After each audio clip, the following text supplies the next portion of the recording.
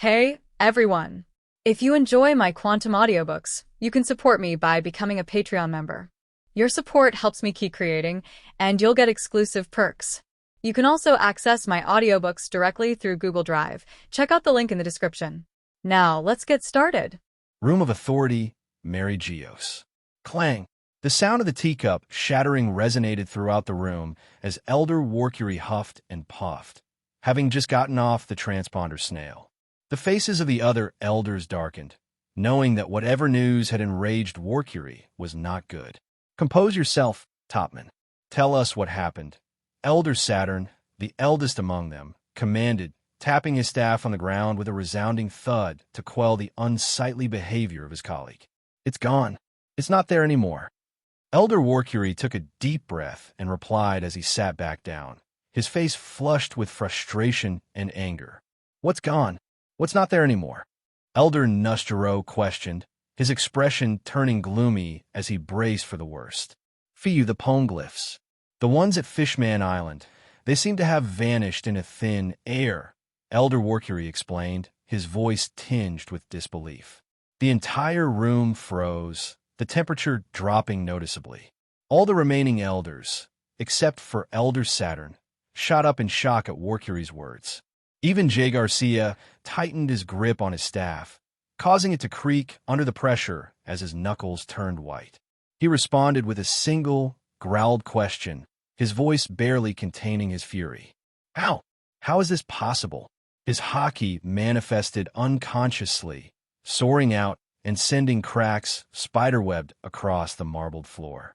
The tension in the room was palpable, a heavy silence settling over the elders as they processed the gravity of the situation. The poneglyphs were invaluable, ancient artifacts that held the key to the world's most profound secrets, their secrets. Their disappearance was nothing short of catastrophic. Warcury, still catching his breath, elaborated. Reports came in just now. The agents that I had sent in ahead to Fishman Island found the seabed where the poneglyph earlier was completely empty. No signs of forced retrieval, no traces left behind. It's as if they vanished into thin air. Elder Mars's face was contorted with a mix of anger and fear. This cannot be. The poneglyphs are vital to our control over the world's knowledge. Without them, the balance of power shifts. Elder Jew Peter, despite his outward calm, radiated a controlled fury. We must ascertain who is responsible for this. If the poneglyphs have fallen into the wrong hands. He left the implication hanging in the air, the dire consequences understood by all present. The possibility of the poneglyphs being used to uncover forbidden knowledge or to challenge the world government's supremacy was a threat they could not afford to ignore. Elder Warcury, regaining some composure, added, I've already ordered an immediate investigation. Our best agents are on it, but we need to mobilize our resources. This incident cannot be allowed to escalate. Elder Mars nodded, his mind already strategizing. Indeed, we must act swiftly and decisively. Inform CP0 and ensure that all intelligence networks are alerted. We need to retrieve the poneglyphs at any cost. No, we cannot rely on others regarding this matter. It has already escalated into something we can no longer ignore, Elder Saturn commented, his voice carrying the weight of authority as he made a decisive decision. He turned to Topman, Elder Warcury, with a stern gaze. It was your duty to retrieve the red poneglyph. Now, you will personally sort out this mess.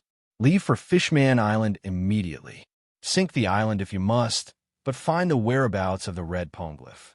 It was the only one on this side of the new world, and we cannot afford to lose track of it, Elder Saturn commanded, assigning the duty directly to Warcury. After Roger's conquest of the Grand Line, the elders implemented various measures to ensure that such a situation did not repeat itself. They had set their sights on the red poneglyph at Fishman Island. After careful consideration, they had found a way to secure that particular red poneglyph. However, before they could execute their plan, the red poneglyph seemed to have vanished. Perhaps they had made a mistake by not continuously monitoring the red poneglyph. However, it was not a feasible idea, considering it was located on Fishman Island, a completely hostile territory, despite what they liked to believe. Warcury nodded solemnly, accepting the weight of the task assigned to him. Understood. I will leave at once and ensure that the red poneglyph is retrieved, no matter the cost. As Warcury prepared to depart, the urgency of the situation weighed heavily on everyone's mind. The disappearance of the red poneglyph was a dire threat to the world government's control over the world's secrets. If it fell into the wrong hands, the consequences could be catastrophic. With determination in his heart, Warcury set out on his mission. Who knows what kind of storm this would cause, because when was the last time one of the Elder Planets personally took action? The underwater journey turned out to be quite different from what I had expected. It was a fascinating experience, unlike anything I had ever encountered before. Even my restless brother, Daffy, seemed unusually calm as he sat atop an empty barrel, mesmerized by the wonders of the deep sea. However, our tranquil atmosphere was abruptly shattered by a shrill scream from one of the mermaids on board. "Ghost! Ghost! There is a ghost on board!" she exclaimed, scurrying outside in a panic to escape from the cabin where the ghost supposedly lurked. I couldn't help but chuckle as I used my observation hockey to investigate the situation. It didn't take long for me to figure out the source of the commotion. It seemed we had forgotten all about Little Smoker, the kid we had shackled in a sea stone and then stuffed into a barrel to prevent him from causing trouble. We had been hauling him around from island to island without his consent, completely neglecting his presence. Honestly, I hadn't meant to treat the kid so carelessly. It's just that with everything that had happened since Water 7, he had slipped my mind entirely. As Daffy and I exchanged sheepish glances, we realized our oversight and burst into laughter at the absurdity of the situation. Poor Little Smoker, unwittingly playing the role of the ghost on our underwater voyage. With a quick exchange of words, Daffy signaled to Icebug to retrieve the kid from within the barrel.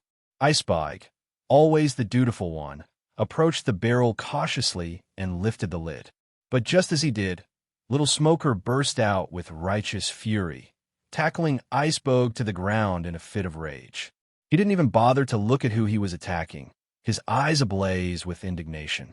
Although confined within the barrel, Smoker had managed to maintain his strength with ample food and water. However, being shackled by sea stones had left him a bit pale, but his determination was as fiery as ever. "You bastards! You forgot about me completely, didn't you? I'm gonna freaking kill you both!"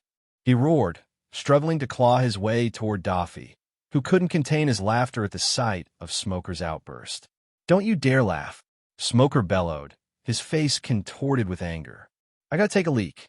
Get lost, you fool!" With a swift kick, he sent poor Icebug tumbling away, desperately searching for a latrine to relieve himself.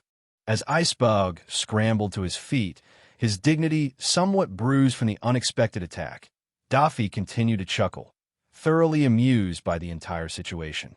Meanwhile, Little Smoker, still fuming, stormed off in search of a much-needed bathroom break, leaving a trail of chaos in his wake. As Icebug recovered from the unexpected tackle, he couldn't help but shake his head in disbelief. "Well, that was certainly an entrance," he muttered to himself, rubbing his sore shoulder. Daffy, still grinning like a mischievous child, sauntered over to where Icebug stood, trying to suppress his laughter. "I must say, I didn't expect our little stowaway to pack such a punch," he remarked, flashing a teasing smirk in Icebug's direction. Icebug shot him a wry look. "You seem to find this all rather amusing, don't you?" he retorted, though there was a hint of amusement in his voice too. Despite the chaos, there was something oddly entertaining about the whole situation. Meanwhile, Little Smoker, having finally located a suitable spot, let out a sigh of relief as he relieved himself. His anger had somewhat subsided, replaced now by a sense of satisfaction. But as he zipped up his pants and turned to head back, he caught sight of Daffy and Icebug sharing a knowing look. "Hey, what are you two whispering about over there?" he called out, his suspicion reignited. He stormed back over to them, his demeanor still bristling with indignation. Daffy's grin widened, knowing full well he was about to stoke the flames once again. "Oh, nothing important," he replied casually, his tone dripping with mischief. I'm just wondering if you'll ever forgive us for forgetting about you. Smoker's eyes narrowed, and his little fists clenched in frustration. Forgive you? Huh. Don't make me laugh, he scoffed, though there was a hint of uncertainty in his voice. Despite his tough exterior, he couldn't help but feel a twinge of hurt at having been left behind. Just as little Smoker was about to confront the source of all his problems, the teen who had abducted him, his eyes finally fell on me. With hurried strides, he made his way toward me, but then stumbled over something. He turned around to see what had tripped him and found a tall man seated with his hands shackled with sea stone, just like himself. The tall man was none other than Katakuri, who had regained consciousness during the journey. Smoker looked at Katakuri with a mixture of confusion and curiosity, then asked, "Another stowaway? Are you guys running an orphanage or something?" He couldn't help but eye the strongest cadre of the Big Mom pirates carefully. Katakuri, despite his battered state, met Smoker's gaze with a calm intensity. "Do I look like a stowaway to you, kid?" he replied, his voice steady but laced with irritation. Smoker blinked, taken aback by the sheer presence of the man before him. "Well, you're shackled and locked up. The only difference is that you aren't in a barrel just like I was," he pointed out, trying to regain his composure. "What else am I supposed to think?" Daffy, still enjoying the scene from his perch atop the barrel, burst into laughter. "Oh, this just keeps getting better," he exclaimed, clapping his hands together. "First, we have a noisy brat as a stowaway, and now we have one of Big Mom's top dogs in the mix. This is turning into quite an entertaining voyage." I couldn't help but chuckle at the absurdity of the situation. "Calm down, Smoker. Katakuri here is more like a special guest," I said, my tone dripping with irony. "Let's just say he's taking an involuntary vacation." Katakuri shot me a glare, but remained silent, clearly weighing his options. Smoker, on the other hand, was less amused. "Special guest? Are you kidding me?" he scoffed. "This guy looks like he could break out of those chains any second and tear this ship apart." Daffy leaned forward, his grin widening. "That's the fun part, isn't it? Keeps things interesting. Besides, he knows better than to try anything funny with us around." Smoker shook his head, clearly exasperated. "You guys are insane," he muttered, finally taking a seat on an empty crate. "Just when I think I've seen it all." As the ship continued its descent toward Fishman Island, the surreal reality of their journey settled over everyone. The mix of adversaries and allies, all confined together in the depths of the ocean, created a bizarre and tense atmosphere. After 2 days of a peaceful journey, we finally approached Fishman Island. Normally, we should have been able to reach the island faster if we moved recklessly, but the fishmen guided the ship through the safest currents. Many of the mermaids were not in a condition for a rough journey, and Daffy and I didn't mind the rare leisure we got. Since leaving Lodetown, it has all been tiresome. Finally, the lights of the underwater city began to illuminate the dark waters, creating a beautiful and welcoming sight. It was a stark contrast to the destruction and chaos we left behind just a day prior. The crew, despite their exhaustion, couldn't help but feel a sense of relief and anticipation as they made it back home. Fishman Island, Daffy mused, gazing at the approaching lights. "It's been a while since I've been here. Isn't this your first time on this route, little brother?" he questioned me. When the Don Quixote family had ventured into the New World, Daffy had traveled through Fishman Island a couple of times. But this was my first time traveling through Fishman Island, as during my time in the Marines, we traversed either through the Red Ports or the Calm Belt. The ship gently docked, and as we prepared to disembark, I turned to Daffy. "We need to depart soon. We'll stock up, make sure the ship is recoded properly, and leave for the New World. Don't go around causing problems, as they are going to be our future allies. The Marines won't give up on us easily, and neither will Big Mom after what we've done to her prized son." I narrowed my eyes at my brother, setting some ground rules even before we disembarked. "Come on, little brother. You talk as if I'm the one always causing trouble. If one were to ask who the most innocent man in this world is, that would be me." Daffy chuckled, gesturing that he would keep my words in mind. He then jumped off the ship to experience what Fishman Island had to offer, leaving little Smoker and the prisoner under my care. Iceboob chose to follow Daffy to explore Fishman Island, seeing this as a new opportunity to learn. As I looked around, I saw the mermaids and fishmen beginning to disembark, their eyes wide with relief after all the ordeal they had to go through. Roscoe, we will first take our family back home, the fishman leader commented, his voice filled with gratitude and relief. I will personally come find you once they have been settled. He bowed slightly and turned to lead the group of mermen and mermaids back to their homes. Originally, he had intended to leave someone behind to help us navigate Fishman Island, but I declined the offer. As the fishmen and mermaids departed, their forms gradually disappearing into the bustling streets, I felt a sense of calm wash over me. Little Smoker, finally free from the shackles, glanced at the bustling scene with a mix of curiosity and defiance. Katakuri, though weakened, stood tall, his presence a constant reminder of the enemies we faced, his eyes scanning the surroundings with a mixture of wariness and curiosity. After traversing through Fishman Island, we noticed the unusually high number of pirate ships docked nearby. Despite this, the entire island seemed exceptionally jubilant today. Curious about the festive atmosphere, I stopped a fishman to inquire about the occasion. Normally, such a question from a human would be met with disdain, given the growing animosity between fishmen and humans due to the influx of pirates. However, today was different. You mean you don't know? The hammerhead shark fishman exclaimed in surprise. Our crown prince has been born. The entire Fishman Island is celebrating. He then rushed off, eager to join the festivities, leaving us in stunned silence. It dawned on me that this must be the time around which Fukaboshi, the crown prince, was born. It seemed we had arrived at Fishman Island at a fortuitous moment. As we continued through the vibrant streets, Smoker, who had slipped closer to me, couldn't hide his apprehension.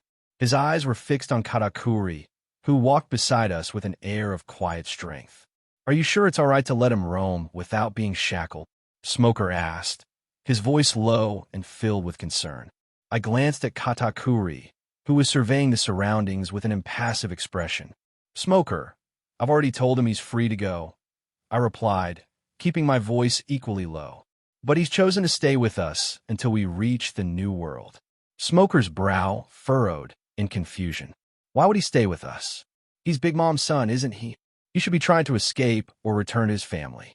He's a man of his word, and if he wants to return, then so be it.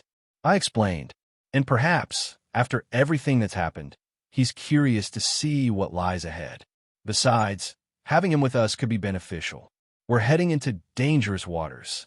Smoker sighed, clearly still uneasy but accepting my explanation. All right, but I'll be keeping an eye on him. Do what you must, I said, patting his shoulder. Just remember, we're all on the same ship now. Let's try to make it to the new world in one piece.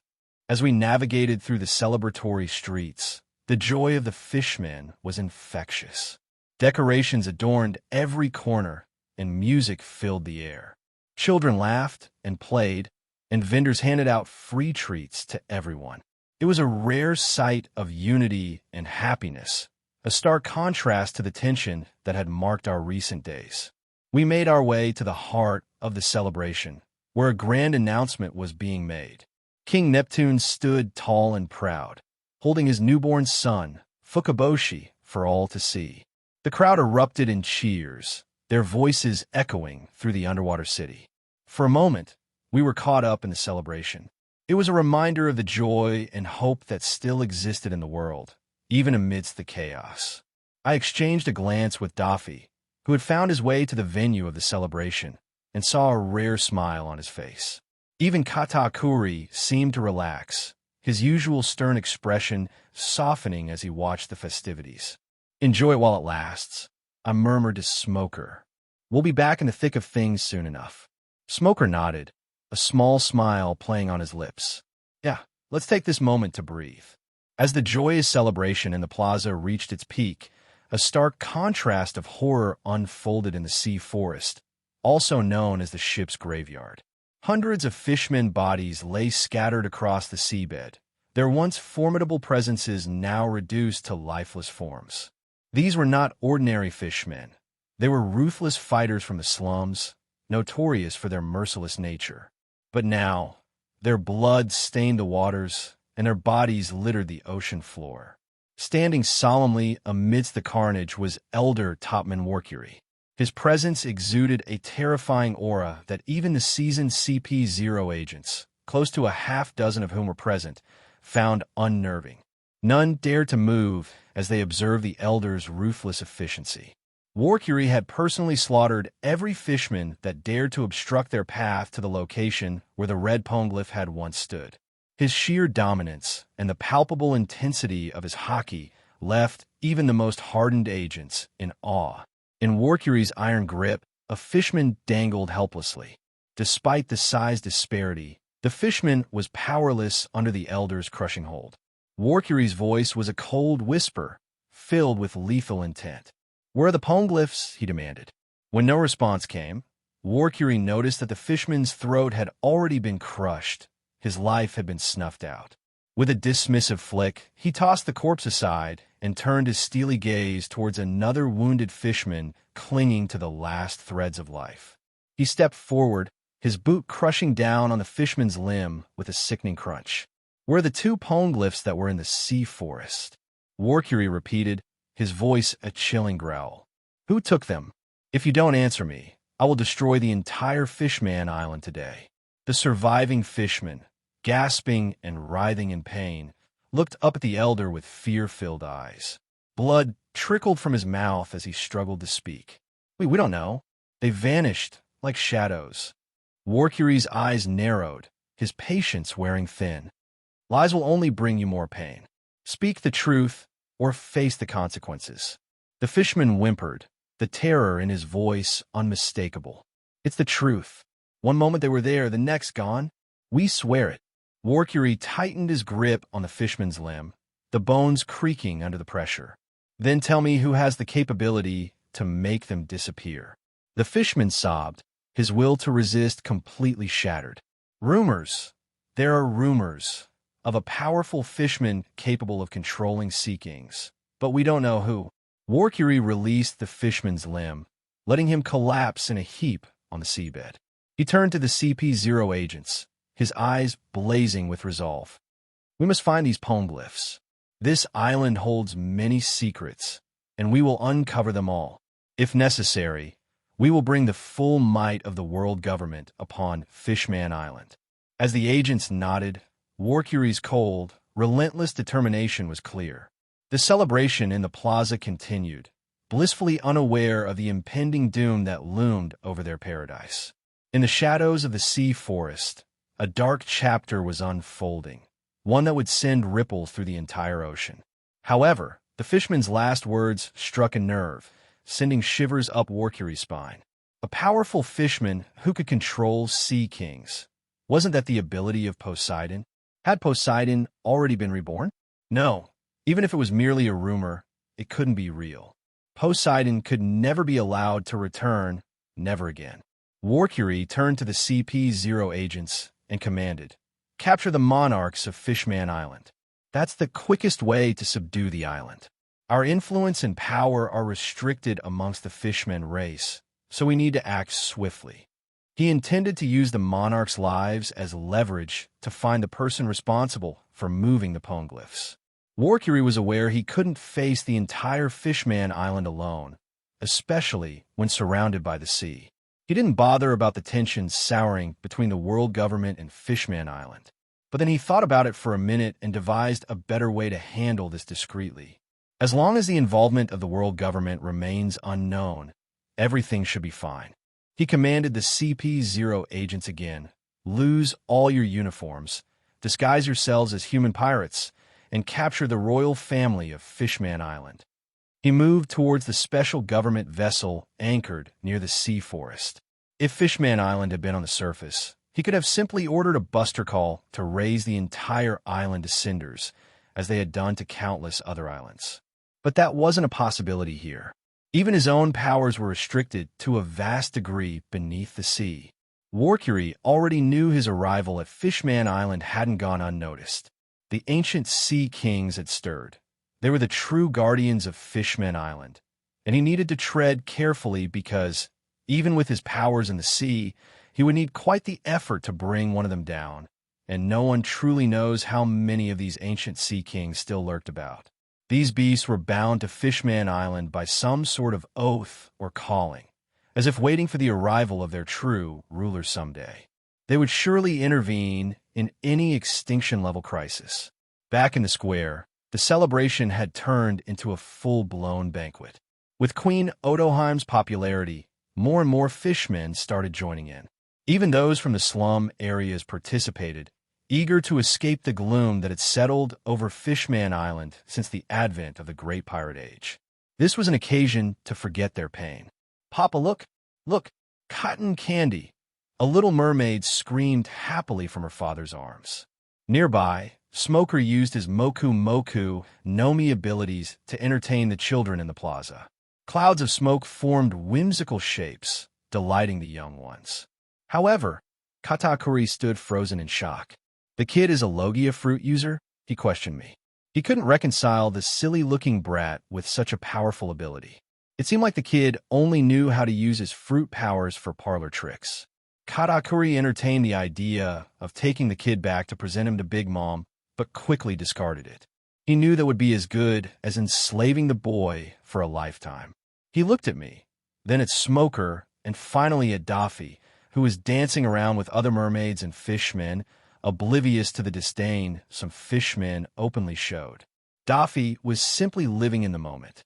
Katakuri wondered to himself about the small crew that already boasted 3 Logia ability users within its ranks. What kind of behemoth were these two brothers truly planning to build? A small flicker of curiosity, buried earlier, resurfaced. He thought about how good it would be to join such a powerful yet true family. He realized that this was how a real family should be. Although ruthless to outsiders, they fought tooth and nail to secure their interests and protect each other. As the night wore on, the atmosphere grew even more jubilant. Fishmen and mermaids danced, sang, and shared stories of hope and dreams for the future. The sense of unity was palpable. "Roscoe, I finally found you. I see that you found your way into the celebration yourself. I was personally coming to find you and bring you here," the fishman leader who had left earlier bellowed, while pushing aside the other fishmen who were celebrating and making their way towards where we were. He was leading an entire group of mermen who seemed like formidable figures behind him. They must be the other family members of the mermaids that we had helped rescue. The fishman leader froze as he saw the tall figure of Katakuri standing next to us without shackles. His jaws clenched, but then he let it slide because I was standing beside him. His respect for his family's savior was greater than the hatred he held for someone who had tormented them. "Roscoe, meet my friends," he said, gesturing to the group behind him. "They all wanted to personally thank you and your brother for going out of your way to help us rescue our family." He bowed sincerely, a gesture that was followed by the other fishmen. For a moment, the celebrations in the plaza came to a halt. The sight of more than a dozen formidable fishmen bowing to a human in public was something no one could have imagined. Murmurs of surprise rippled through the crowd, and eyes widened in astonishment. I nodded respectfully, acknowledging their gratitude. "We were happy to help," I replied, my voice carrying across the suddenly quiet plaza. "Family is everything, and no one should be torn apart from theirs."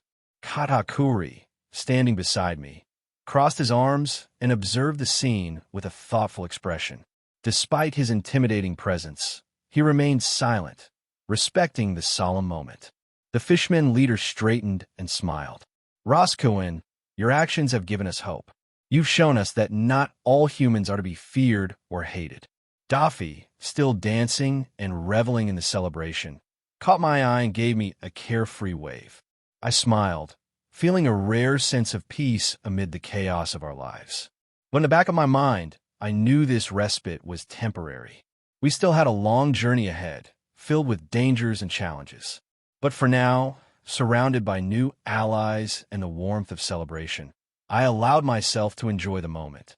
The momentary lull on one side of the celebration caught the attention of the king and queen of the Ryugu kingdom, Neptune and Odoheim. They were completely taken aback by the open display of respect and affection towards a young human teenager from over a dozen fishmen. From their raised platform, they could clearly see that the fishmen seemed to hold the young teen in reverence. This intrigued the monarchs, as the tension between humans and fishmen had been escalating daily since the execution of Roger. Just a week prior, a group of pirates had managed to kidnap more than a dozen young mermaids, causing a significant commotion in the palace. The relatives of the kidnapped mermaids had created an uproar, demanding the palace's help to rescue their family members. However, even as the monarch of Fishman Island, Neptune felt helpless. His army was already stretched thin, trying to keep the incoming pirates in check, maintaining order in the lawless area, and dealing with internal turmoil. But now, the scene before him brought a wide smile to Neptune's face. "Husband, do you know what's happening down there?" The soft, ethereal voice of Odoheim chimed in Neptune's ears. Beside him sat his loving wife, cradling their newborn son. As someone who passionately wanted to bring peace between humans and fishmen, she was very interested in understanding what was going on below. "Minister, can you find out what exactly is happening? If possible, please invite them and the human teen to the platform," King Neptune requested, turning towards a seahorse fishman standing sentinel next to him. The minister quickly acknowledged the orders and moved to uncover the source of the commotion. Within a few minutes, the minister returned with a detailed account of what had transpired. Both King Neptune and Queen Odoheim were shocked beyond belief to learn that humans had risked their lives to save mermaids from one of the most dangerous pirate crews out there.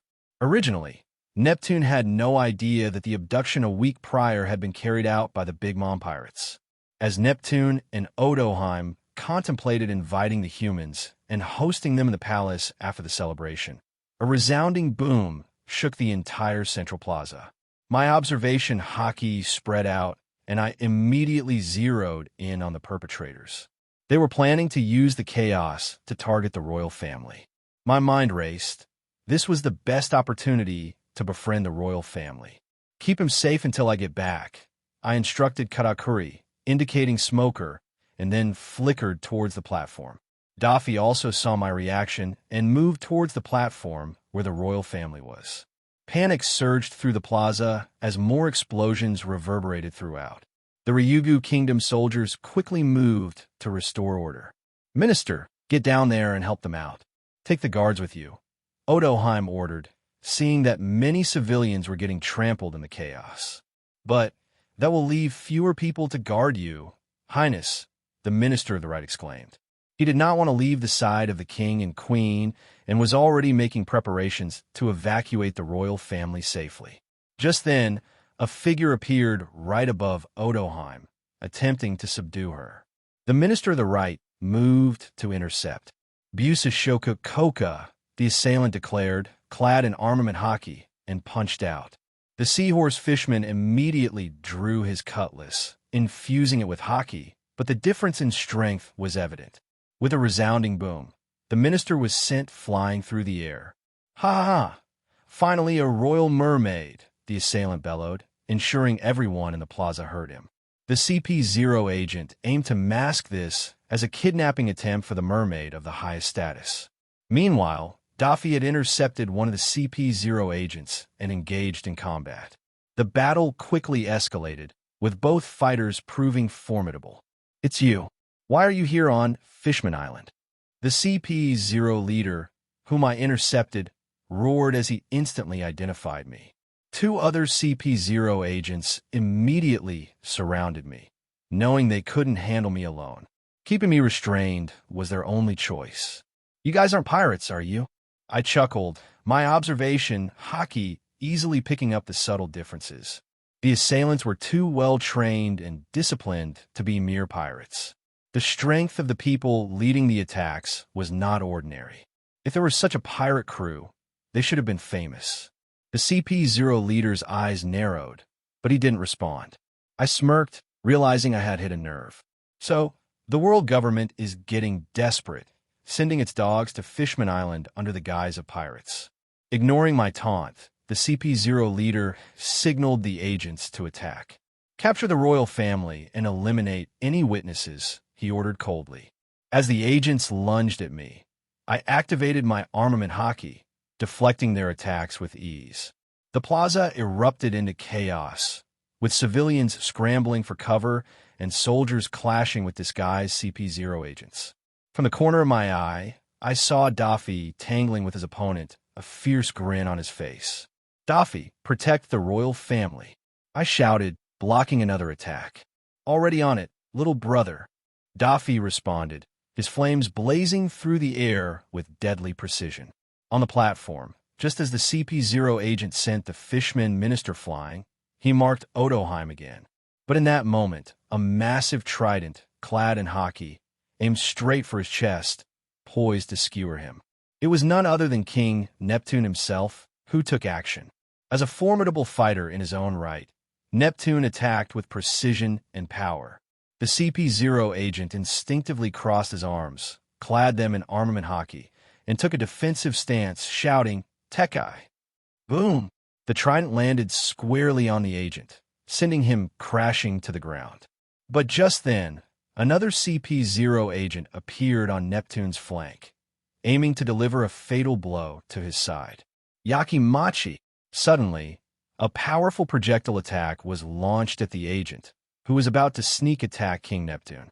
The CP0 agent deflected the attack, but in the next moment, a tall human appeared before him, launching a devastating punch.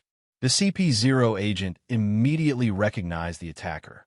It was Charlotte Karakuri, the top cadre of the Big Mom Pirates. Karakuri hadn't initially intended to help, but he instinctively moved to assist Ross. Why are the Big Mom Pirates getting involved in the matters of Fishman Island?" The CP0 agent roared as he clashed ferociously with Karakuri, exchanging blow for blow. Karakuri's eyes narrowed. "I'm not here for you. But if you threaten the people I am with, you threaten me." His voice was cold, and each punch he threw was backed by tremendous force. The CP0 agent grunted, trying to keep up with Karakuri's relentless assault. On the platform, King Neptune stood protectively in front of Odoheim, his trident poised for the next strike. Odoheim clutched their newborn son tightly, her eyes wide but resolute. "Neptune, be careful," she called out, her voice filled with concern. Despite the chaos, the royal family remained calm. Queen Odoheim, her resolve unshaken, gathered the children around her, her eyes scanning the battlefield. "We must protect our people," she said to the minister of the left, who was already relaying orders, and nodded in agreement. "Everyone to the palace," Neptune commanded, his powerful voice cutting through the noise. The soldiers formed a protective circle around the royal family, slowly moving them towards the palace. As I fought off the CP0 agents, I could see the determination in their eyes. They wouldn't stop until they completed their mission. I was already holding 4 CP0 agents in check. The civilians around me made me hesitate to use devastating lightning attacks, as that would surely harm the fishmen, but Daffy on the other side was not holding back. His blue flames danced around the CP0 agent he was fighting, putting his opponent at a significant disadvantage. Roar! With a deafening roar, the CP0 agent, fighting Daffy, transformed into a hybrid flaming cat. "Oh, an ancient Zoan!" I exclaimed, my blade slicing through the air, almost beheading a CP0 agent who managed to retreat at the last possible second. As the seconds passed, the clash in the plaza intensified. The fishmen had also taken up arms, fighting the other CP agents. The CP0 agents were the main force, but they were being pinned down by myself, Daffy, and Karakuri, leaving only a single agent for Neptune to deal with. Neptune, with the help of the seahorse fishmen, was holding his own against the CP0 agent. "You bastard! Do you want Fishman Island to be completely destroyed?" The CP0 agent, who had transformed into a Helsavet, snarled at Daffy. If not for these brats from the Don Quixote family intervening, they would already have the royal family under custody. "We will hold him back. Go ahead and capture the royal family," the CP0 leader commanded, turning to one of the 3 CP0 agents I managed to keep in check. My observation hockey foresaw the CP0 agent's attempt to escape. He was the Ishi no Mi's current user, planning to assimilate himself into the plaza and escape, but I wasn't going to give him the opportunity. I flickered right in front of him before he could sink into the ground. Itori Uii, Death Sonata, Sandai Kitetsu tore through the air at blinding speeds, leaving an afterimage. The heaviness of the blade and the speed seemed to warp the space itself. Even before the CP0 agent realized what had happened, a thin line appeared across his neck, sealing his fate. I immediately moved to intercept the remaining 3 CP0 agents, who had no idea what had just happened. This is what happens when there's an overwhelming difference in observation hockey and speed. One moment, the CP0 agent was ready to sneak away, and the next moment, a headless corpse of their colleague lay on the ground.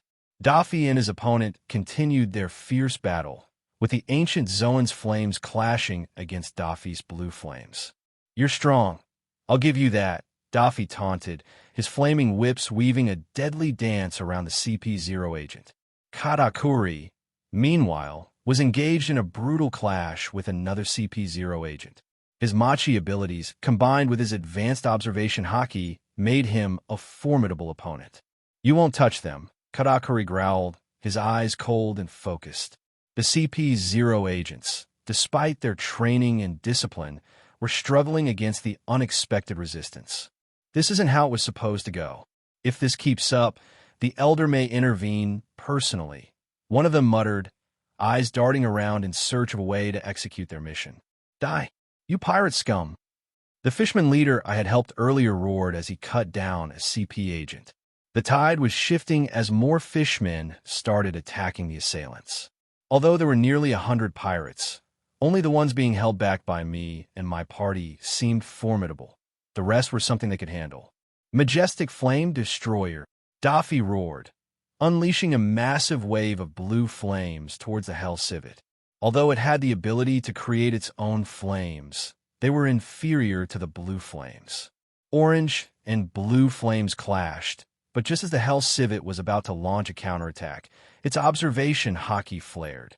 Tearing through the burning flames, Daffy, clad in armament haki, his hand morphed into a blue blade, lunged forward at dazzling speed. Hell Stab!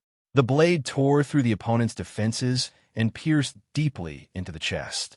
If not for the Civet's reflexes, the blade would have skewered through the heart of the CP0 agent.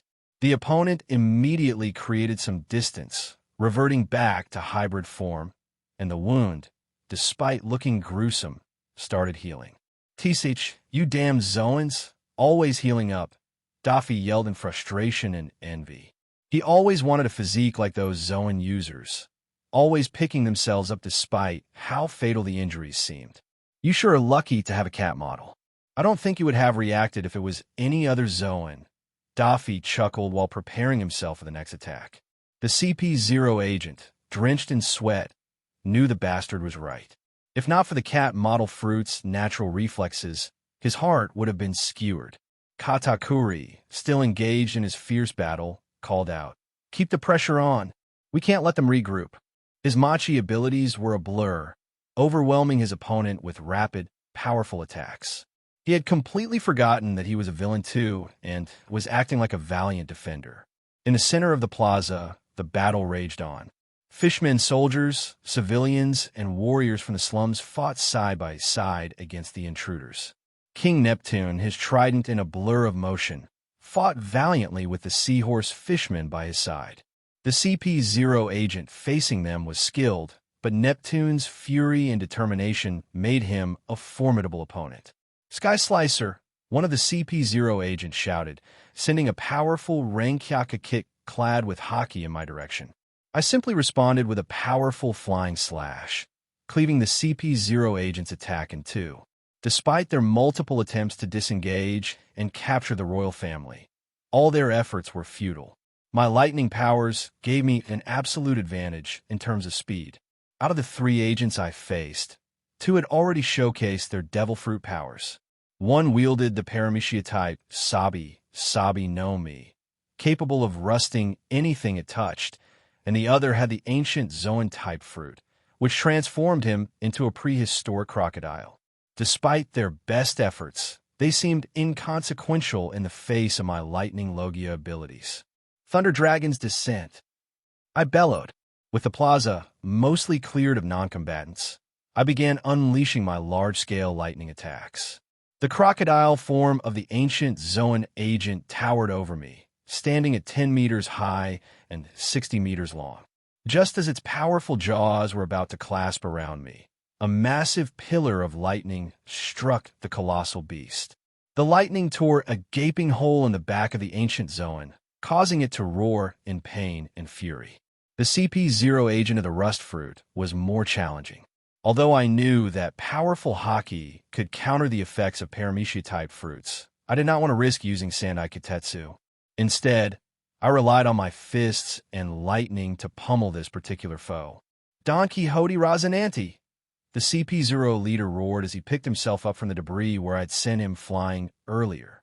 His body was covered in numerous injuries.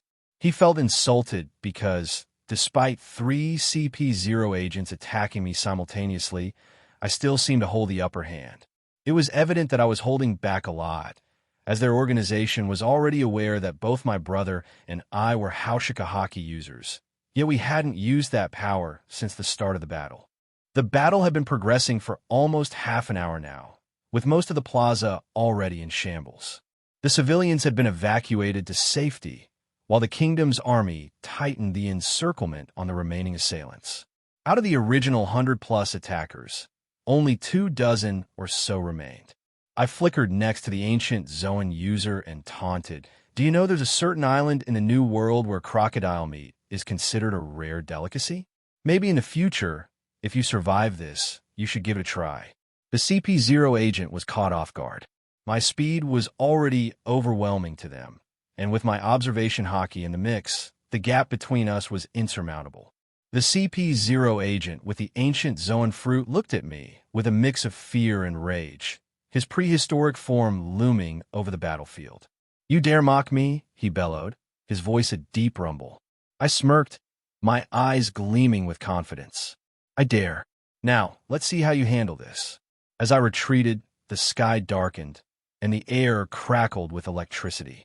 A massive lightning sword, black as night, began to form above us. The sight was both awe-inspiring and terrifying, casting an eerie glow over Fishman Island. The CP0 agents, realizing the impending danger, tried to rally their defenses, but it was too late. "I hope you survive this." I chuckled as I retreated. Immediately, a massive lightning sword dropped from the heavens, lighting up the entire Fishman Island. The black lightning cast an ominous feeling over the island as I unleashed a supercharged lightning attack that had been charging since the start of the fight. Radiant's Fury! My voice echoed through the plaza as the colossal blade descended. The ancient Zoan, towering over the plaza like a massive behemoth, roared in defiance. He attempted to evade, but was paralyzed by the lightning coursing through him, and the sheer speed and power of the lightning were overwhelming. The blade struck with a deafening silence, the impact creating shockwaves that rocked the island. Even before the blade descended, the residual lightning tore a gaping hole in the Zoan's back, causing him to roar in agony. But then a scene that sent chills down everyone's spine happened. The lightning blade descended, creating a black trail of lightning, with each ripple sending out an ominous tone. Meanwhile, the rust fruit user attempted to counter the attack by appearing on top of the massive behemoth's head. He spread his awakened rust ability wide, creating massive constructs using the fine iron dust from the surroundings that he had managed to morph using his fruit ability, thinking he could neutralize the lightning blade. His hands, transformed into massive iron dust constructs, reached out to intercept, but the blade was unstoppable. It sliced through his rust constructs as if they were paper, cleaving him in half. The black lightning did not even pause as it continued its deadly path, beheading the ancient Zoan in one swift motion. The massive head of the behemoth fell to the ground with a resounding thud, shaking the plaza. The lightning blade then sank into the ground, causing a tremor that reverberated throughout Fishman Island. The barrier that protected the island groaned under the pressure, threatening to give way. All around, the battle paused as everyone took in the scene. The once chaotic plaza was now eerily silent, save for the crackle of residual electricity. Fishmen and humans alike stood in awe and fear, realizing the sheer magnitude of power that had just been unleashed. Elder Warcury, who had been rushing in from a distance, hurried towards the plaza, his face a mask of concern. This power, it could destroy the entire island, he muttered to himself. I stood amidst the wreckage, my eyes scanning the battlefield. Shit, that was something that even I didn't expect, I said, my voice calm yet anxious. I didn't expect an attack charged would be so powerful. If the Fishman Island was not entrenched firmly on the seafloor, I feared that the island would have sunk. However, to everyone's dismay, the lightning blade did not stop there and sank into the plaza. The next moment, a massive tremor that threatened to destroy the entire Fishman Island reverberated throughout the island. Everyone on the island held their breath as the barrier surrounding Fishman Island groaned dangerously, as if it would give way at any moment. Everyone waited with bated breath as the barrier surrounding the island creaked dangerously, and the rumbling beneath the ground showed no signs of stopping. Tremors rippled outward, making the very earth beneath their feet feel unstable. Even the remaining CP0 agents retreated to the edge of the plaza, fear creeping into their bones. They, like everyone else, were now more concerned with whether the barrier would hold rather than continuing the fight. All of Fishman Island held its breath. Deep within the sea, colossal ancient sea kings stirred, sensing the entire Fishman Island shaking perilously. About half a dozen massive sea kings began moving towards the island, each one larger than the last.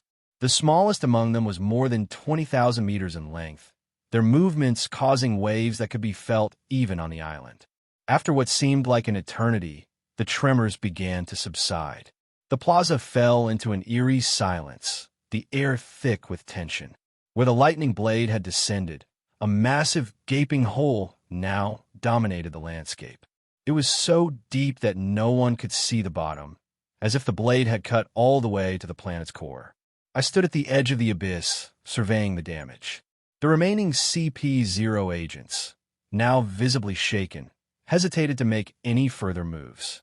Their fear was palpable, and the realization that they had underestimated us is now glaringly obvious. Katakuri, who had been fighting fiercely alongside us, now stood protectively near the royal family. Looks like the show is over, he muttered, his observation hockey scanning for any remaining threats. Daffy, still burning with blue flames, grinned maniacally as he moved near me while dragging what seemed like the corpse of the CP0 agent he was fighting. You really outdid yourself, little brother. I thought the plan was to befriend the Fishman tribe, not to make them our enemies, he chuckled, admiration and pride tinged with his usual bravado. His opponent, the ancient Zoan user, was now burned to a charred corpse, and the once formidable CP0 agent was now reduced to mere shadows of his former self. The corpse was completely unrecognizable, and it seemed like Daffy had taken extra care because it was a Zoan-type user. King Neptune cautiously approached the edge of the hole, his trident held firmly in his hand. His face was a mix of awe and confusion. He truly did not know whether the humans before him were trying to help them or trying to destroy Fishman Island. Then Odoheim stepped up, urging her husband forward to thank the humans, as she could not feel any ill intent from the two brothers who casually tossed a corpse into the hole to discern its depth. You saved us, he said, his voice trembling. Queen Odoheim, cradling her newborn son, nodded in agreement, her eyes filled with tears of relief and joy. Although it may have seemed like Fishman Island was about to collapse, Odoheim felt their actions were out of the desire to help, not destroy, so she knew the two humans were genuine in their actions. However, just as we were estimating the depth of the crater, my observation hockey picked up a massive presence that overwhelmed me. Instinctively, I turned towards the area where I detected the presence.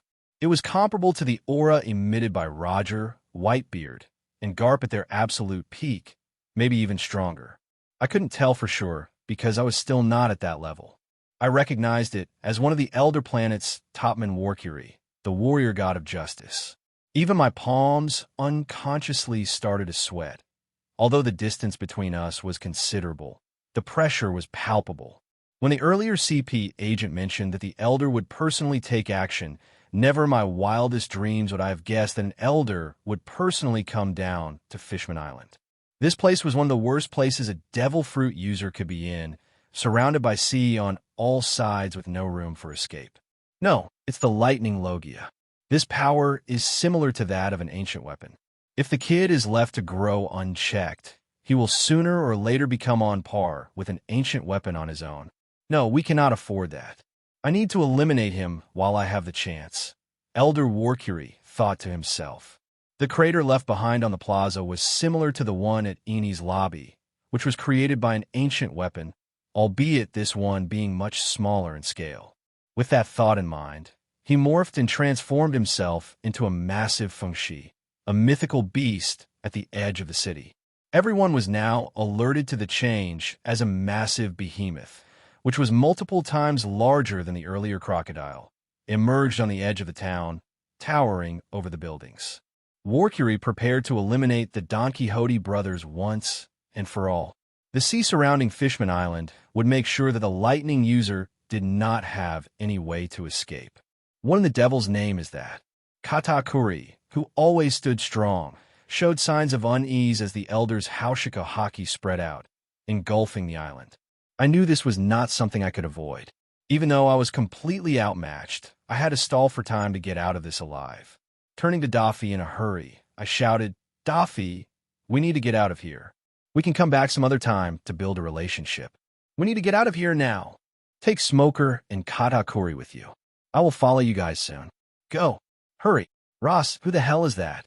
Daffy couldn't help but question, unable to identify the opponent, but knowing that this was not something they were prepared to face yet. Even the opponent's Haushiko haki's pressure seemed like it was 100 times denser than his own. "Daffy, this is not the time for questions. Depart Fishman Island now." I then turned to Neptune. "Evacuate as many people as you can. Stay away from the plaza," and turn my attention back to the incoming threat, pumping more lightning into myself and bulking up my form. The massive fengshi roared, shaking the very plaza we stood on, and with each step, it picked up speed. The massive sea kings arrived outside Fishman Island, adding more panic to the situation, as according to their history, such massive sea kings would only appear during an extinction-level crisis. The ground shook as the fengshi charged, and Elder Warkiri completely ignored the ancient sea kings that had appeared outside the barrier. For him, the red poneglyph seemed secondary now. Killing the lightning fruit user seemed more important. Elder Warkiri disregarded the other brother, who was sprinting towards the dock alongside some others, probably making an escape. His concentration was solely set on me, and with each moment, the charge picked up more speed. Even he would not be able to stop such a charge if he willed it. The sea kings outside the barrier roared, as if wanting to tear the massive fengshi apart. My lightning giant form had soared more than 10 meters in height, but then, against the incoming form, it was tiny. Warkiri was knocking around the huge buildings around the plaza as if they were mere toys. I unleashed my complete powers without holding anything back. My armament haki, my conqueror's haki, my swordsmanship, everything that I'd honed for all these years. Yet, I still couldn't shake the unease as the massive beast closed in. Just then, my eyes widened in shock and delight as my future sight picked up on something completely unexpected.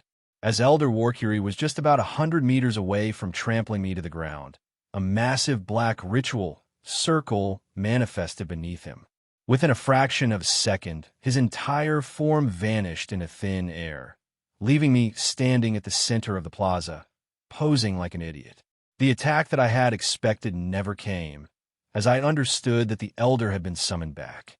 A massive relief washed over me as the Elder vanished into thin air, but then I didn't feel like taking any chances and immediately dispersed the attack, moving in the direction of the port where Daffy was setting sail alongside Katakuri and Smoker. Inside the Pangea castle, Within the empty throne room, the four elders kneeled in front of their supreme god, while by the side, a massive ritual circle shimmered. Suddenly, the massive form of Elder Warcury, still in his Fengshi form mid-charge, emerged from it directly in the path where Emu stood. The four elders shook in sheer terror as Warcury was about to ram into their almighty god, but they were too slow to react because they had never expected Warcury to rely on his devil fruit to deal with a simple matter. Even Warcury's soul left his body as he was not able to stop the attack midway, and he was about to ram into Emu-sama. As Elder Warcury hurtled forward in his massive Fengshi form, his charge seemed unstoppable, a force of nature barreling toward the very apex of power in the throne room, the enigmatic figure of Emu-sama. In that moment of impending collision, the air in the grand chamber grew thick with tension, a palpable anticipation that reverberated through the very stones of the castle. The four elders, already kneeling in humble reverence before their divine master, dared not lift their eyes from the cold marble floor. They knew the consequences of such an audacious act, a direct assault on the divine presence that commanded their unwavering devotion. But then, as if from the depths of eternity itself, Emu-sama raised a hand, a gesture so effortlessly commanding that it seemed to bend the very fabric of reality. With a single motion, he halted the relentless charge of the colossal Fengshi, freezing the creature in its tracks with a mere flick of his wrist. The sheer magnitude of Emu-sama's power was on full display, radiating from his towering figure like a divine aura that enveloped the entire chamber in an otherworldly glow. His presence was a force beyond comprehension, a testament to the limitless might of a being who stood at the pinnacle of existence. Warcury, still in shock, reverted back to his human form, sprawling on the ground. He tried to kneel, but Emu's crushing aura pinned him flat. The other elders, already prostrated, trembled under the immense weight of their god's power. The room was filled with a palpable fear, and I could feel the oppressive force even through the vision. But then Emu's eyes gazed directly towards me in the vision, as if aware that someone had intruded upon the throne room, and then the vision completely severed. Emu's presence was divine, an unfathomable force that dwarfed even the mightiest of the elders. His power was absolute, his authority unquestionable. The sheer might of his gesture, effortlessly stopping the unstoppable, was a testament to his godlike status. In the hallowed halls of Pangea Castle, amidst the awestruck silence of those who dared to behold his majesty, Emu-sama stood as a god among mortals, an entity beyond mortal comprehension whose will shaped the very destiny of the world itself.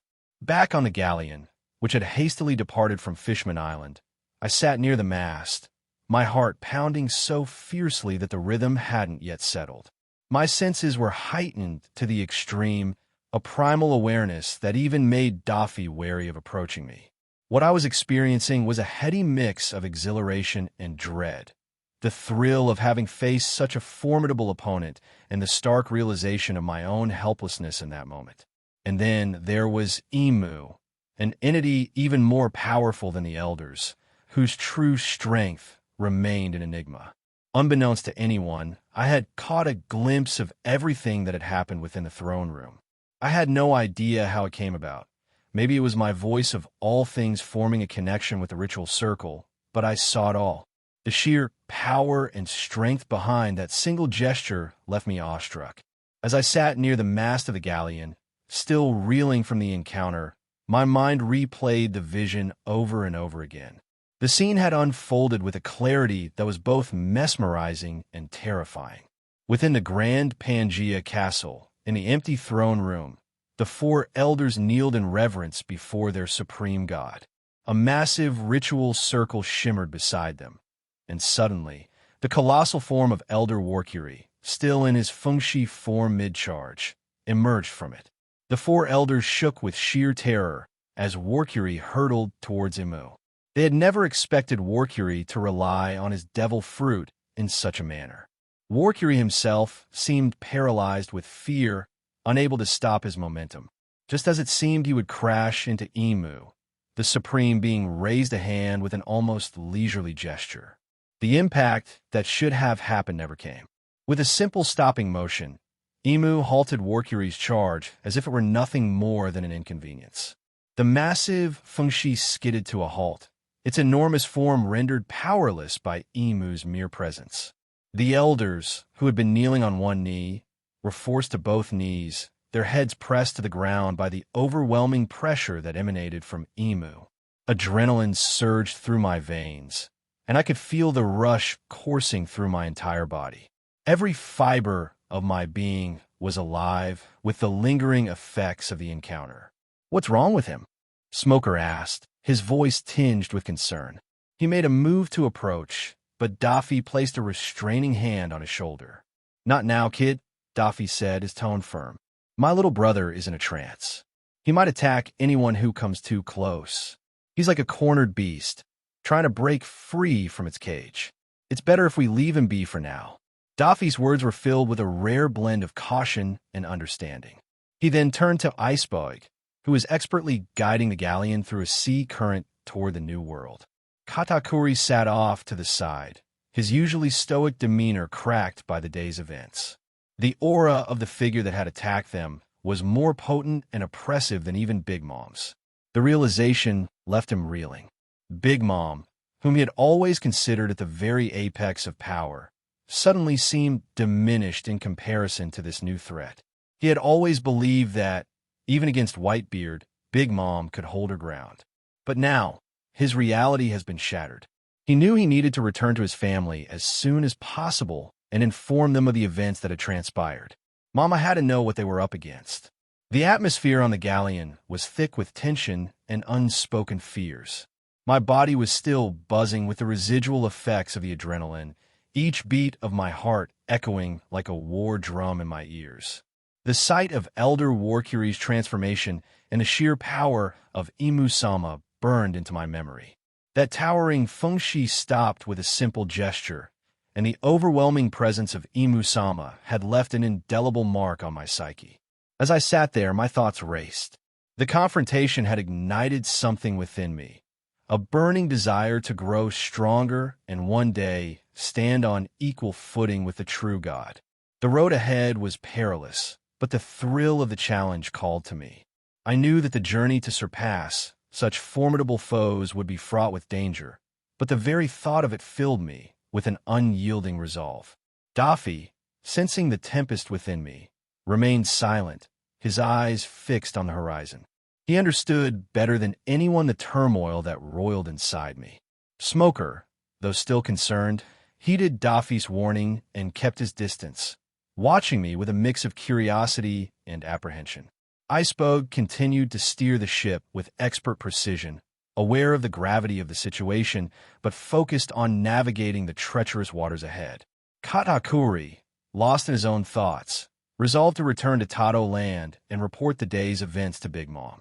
The balance of power in the world had been upended, and the implications were staggering.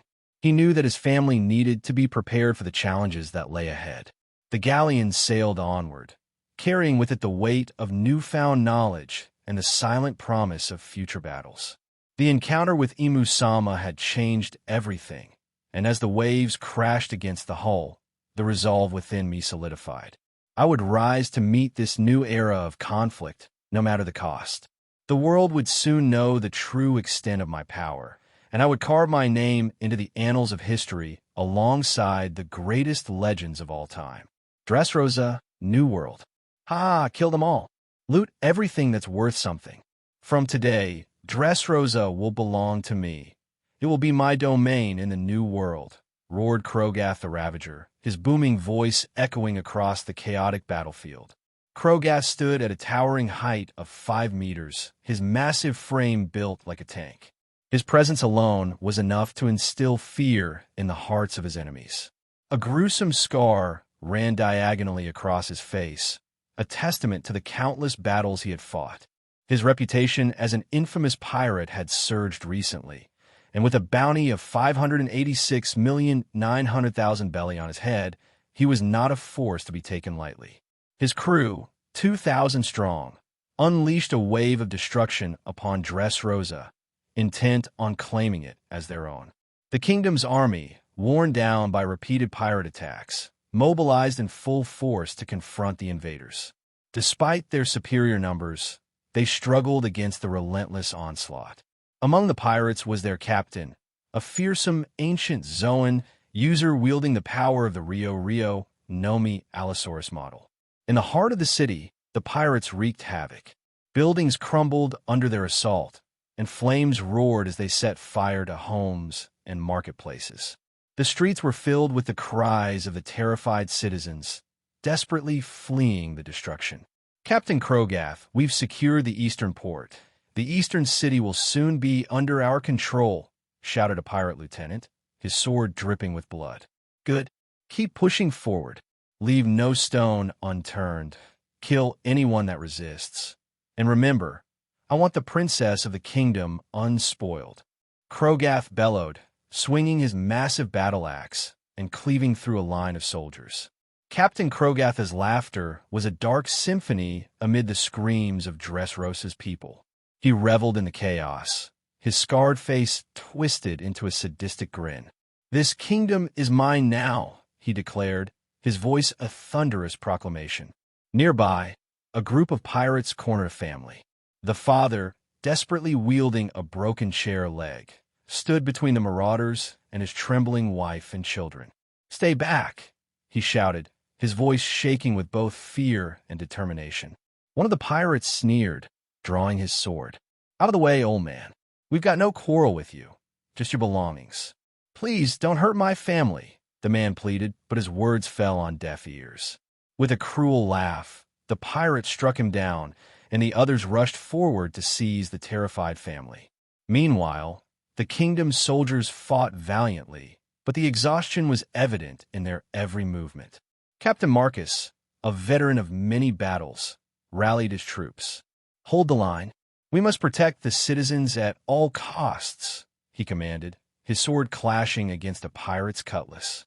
"We're trying, Captain, but they're too strong," one soldier shouted back, barely parrying a brutal strike. In another part of the city, Lieutenant Isabella led a squad of soldiers against a group of pirates looting a jewelry store. "Stop them!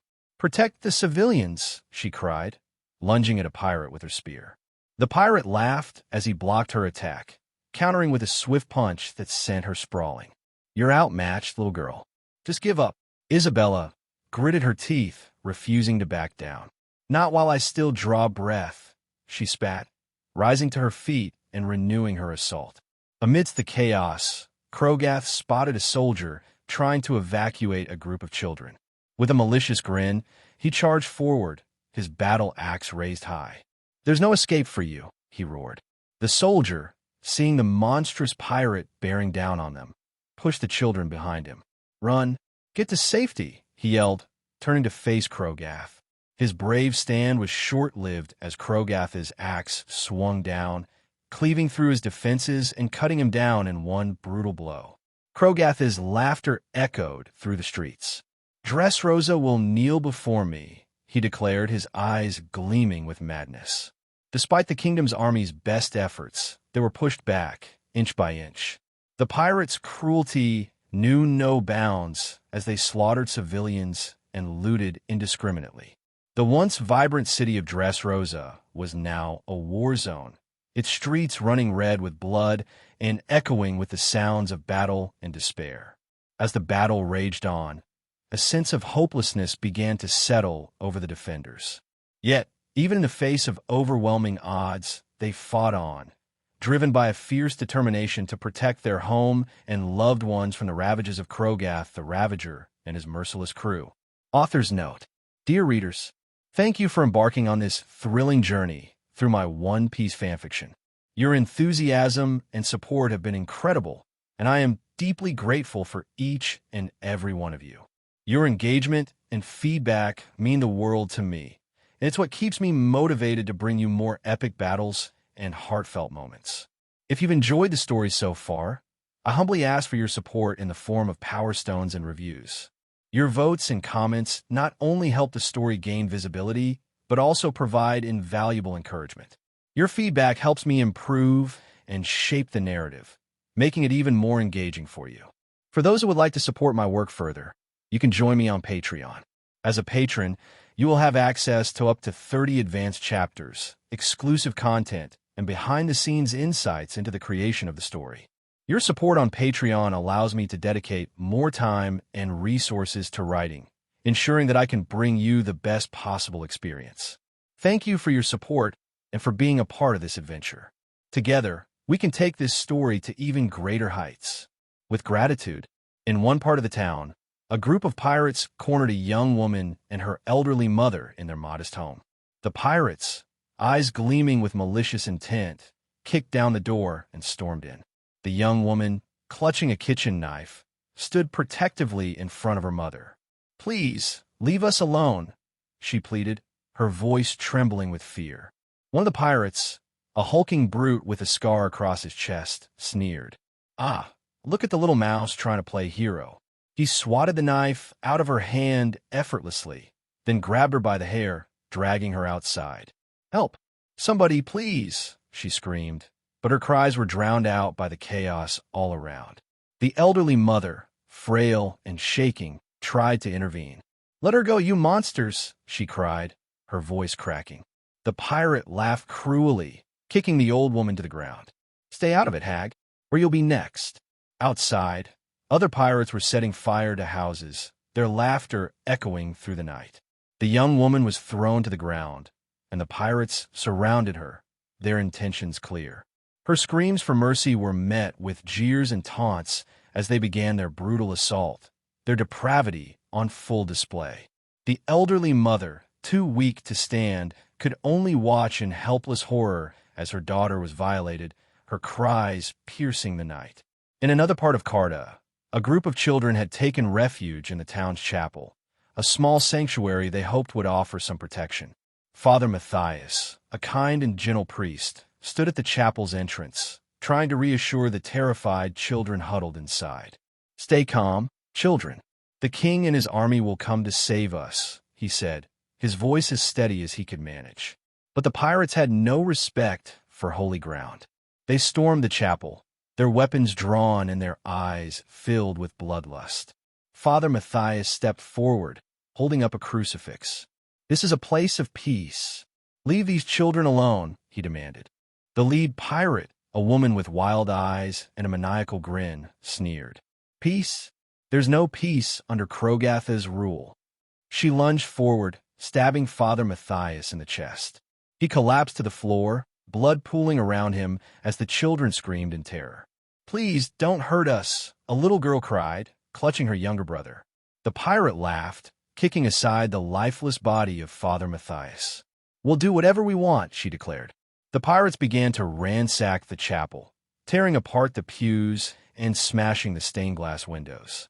They grabbed the children, dragging them out into the night, their cries for help echoing through the burning town. One pirate, a particularly sadistic man with a face full of scars, held a boy by the scruff of his neck. "Looks like we got ourselves some new cabin boys," he laughed, throwing the boy into a cage on a cart they had brought along for capturing slaves. "Let me go. I want my mom." The boy screamed, tears streaming down his face. The pirate backhanded him across the face. "Shut up. You're ours now. I want your mom too. Care to share where your mother might be hiding?" Another pirate questioned with a sadistic grin, while a few others jeered at the mention of a woman. "Ah, why did you guys have to remind me of women? Now I have to vent," the pirate with a face full of scars bellowed, his eyes gleaming with malicious intent. He turned his gaze towards the cage filled with children, a twisted grin spreading across his face. Among the frightened children, he spotted a young girl, barely 8 or 9 years old. His inner beast needed to be quenched, and he quickly rushed to the cage, yanking the door open despite the children's desperate pleas and struggles. "Such beautiful and supple skin," he murmured, his voice dripping with depravity. "I wonder how you will taste." Saying so, he pulled the girl out, ignoring her terrified cries for help. The other children could only watch in horror as he dragged her to the ground, ready to ravage her right there in the middle of the street. "No, please. Let me go," the girl screamed, her tiny hands trying to push him away. The pirate laughed, making a cruel, mocking sound. "Scream all you want, little one. No one is coming to save you." Around them, the other pirates cheered and jeered, their eyes gleaming with sadistic excitement. "Yeah, give her a good one, Scarface," one of them shouted, while another added, "Teach her a lesson she'll never forget." The girl's struggles grew weaker as the pirate's grip tightened. He ripped at her clothes, the fabric tearing under his rough hands. Tears streamed down her face, her sobs barely audible over the pirate's cruel laughter. "Such a beautiful toy," Scarface sneered, pinning her to the ground. "Let's see how much fun you are." Suddenly, amidst all the chaos, the sound of wood tapping on cobblestones echoed throughout the night, making Scarface and his crew freeze. Their attention was drawn to a middle-aged blind man, accompanied by 2 children and a pretty young woman. The pirate's eyes fixated on the young woman, Giala, with Scarface even losing interest in the little girl he was about to ravage. He stood up, his twisted grin returning as he directed his focus towards the newcomers. "Oi, blind man, have you come to exchange these goods for your life?" A pirate sneered as they moved to surround the newcomers, ensuring the woman couldn't escape. Isho sighed deeply. "I wonder why humans are so cruel to their own kind. She's just a child. Don't you have a shred of humanity left in you?" His voice carried a sorrowful weight, reflecting the truth of Roscoe's words about the nature of humanity. Kindness seemed to have been lost in this cruel world. One of the pirates stepped closer, leering at Giala. "What's with the sermon, old man? Hand over the woman, and we might let you and the brats go." Isho's face remained calm as he disregarded the pirate and addressed Lucci and Gladius. "This will be your training," he said to the children beside him. "There is no need to spare anyone." The pirates, still unaware that death had come for them in the form of a blind man, jeered at his words. The lead pirate laughed mockingly. "Training, huh? Do you really think you can?" His words were cut off as Isho lightly unsheathed his blade, and the pirate was suddenly lifted off the ground by an unseen force. He screamed as he was thrown into the air and slammed back down with bone-crushing force. And then a massive gravitational force engulfed the entire area. Gravity Blade! Isho released his devil fruit powers without restraint. "What the hell?" Scarface shouted, his eyes widening in disbelief as he was pressed to the ground, and with each passing second, the pressure kept increasing. "What's going on?" Isho's grip on his wooden sword tightened. "There is no need for further cruelty," he said softly. "I shall be your salvation." With that, he moved with incredible speed, his sword cutting through the air with precision and power. Each strike was accompanied by a burst of gravitational force, sending pirates flying and crashing into the surrounding buildings. The children, inspired by Isho's confidence, joined the fray. Lucci was molding himself in the form of his idol, the young master of the family, Don Quixote Rosinante. Even though he didn't have much aptitude in swordsmanship, his talent in combat seemed unparalleled. He had already learned the nuances of Rokushiki and was showing exceptional mastery over the 6 styles, unlike anyone his age. Gladius, having taken after Doflamingo, now carried a pair of pistols, just as his mentor had done at his age. Compared to Lucci, who shone like a star, Gladius seemed lackluster. However, Daffy had already promised to find him a powerful devil fruit in the future, ensuring that even if his natural talent was mediocre, he could rely on the fruit to become a formidable figure. Giala, sensing the shift in the battle, took a defensive stance, protecting the children from any pirates who tried to sneak attack them. Her eyes burned with determination. She was not the damsel in distress the pirates believed her to be, but a fierce protector. The pirates, once confident in their numbers and brutality, now found themselves overwhelmed by the unexpected prowess of their opponents. "Retreat!" Scarface bellowed, realizing they were outmatched. "Fall back!" But it was too late. Isho's control over gravity left them with no escape. He lifted entire groups of pirates into the air, slamming them back down with merciless force. The cobblestones cracked, and buildings shuddered under the impact of his attacks. Amidst the chaos, Scarface made a desperate dash towards Isho, his blade aimed for the blind man's heart. "Die, you blind fool," he roared. But Isho's reaction was swift and precise. With a simple tap of his sword, Scarface was lifted off his feet, suspended in the air. "You will harm no one else," Isho declared, his voice calm yet firm. His blade moved at blinding speed, beheading the pirate who had terrorized the children. Scarface's head rolled across the cobblestones, a final, gruesome testament to his cruelty.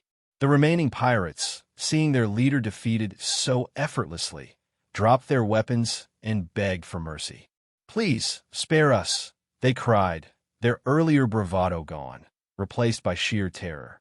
Isho lowered his sword, the air around him returning to normal. "Leave this world," he commanded, "and never return."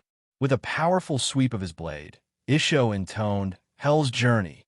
The entire group of pirates within the forest town was buried in the earth, their voices silenced forever.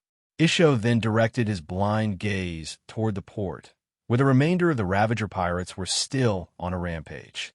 The port was in chaos. Pirates pillaged and burned, their laughter echoing with malice. A group of them had cornered a family, with the parents shielding their children with trembling hands. "Please, don't hurt us," the father pleaded, but his words fell on deaf ears. A pirate with a jagged scar down his arm sneered, raising his sword. "Begging won't save you. We're here to take everything." Suddenly, a powerful force pulled the pirate off his feet, slamming him into a nearby wall. Isho appeared, his presence commanding and unwavering. "Such senseless violence," he muttered. "Please, help the civilians clear the area." The pirates turned, weapons drawn, but they were no match for Isho's might. With a flick of his sword, he slashed into the air, their screams cut short as they were driven into the ground with bone-crushing force. Blood stained the cobblestones as Isho moved through the port like a specter of vengeance. Further down the port, a group of pirates had captured a group of women and children, laughing as they tormented their captives. One pirate, with a cruel grin, held a knife to a young boy's throat. "Watch closely," he taunted the boy's mother. He never finished his sentence. A powerful flying slash sent his head flying, crashing into the harbor waters with a splash. Isho stepped forward, his sword gleaming. "No more," he declared, his voice echoing with authority. "I hope you find peace in the afterlife." The remaining pirates, now truly terrified, tried to flee, but Isho's power was absolute. He raised his sword, and with a mighty swing, the ground beneath the pirates erupted, swallowing them whole. The port fell silent. The only sounds were the crackling of flames and the sobs of the rescued civilians. Captain Marcus and the rest of the army, led by King Ricky Doldo III, arrived at the port, their eyes widening at the sight of Isho's devastation. "He did all this," one of the soldiers whispered in sheer terror and awe. "You bastard," a loud voice bellowed suddenly. It was none other than the captain of the Ravager pirates, Krogath. He was completely disheveled, having narrowly escaped being buried alive by Isho's gravity force. Only by transforming into his Allosaurus form had he managed to survive. Krogath surveyed his surroundings, taking in the devastation. His once formidable pirate crew had been reduced to nothing by a single blind man. Even the entirety of Dressrosa's army had been helpless, but this one man had slaughtered more than 1,000 of his men. His deputy captain, worth a bounty of over 200 million belly, was nowhere to be seen. Krogath was certain the blind man was responsible for his demise as well. "I will kill you, then I will burn this whole country to cinders," he roared, his voice filled with fury and desperation. "Raging tiger!" But just as he was bellowing his threat, a flying slash tore through his Allosaurus form, severing the massive 10-meter dinosaur into two halves. The cut was clean, precise, and imbued with an overwhelming power that disregarded Krogath's armament hockey. Isho stood calmly, his sword drawn. His expression remained serene, yet his presence was undeniably formidable. The current Isho had already stepped into the level of admirals, and anyone below this level was no match for him. His swordsmanship had broken through to the next level, making him an unstoppable force. Krogatha's upper half hit the ground with a heavy thud, his eyes wide with shock and disbelief. Ow! He choked out, blood bubbling from his mouth. You were driven by rage and cruelty, Isho said, his voice steady and resolute. But those who harm the innocent will always face justice, or at least that's my belief. As Krogatha's life faded, Isho turned to the surviving townsfolk, who watched in awe and relief. The threat has been eliminated, he announced. You are safe now. The people of Dressrosa began to emerge from their hiding places, their expressions a mix of gratitude and astonishment. They had witnessed the sheer power and righteousness of Isho, a man who had single-handedly saved their town from utter destruction. Let's leave. Dafikoin and Roskoin should soon reach the eastern port, Isho declared, his voice cutting through the bewildered silence of the townsfolk and soldiers alike. Roskoin has informed me that we have 2 more members joining the family. Disregarding the astonished faces around them, Isho, Giala, and the children began making their way to the pier. They had been separated for months. Isho and his group had come directly to Dressrosa, while Daffy and Ross had gone to Lowtown to witness Roger's final moments. Sir, please wait. Sir, King Riccadoldo called out, rushing forward in a hurry and dismounting his horse. He had never known that such a formidable figure lived within his kingdom. For Riku, who was running out of options for defending his country against the surge of pirates, the presence of someone like Isho seemed like finding an oasis in the desert by sheer luck.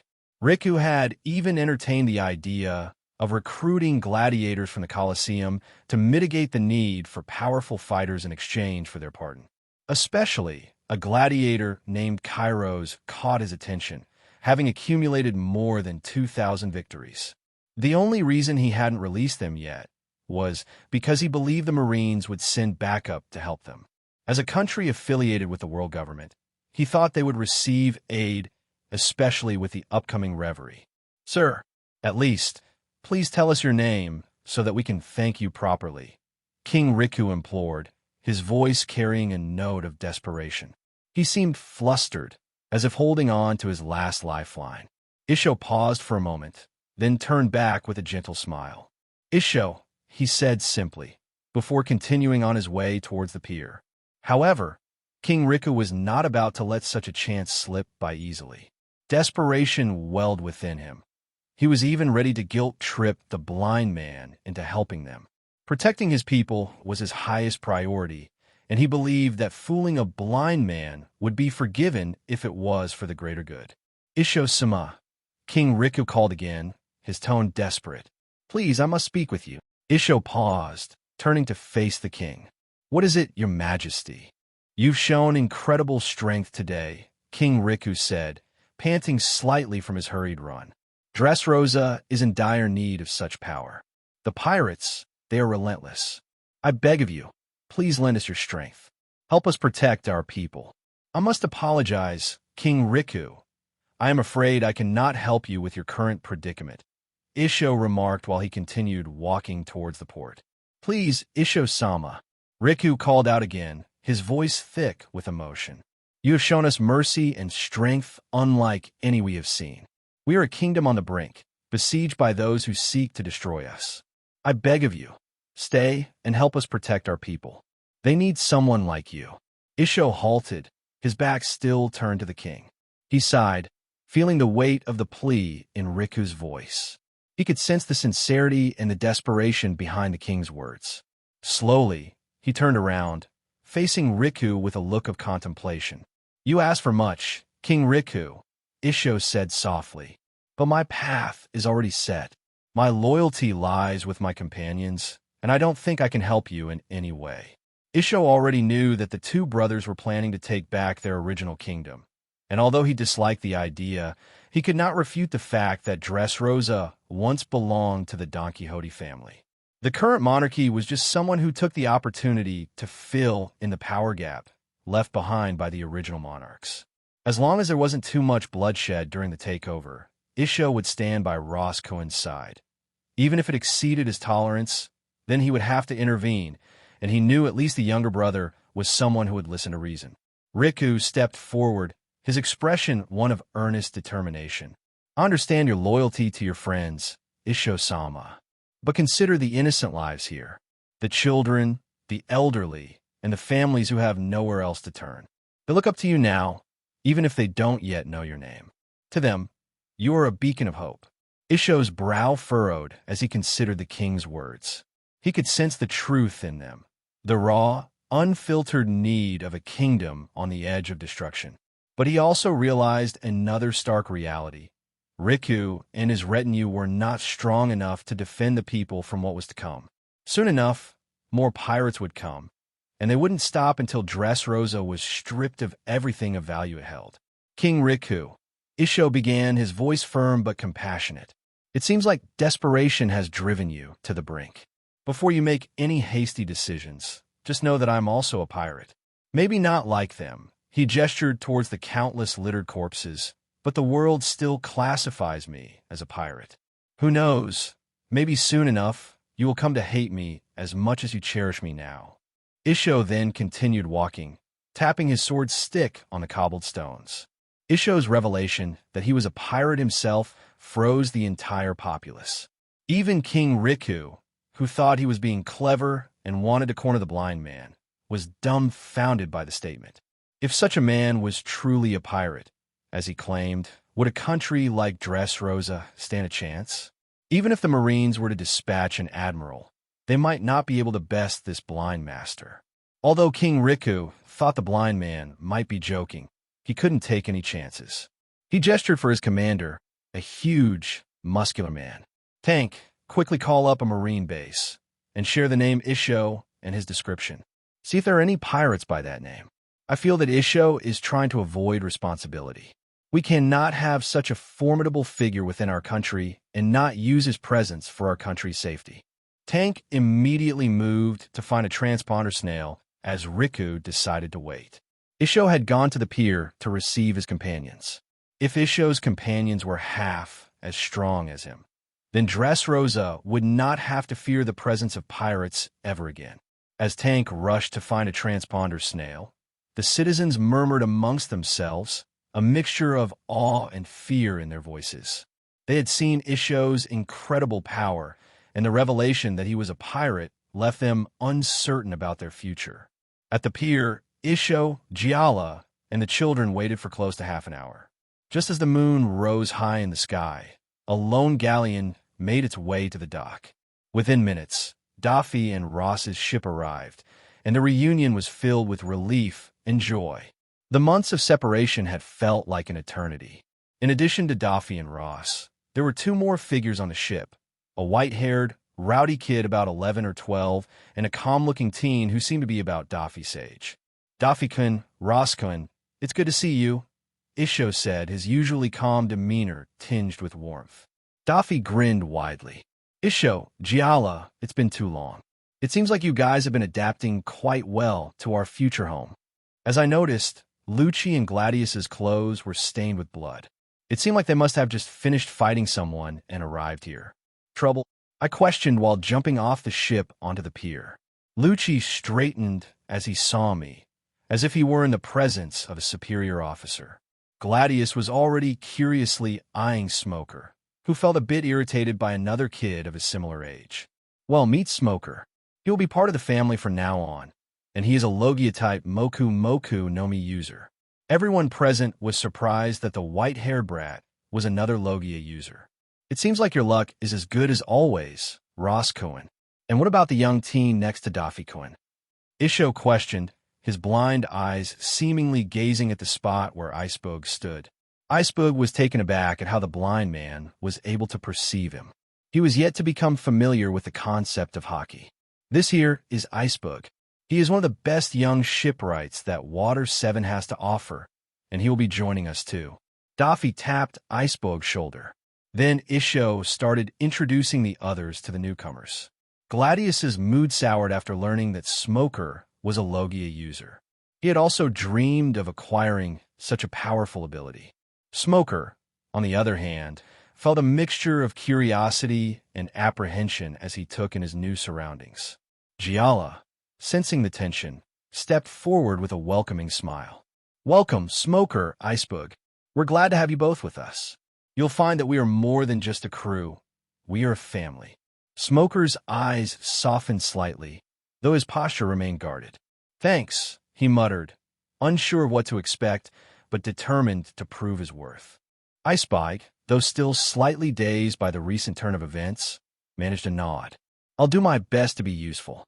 Daffy clapped his hands together, drawing everyone's attention. "All right, everyone, let's get settled and prepare for the next phase of our journey. We have much to do, but first I would like to have a hefty meal and sleep like a log for a few days." As the group began to return, Isho couldn't help but reflect on the diverse and unique individuals that made up their growing family. Each one brought something valuable to the table, and together, this family might very well be the one that decides the fate of this world. King Riku, still watching from a distance, felt a mix of hope and uncertainty. He couldn't shake the feeling that these newcomers, despite their unknown affiliations, might be the key to Dressrosa's survival. Tank returned, breathless, holding the transponder snail. "Sir, the Marines have confirmed it.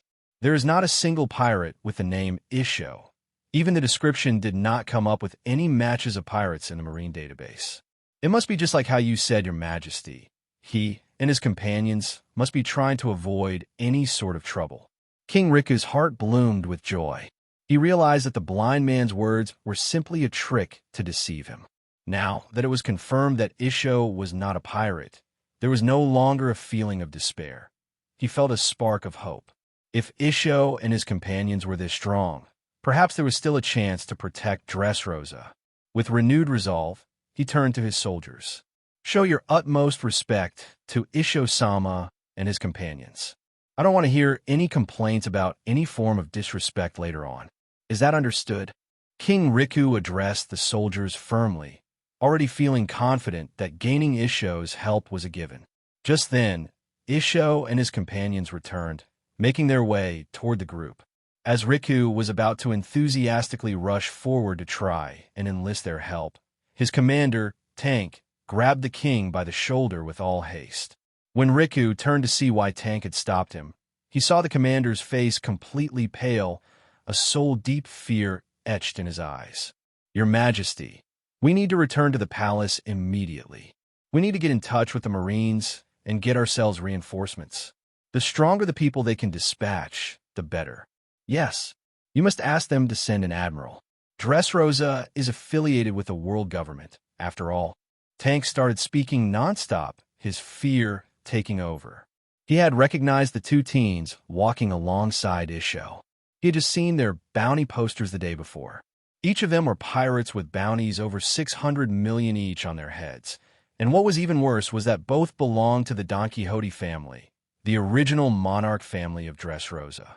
"Tank, what's gotten into you? Hurry, and let me go," King Riku commanded. However, Tank's grip remained steady. Riku's voice brought back some control to Tank, who quickly rushed to his horse and opened its satchel, pulling out a thick stack of bounty posters. As a commander, with the influx of pirates every day, he needed to keep such information handy. "Here, look, Your Majesty, you'll understand why I want you to return to the palace and call for reinforcements. We will stall them as long as we can, but you cannot stay here," he urged the king to leave. The other soldiers were confused by the commander's actions, but then, just like Tank, as Riku saw the two bounty posters that Tank had handed him, all the color drained from his face. They were the infamous Don Quixote brothers. King Riku immediately wanted to vacate the area, but the other party had already made it to where he stood. "It seems like you're already aware of our identity." Daffy chuckled, eyeing the bounty poster that slipped through Riku's fingers. "This makes it simple. I originally wanted to take back the kingdom by force, even if it meant burning down the entirety of Dressrosa. But it seems like my brother, and in particular someone in my family, are against such methods and feel there are better alternatives to such cruel ways." He paused while turning to me and then towards Isho. "So, heeding his words, I will only take a part out of Dressrosa which rightfully belongs to me and my brother in its entirety. I will not bother the rest of Dressrosa and its subjects, and neither you nor your subjects will bother me or my family. As long as you can follow this simple rule, we can live harmoniously. If not, I might have to kill a few of your loved ones to get the message across. Is that understood? Daffy commented, turning to me as if questioning whether I was happy with this arrangement. I simply gave him a smirk. I knew that to make Dressrosa truly our stronghold, we could not conquer it by force. Conquering by force would be the easiest way, but that wasn't the right way. The knowledge from my other world had taught me how to truly conquer people. Tormenting the people who are going to become your subjects would never be a good thing for your future. Such an environment would breed too many snakes waiting for the chance to strike. So, I decided to play on human emotions to win over Dressrosa's people. Sooner or later, they will come to realize that their original monarch cannot guarantee their safety, and when they find out there is someone who can, the seeds of doubt will be sown, and then later everything will take care of itself. Human mentality will choose the ones they can rely on, despite us being branded as evil. For humans, as long as their self-interests aren't affected, they would not mind if their leader was a saint or a sinner. King Riku, visibly shaken, nodded slowly, realizing the precarious position he and his kingdom were in. I. Just as King Riku began to crawl out of his shock, Marcus, the young and ambitious captain in the king's army, roared as he drew his sword and charged at Daffy. You pirate bastard! How dare you talk to our king like that? Marcus's pride had clouded his judgment, making him forget the earlier display of power from Isho, who was standing right next to him. As Marcus rushed forward, both King Riku and Commander Tank froze in shock. I couldn't help but chuckle at how naive the captain was being. It had taken me hours of talking to convince Daffy to take such a roundabout way to subdue Dressrosa.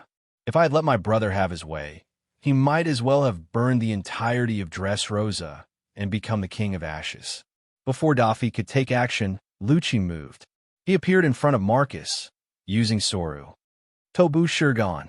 Lucci's flying finger pistol attack tore into the captain's chest, making him abruptly stop in pain. But Lucci didn't stop there.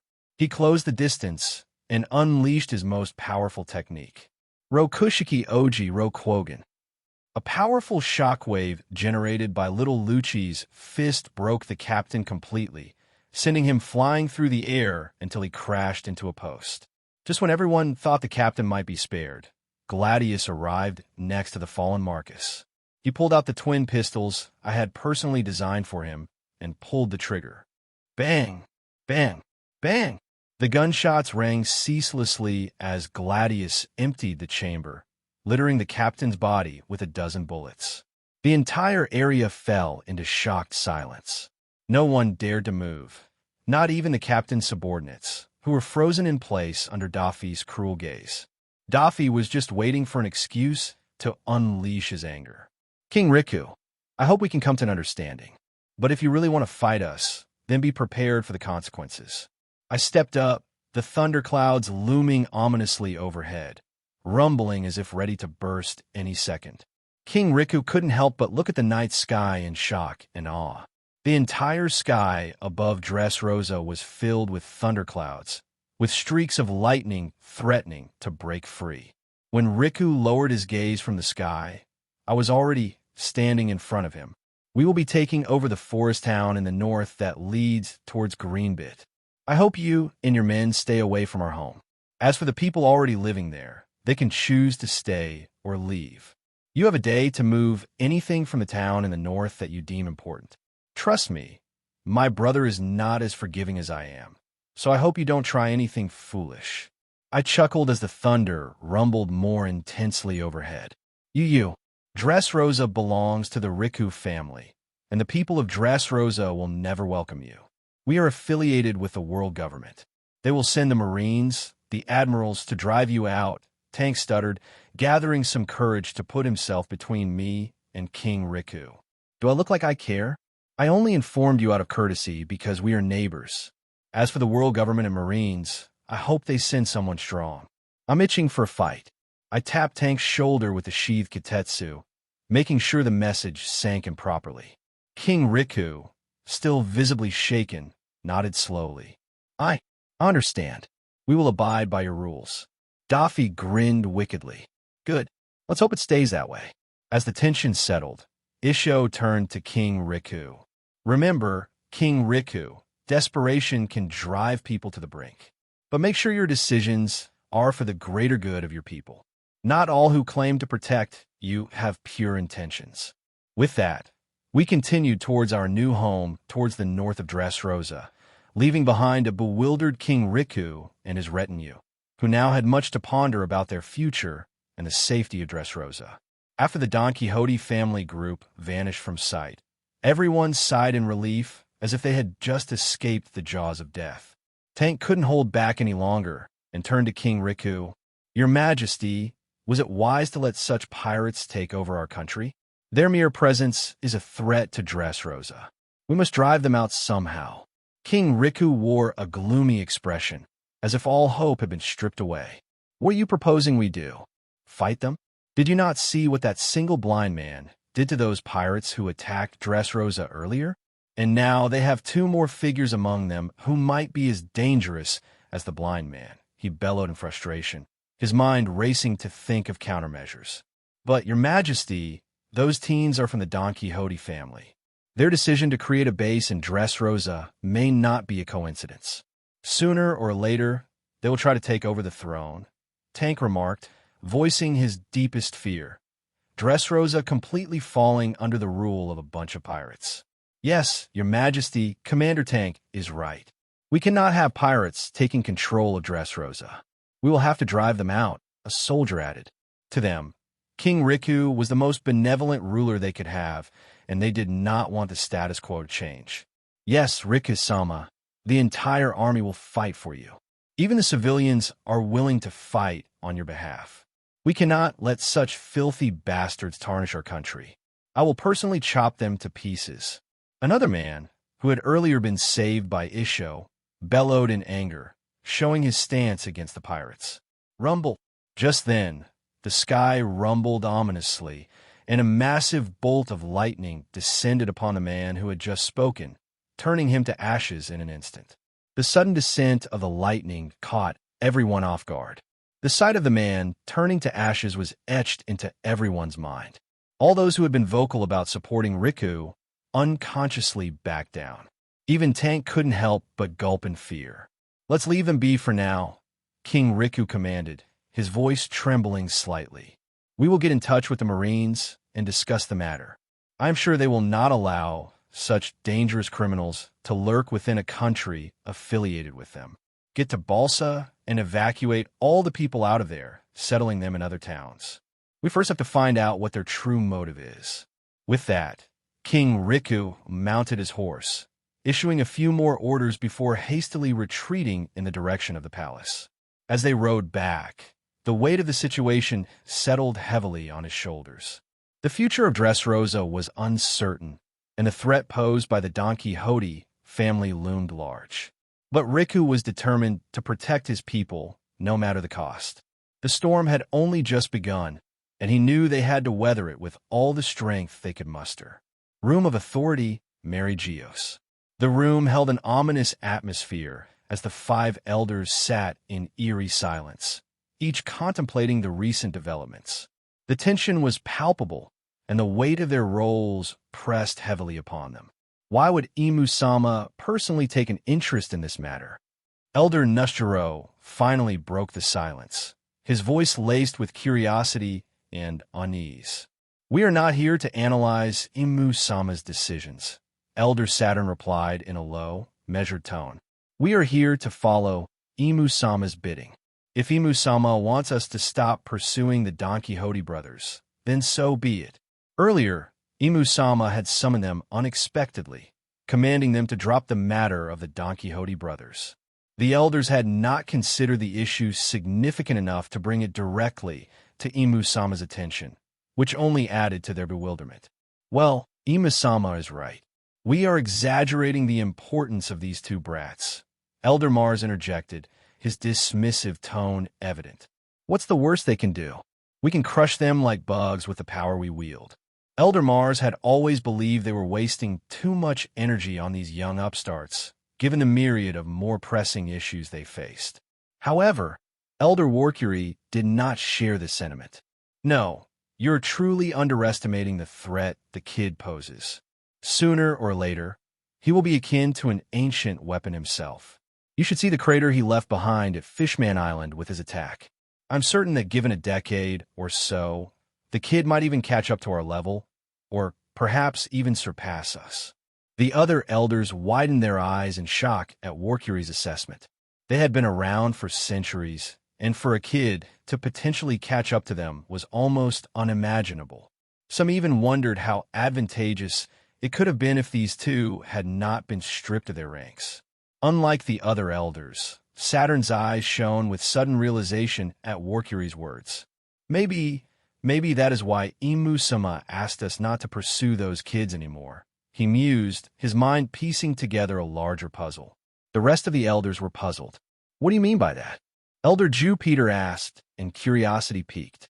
Imu-sama wants the kid to grow, though we don't understand why.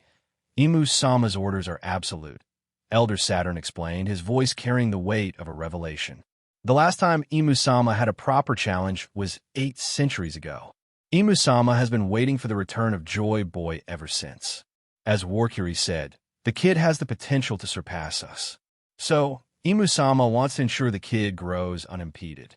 Once the kid matures, I am sure he will be able to entertain Imu-sama. As Saturn spoke, the other elders' eyes shone with brilliance, as if they had suddenly realized the truth of the matter. Yet, despite their understanding, they knew that their speculations could never fully capture the true thoughts and motives of the divine being they served.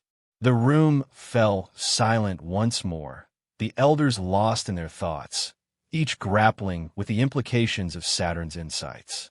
The weight of their duty to Imu-sama bore down on them, but so did the knowledge that they were dealing with forces and destinies far beyond their control. So where are those brats now?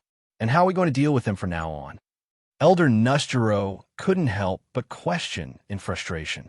He had been the one who almost successfully planned to wipe out the two brothers, but had never expected the anomaly that was the younger of the two. It seems the kids have safely made it to the new world and are currently nestled in Dressrosa, gathering quite the powerful group. Elder Saturn replied, his tone measured. As for how we're going to treat them, let's just treat them like every other pirate out there. As long as they don't blatantly challenge our bottom line, we'll turn a blind eye towards them. Elder Saturn's verdict was clear, but it was more than a mere suggestion. It was a direct decree from Imu-sama, leaving no room for alternative approaches. And what about Dressrosa? Those greedy brats will likely sink their claws into the kingdom, reclaiming it for themselves, Elder Mars interjected. We've already received multiple requests, more like pleas, from King Riku to send in forces to help them chase away the Don Quixote brothers. Dressrosa is one of the major kingdoms affiliated with the world government, with a seat at the Reverie. Elder Saturn sighed, leaning back in his chair.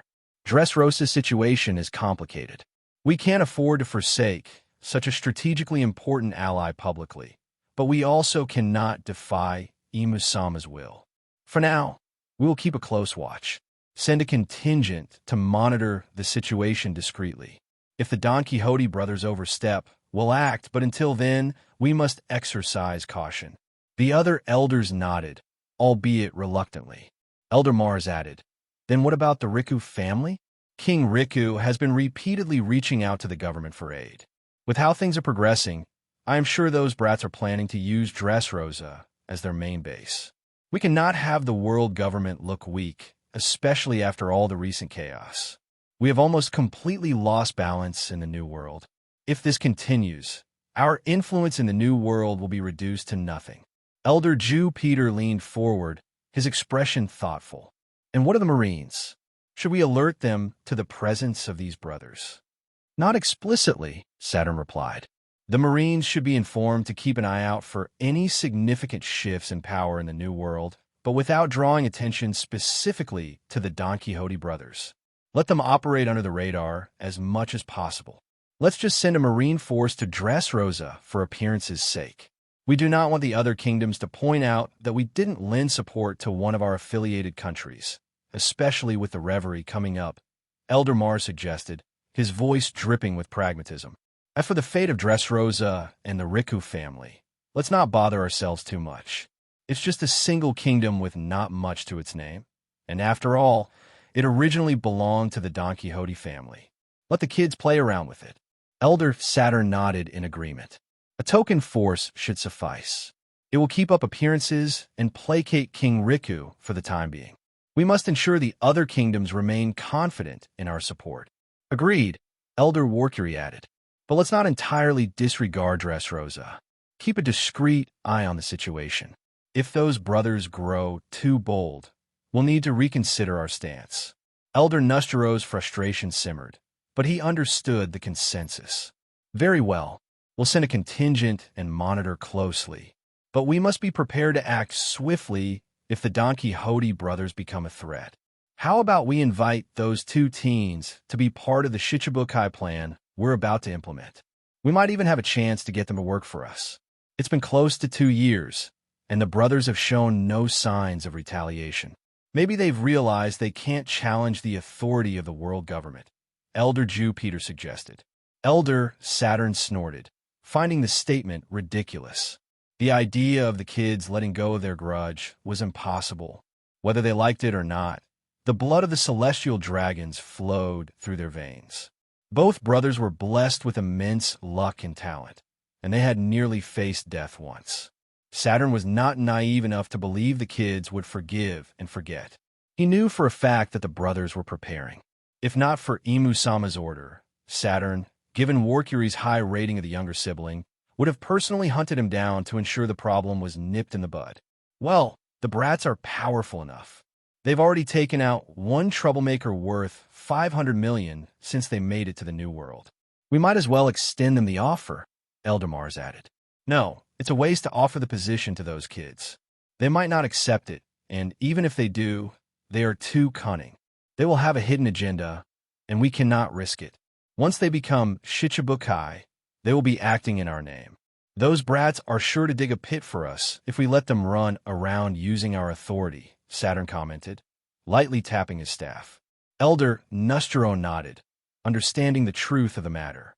The grudge between the two sides ran deep, and it wasn't something compromise could solve. Even if there were a compromise, it would simply be a facade. Well, we can just send them an invitation and see how they respond. This will help us gauge their attitude, Elder Warcury pointed out. So, who else are we considering for the positions of the Shichibukai? Elder Nustero asked, placing a bounty poster of a pirate on the table. This was his pick. That's an interesting choice. He has caused substantial losses for the Marines in recent years. According to the last report from Marine HQ, he was able to fight evenly against Borsellino, who stated in his report that he wasn't holding back. Elder Jew Peter added as he saw the bounty poster presented by Nustero. Elder Saturn's brow raised. A pirate who could hold his own against the glint fruit user was something. His curiosity was piqued, and he turned his attention to the poster on the table.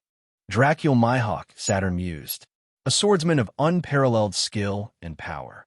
He would be a formidable addition to the Shichibukai. Indeed, Elder Nustero agreed.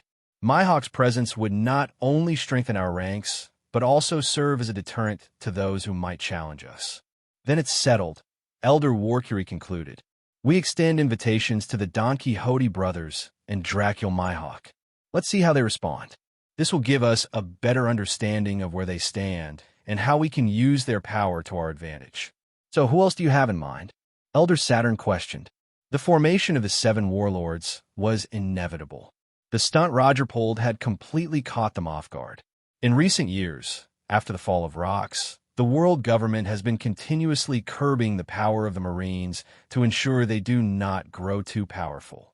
However, with the sudden advent of the Pirate Age, their efforts to keep the Marines in check backfired. Until the situation stabilized, they needed a third power in the sea to form a balance, which would also act as a deterrent against the countries planning to use the chaos of the Pirate Age to reclaim authority. Soon enough, followed by the first bounty poster, many others were placed on the table. Don't you think that's quite low for someone we're planning to use to keep other pirates in check? Elder Saturn questioned while a particular poster caught his attention. He is a Logia ability user and a rookie. He's actively challenging the powerhouses of a new world, so he might be a decent addition. Currently, he has been challenging the cadres of the Whitebeard pirates, Elder Mars pointed out. A mere upstart wanting to challenge Whitebeard? It's interesting. Maybe the presence of these rookies will make a few powerful pirates go after their warlord position, which will only make the Shichibukai stronger. Elder Saturn couldn't help but chuckle. There were only a handful of people in this world whom the elders considered truly strong, and Whitebeard was one of them. For Crocodile to challenge him, he must be either exceedingly brave or exceedingly foolish. He's young and ambitious, but his abilities are noteworthy. A Logia user with the power to manipulate sand can be a significant asset if we can harness his potential, Elder Warcury added, studying Crocodile's poster with interest. Indeed, his potential is there. If he continues to grow stronger and more cunning, he could be a valuable tool in maintaining the balance we seek, Elder Jupiter agreed. The elders nodded, acknowledging the potential of Crocodile despite his current lower bounty. They then continued to sift through the posters, evaluating each candidate. Wanted, Gecko Moria, alive or dead, 320 million belly. Moria has a formidable reputation as a rookie, and his powers to manipulate shadows are unique. He could be useful, especially if we need someone to operate in the shadows, literally, Elder Mars commented. His ambition to create a zombie army could also play to our advantage. Imagine having a disposable force at our command, Elder Warcury added with a hint of intrigue. He's powerful and ruthless. His past confrontations with the Marines have shown that he's not afraid to face overwhelming odds. Elder Jupiter remarked. The discussion continued as they assessed more potential candidates, weighing their strengths, weaknesses, and potential loyalty. Oh, you intend to revive her bounty? Hasn't she quit her pirate ways after making some sort of deal with Garp? Elder Nustero questioned as he eyed one of the two posters presented by Elder Saturn. Shikaku was a notorious pirate during the era of Roxd, Zebek, a formidable figure with a bounty close to 1 billion when her bounty was retracted. It was something Garp arranged. Why should we be bothered by it? She is someone we can be sure won't cause problems for us once she becomes a Shichibukai. We can always use Amazon Lily to keep her in check. Elder Saturn shared his plan. We only approved the deal back then because Roger and Silver's Rayleigh were supporting her. But now she is all alone with no support. Roger is dead. His crew has vanished, and as for Rayleigh, he hasn't been seen for years now. For all we know, he might be dead or in hiding. Leaving such a perfect asset unused would simply be a waste, and she will have no choice in the matter. Elder Saturn's reasoning was met with contemplative nods from the other elders. She has experience and power, and with her former connections severed, she's less of a threat and more of a tool we can manipulate, Elder Warcury added. Let's proceed with extending the invitation to her as well. Her addition to the Shichibukai will not only add to our strength, but also send a message to other potential threats about the reach and influence of the world government, Elder Mars suggested. The elders agreed, understanding that reviving Shikika's bounty and recruiting her into the Shichibukai would serve multiple purposes. It would bolster their ranks with a powerful figure from a bygone era and act as a deterrent to those who might challenge their authority. Elder Saturn then placed another bounty poster on the table, further solidifying their plans. You want to bring this snake into the Shichibukai? Elder Warcury asked in disbelief. Yes, have you forgotten? Others may not know, but it was this same snake that helped create more conflict within the Rock's crew back then. If not for his own crew betraying him at God's Valley, Roger and Garp would have stood no chance against Zebek. We might have had to expose many of our secrets to bring Rock's pirates down. Saturn's words weighed heavily on the rest, because Rox was someone who came to expose all their secrets. Achaku fears us, and although he is the lowest of the scum, he could be the perfect tool to carry out some of our plans in the future. We will just use him for all he is worth, and then discard him. This goes for all the Shichibukai. The moment we feel they are no longer useful, we will just find a replacement, Elder Saturn commented, his tone cold and calculating. Elder Warcury nodded, though reluctantly, seeing the logic in Saturn's words. Let's proceed with extending invitations to these candidates. We'll observe their responses and how they act once given the title. This will help us gauge their true intentions and capabilities, Elder Saturn concluded, the plan set in motion. Then it's settled, Elder Warcury agreed. In addition, let's extend invitations to the Don Quixote brothers. Let's see how they respond. This will give us a better understanding of where they stand and how we can use their power to our advantage. The Marines are sure to be heavily against the new system, especially Zephyr and Garp, but they will have no choice in the matter because they have been doing a subpar job at keeping the seas under control. Let's just send a draft with the names of all potential candidates to Kong. We don't want them thinking we took a decision without their input, Elder Nushiro smirked, knowing that whether the Marines liked it or not, their word was law, and they could always throw the blame on the Marines for being incompetent. Elder Saturn placed his hands on the table, his eyes narrowing with determination. This plan will not only stabilize the seas, but also give us leverage over some of the most dangerous individuals. Each of these Shichibukai will owe their position and power to us, ensuring their loyalty, even if it is temporary.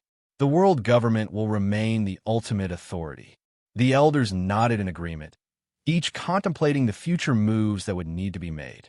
They knew the plan was not without its risks, but the potential rewards were too great to ignore.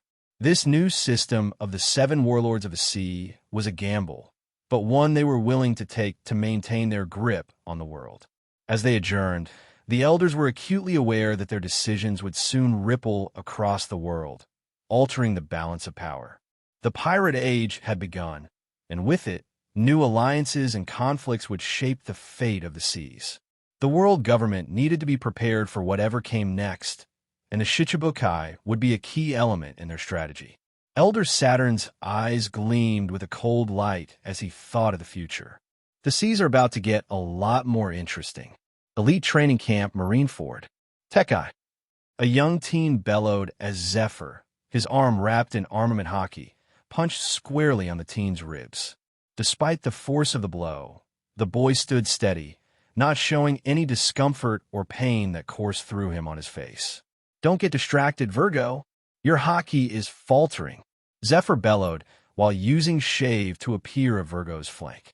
Virgo traced Zephyr's movement with his observation hockey, but this training was meant to test how much of a beating he could handle. After consuming the mythical Zoan fruit, Virgo's physique had been altered completely, and with each passing day, he was pushing himself further and further. Sidairin, Ro Quogan. Zephyr roared, aiming at Virgo's flank, which the teen had already coated with armament hockey. Zephyr couldn't help but smile at his son's progress. Virgo showed exceptional affinity for armament hockey, even better than Zephyr had during his younger days. With the recovery ability granted by his devil fruit, Virgo could push himself far beyond what his regular body would have allowed. A powerful shockwave reverberated throughout the elite training camp as the rest of the trainees watched in awe. Virgo was the youngest of the bunch who had joined the elite camp. At 17, he had already pushed himself to the extent of nearly mastering the technique of armament hockey emission. Fuck, what kind of monster is that kid? And why does he get the special privilege of being trained by Admiral Zephyr himself? A new member of the elite camp questioned his senior. Sure. That kid you see, there is rumored to be the successor Zephyr, is grooming to take over his mantle of Black Fist in the future. And just so you know, he's Zephyr Sand's son, the senior commented while watching the exchange, or more like the punishment, that was happening on the training grounds. Zephyr was attacking Virgo ruthlessly, and to some of the trained eyes, they could see Virgo getting injured and healing at a phenomenal rate. The side of his mouth was completely stained red, but there was not a single word of complaint from his mouth. The new joiner reeled in shock after hearing they were father and son. The way in which Admiral Zephyr was hitting the teen seemed like they had a huge grudge between them. What kind of monster is Admiral Zephyr trying to create by training him in such an intense fashion? Isn't he afraid of ending up killing his own son? The newbie questioned, bewildered. TCH, what do you know? Virgo is a mythical zoan fruit user. His physique is different from others. As long as he's left with his last breath, he will come back alive. So don't sweat it. This training is nothing compared to what I'd seen a few years ago. In front of that kid, Virgo's training seems like a walk in the park. Virgo and Zephyr, who were at the center, both twitched their ears at the mention of someone having gone through much more intense training, and they knew exactly who they were talking about. Are you being serious? A training even more intense than this? What kind of madman would actually go through such hellish training, and what kind of stupid mentor would push someone through such hell? The newbie cursed in disbelief. For him, the exercises of the elite camp were already something he had difficulty bearing, and Virgo's training simply looked like he was asking for death. To believe there was a madman who trained even harder than this, he believed that person must have turned into a corpse by the end of the training session. I happen to be that stupid mentor you just mentioned, a steady but jovial voice echoed from behind the two Marines who were chatting. They froze in shock as the sound of something being crushed was heard. Slowly turning around, they saw the legendary Marine hero unceremoniously popping rice crackers into his mouth and munching on them. Garp, with his broad grin and a bag of rice crackers in hand, looked down at the two Marines. You know, kids these days really need to learn some respect, he said, still chewing. Virgo's tough, but there's always someone tougher. Isn't that right, Zephyr? Zephyr stopped his assault on Virgo and turned to face his old friend and rival. Garp, you're scaring the recruits again, he said with a smirk. The new joiner's jaw dropped. You're Garp the Fist. Garp chuckled. Yep, that's me. And just so you know, the kid who went through more intense training than Virgo here, well, he's doing just fine. He's out there in the new world, making a name for himself. Virgo's got a long way to go, but he'll get there eventually. Virgo, still panting from the exertion, couldn't help but feel a sense of pride and determination at being compared to Ross. If someone had survived and thrived under Garp's brutal training, then he would too. He clenched his fists, ready to push himself even harder. The path ahead was tough, but he would walk it with unwavering resolve for his family's sake. Black Thunder! Just as Virgo got distracted for a moment, Zephyr infused his arm with pitch-black armament hockey and launched a devastating attack on Virgo's exposed back. Lightning crackled due to the static energy generated, enveloping Zephyr's entire fist in a fierce electrical aura. Boom! As the fist rammed into Virgo's spine, the sound of bones cracking echoed throughout the training ground. The overwhelming force broke Virgo's Tekai stance, sending him flying through the air. Garp casually caught the flying Virgo and set him down as the young Marine wobbled, trying to recover from the devastating attack. Garp tapped Virgo's shoulder, helping him steady himself. Good job, kid. Keep this up, and sooner or later, you'll surpass us all. Zephyr nodded approvingly at Garp's encouragement. Virgo, you did well. Take a break and recover. Keep pushing your limits. He then turned to the rest of the trainees. Remember, pain is temporary. Strength is eternal. Train hard, and one day you'll be legends. As the elite camp recruits absorbed Zephyr's words, Garp shared his reason for coming to find him. Zephyr, Kongsen has called us for an emergency meeting. Let's go. Zephyr picked up his admiral coat and draped it over his shoulder, giving a few more instructions to Virgo and the other recruits. Keep practicing your hockey and push yourselves to the brink. Virgo, knowing when to stop is also part of your training. Focus on your recovery too. As they walked away from the training ground, Zephyr couldn't help but question Garp. So, tell me, how come you are personally delivering the message on behalf of Kong-san? And I thought you had stopped attending all these meetings since what happened with young Rosinante. Garp, munching on more rice crackers, responded nonchalantly. Oh, I got a hint that the matter involved young Ross, so I thought I'd observe this meeting from the side. Zephyr sighed. Since the incident at Marine Ford, Garp's relationship with the rest of the Marines has been strained. He had distanced himself from most of the affairs within Marine Ford, sticking to his nominal duties of hunting pirates and nothing more. Garp had become disillusioned with the decision-making processes within the Marines after what had happened with Rosinante. As they made their way to the meeting room, The weight of the current situation out in the sea pressed heavily on Zephyr's mind. He knew that any matter involving Rosinante would be serious and potentially volatile. The corridors of Marineford were eerily quiet, the air thick with unspoken tension. "You know, Garp," Zephyr began, breaking the silence. "The Marines are at a crossroads. We have to make decisions that will shape the future of this world. We can't afford to let personal grievances get in the way." "I understand, Zephyr," Garp replied, his voice steady. "But we also can't ignore the past. What happened with Rosinante is a reminder of the cost of our choices." Arriving at the meeting room, they found Kong already waiting, his expression grim. The other high-ranking officers were present, each aware of the gravity of the situation. Kong motioned for them to take their seats. After waiting for a few more minutes and noticing everyone of importance was in the room, the fleet admiral started the meeting. "Thank you for coming, everyone. On such short notice," Kong began, "we have received intelligence that requires our immediate attention." "What's the situation?" Zephyr asked, leaning forward. Kong laid out the reports on the table.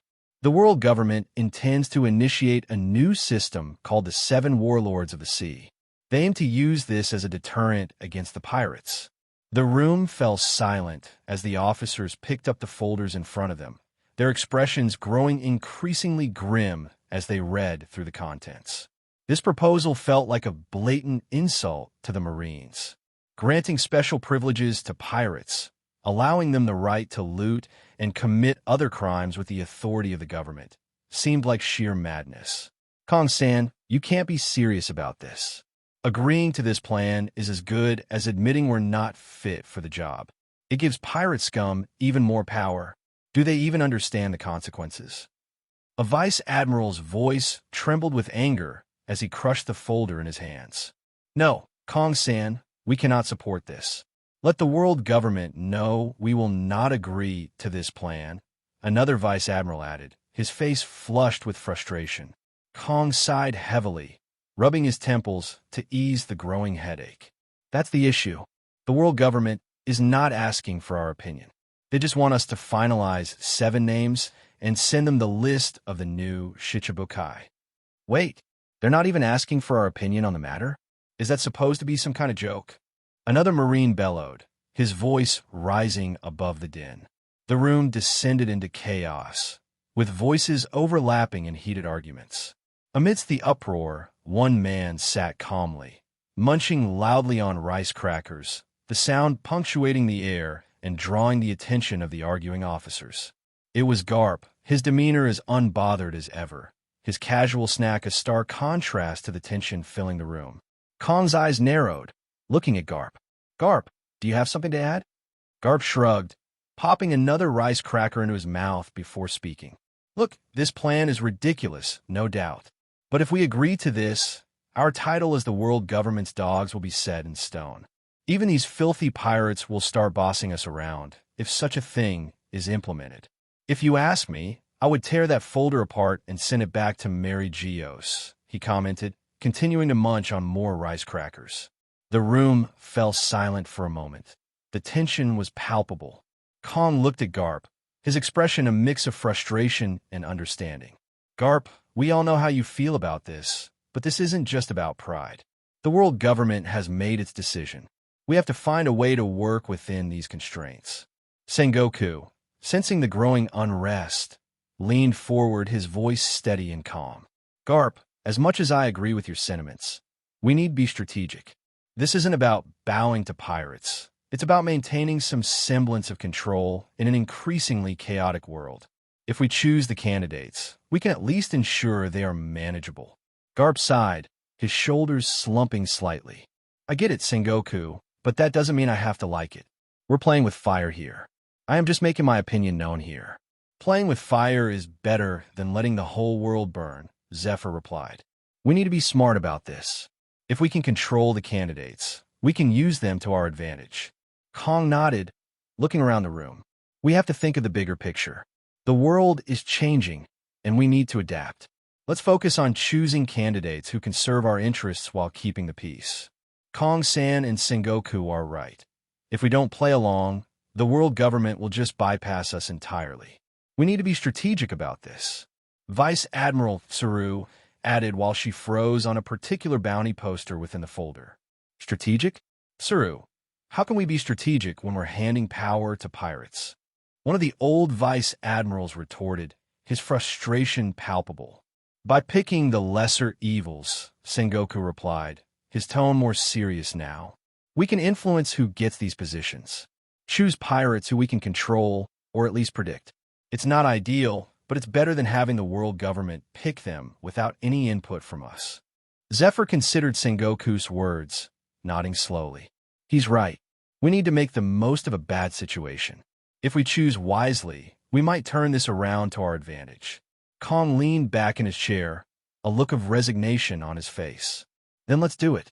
We need to come up with a list of candidates who fit that description. We need pirates who are powerful but can be managed or have a personal code that we can work with. Did you just say Shikiyaku? Garp's countenance changed as the Marine mentioned that Shaki was a good option for the Shichibukai. Garp did not deny her capabilities. Pirates like Shaki had a bottom line, unlike most out there. But Shaki was someone he had reformed, providing her with a new life in exchange for giving up her pirate ways. One must know that the Calm Belt was devoid of many resources, and for the Kuja tribe to survive, the best way was piracy. Despite being an island of women, they trained themselves in hockey from a young age. Shaki was one of the strongest empresses Amazon Lily had in its history. Back then, Garp had put immense effort into changing Shaki, refraining from killing her, because an entire island of people relied on the Kuja pirates for survival.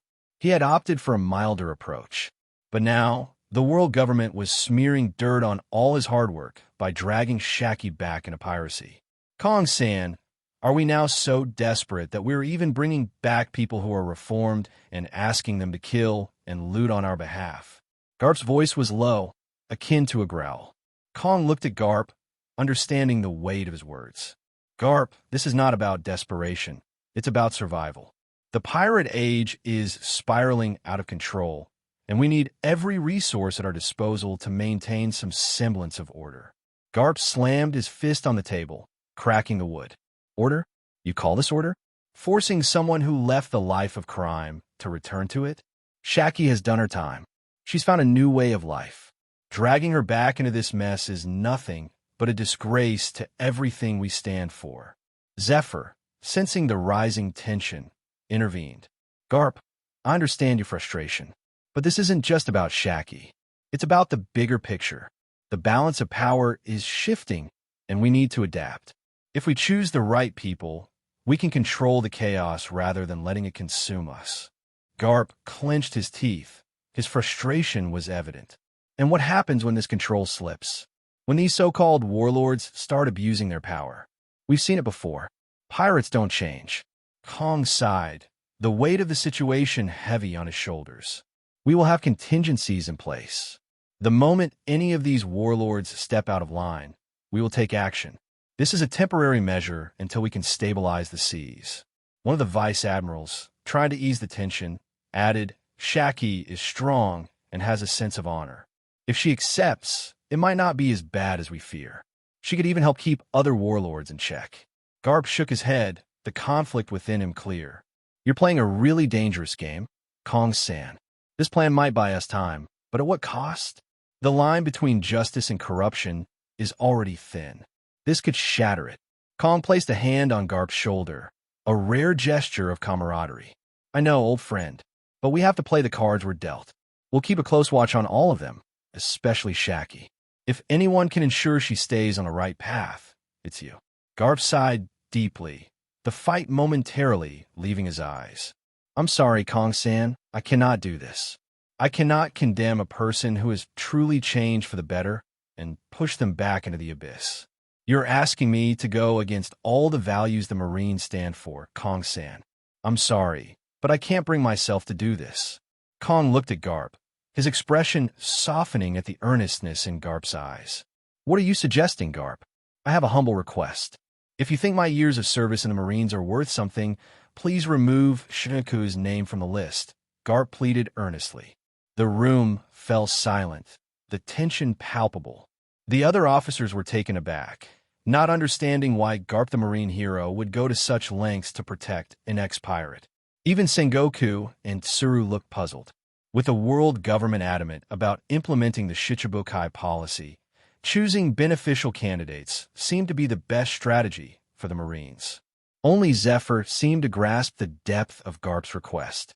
He knew that, for Garp, forcing Shaka back into piracy was like forsaking the justice he had believed in all these years. Kong sighed, rubbing his temples. Garp, you know the situation we're in. The world government's decision is final. We need powerful individuals to stabilize the seas. Shikuyaku is one of the best candidates we have. Garp shook his head. There are other ways, Kong-san. There are so many ways to bring stability back to the seas. Shikuyaku has changed. She left that life behind, and pushing her back into it would be a betrayal of everything we stand for. Sengoku, sensing the weight of the moment, spoke up. Garp, I understand your feelings, but we need to be pragmatic. The seas are in chaos. We need strong allies, and Shikuyaku can help maintain balance. Garp's eyes flashed with determination. Pragmatism? Is that what we're calling it now? We can't sacrifice our principles for temporary solutions. We need to find another way. Tsuru, who had been silent until now, leaned forward. Garp, think about it. Shikuyaku is a powerful figure. Her presence as a Shichibukai could prevent countless conflicts. It's not just about her. It's about the greater good. Garp clenched his fists. Tsuru, you of all people should understand. Forcing her back into piracy is not justice. It's manipulation. It's wrong. Zephyr, who had been silent until now, finally spoke up. I support Garp. Forcing Shikuyaku back into piracy would undermine everything we've worked for. We need to maintain our integrity, even in these desperate times. Kong took a deep breath, weighing the options. This draft was directly sent by the elders. The names are not suggestions. They are orders. Garp's face fell. Kong-san, there must be some way. Kong interrupted. This is not up for debate, Garp. The elders have spoken, and we Marines have our orders. Shikuyaku's name stays. Sengoku placed a hand on Garp's shoulder. We understand your feelings, Garp, but this decision is out of our hands. We must follow the orders of the world government. Garp's expression hardened. Then we're nothing but their dogs doing their dirty work. This isn't justice. Tsuru sighed. Garp, this is bigger than any one of us. We need to think of the larger picture, the stability of the world. Garp stood up abruptly, his chair scraping against the floor. If this is what the Marines have become, then maybe it's time I reconsider my place here. Kong's voice was stern. Garp, we all have to make sacrifices. This is war. We don't have the luxury of idealism. Garp looked around the room, seeing the resignation in the eyes of his fellow officers. It seems like my words and actions hold no more value within the Marines. I guess I am no longer needed here anymore, he said quietly, turning and walking out of the room, leaving behind a stunned silence. Just as Garp was about to walk out of the room, Fleet Admiral Kong's voice bellowed, shaking the entire meeting room. Garp, you bastard! Step out of this room, and young Rosinante will have zero chance of becoming a Shichibukai. Mark my words. You should know that becoming a Shichibukai will guarantee his survival. Kong had always known how to manipulate Garp. Initially, it was by appealing to Garp's sense of justice. Later, he leveraged Dragon's name. Now, he was using Rosinante's safety as a means to subdue Garp. Garp stopped mid-step, his Haushika haki bursting out like a raging sea. The very air around him seemed to vibrate with an immense, invisible force. The marble floor beneath him didn't just crack. It exploded into a web of jagged fissures that radiated outward, spiderwebbing across the entire room. The walls shuddered and groaned under the pressure, and tiny fragments of stone and dust rained down from the ceiling, threatening to collapse the entire building. The room's atmosphere grew heavy and oppressive. The rear admirals, who had been standing confidently just moments before, found themselves struggling to remain on their feet. Some dropped to their knees, their faces pale and their eyes wide with a mix of awe and fear. They gasped for breath, as if the very air had been sucked out of the room. leaving them drowning in Garp's overwhelming presence. A few of the weaker officers even collapsed, their consciousness stolen by the sheer intensity of the hockey. The vice admirals, though more resilient, were not immune. They gritted their teeth and clenched their fists, feeling the weight of Garp's power pressing down on them like a physical force. Sweat beaded on their foreheads as they fought to maintain their composure. The pressure in the room was like a tangible entity, wrapping around each person and squeezing the very willpower from their souls. Even the admirals, seasoned warriors who had faced countless threats, felt the crushing weight of Garp's hockey. They exchanged uneasy glances, their instincts screaming at them to prepare for battle. For the first time in years, they felt genuine trepidation. This was not just the power of a man. It was the wrath of a legend, a force of nature that could not be contained. Zephyr's own hockey flared in response, a subconscious reaction to the overwhelming pressure. He took a step forward, placing a hand on Garp's shoulder, feeling the raw, pulsating energy coursing through his old friend. "Monkey D. Garp," he bellowed, his voice cutting through the oppressive air like a knife. "Control yourself." Garp's eyes, blazing with an unyielding fire, slowly began to soften as he registered Zephyr's words. The pressure in the room began to recede, and the air became breathable once more. The cracks in the floor and walls remained as a testament to the sheer power that had been unleashed, a reminder of what could happen if Garp ever truly lost control. Fleet Admiral Kong, despite his hardened demeanor, couldn't help but feel a twinge of fear. He had seen many powerful men in his time, but Garp's display was something entirely different. It was a stark reminder of the unpredictable and uncontrollable force that lay within the Marine hero. As the room settled into an uneasy calm, Garp took a deep breath, turning slowly towards Kong. "How low have you fallen, Fleet Admiral?" he said, his voice steady but laden with disappointment. "Just so you know, I know my student better than you do. He would never accept becoming the world government's dog. The only reason he served in the Marines was because of a promise he made to me. Never underestimate him. Unlike me, he doesn't have an attachment to the Marines. So I suggest you drop the notion of sending an invitation to him, because you will simply be losing a Marine battleship in the process." With that, Garp's eyes sharpened, and he left the meeting room with steady steps, leaving behind an assembly of shaken but resolute officers, a fractured floor, and the echo of his unyielding will. Zephyr watched him go, his expression conflicted. "We need to find a way to do this right, Kong-san. Forcing Shikuyaku into this role may lead to more problems than it solves. I'm sorry to say this, Kong-san, but even I cannot support this Shichibukai system." He stood up, and under the shocked gazes of the Marines, an admiral walked out of the meeting. As the Marine hero and Admiral Zephyr left the room, the weight of the decision hung heavily on the rest of them. The path ahead was uncertain, and the choices they made now would shape the future of the Marines and the world. As Garp walked through the silent corridors of Marine Ford, his memory drifted back to the face of a smiling man who had been both his greatest friend and foe. The final favor Roger had asked echoed through his mind. "Save my son, Garp." All these days, he had been wrestling with an internal conflict, thinking that helping save Roger's son was a betrayal to the Marines. But now he felt a moment of clarity. This was not the kind of Marine he wanted to serve. The Marines he had envisioned died long ago. Maybe his protege Ross was always right. There is no true justice in this world. He then mentally made up his mind to find Roger's wife and help shield her and Roger's son from the Marines and the world government, no matter the cost. Just then, hurried footsteps echoed through the silent corridors. A slight smile lit up on Garp's face, thinking that there were still a few decent Marines. Admiral Zephyr caught up to Garp.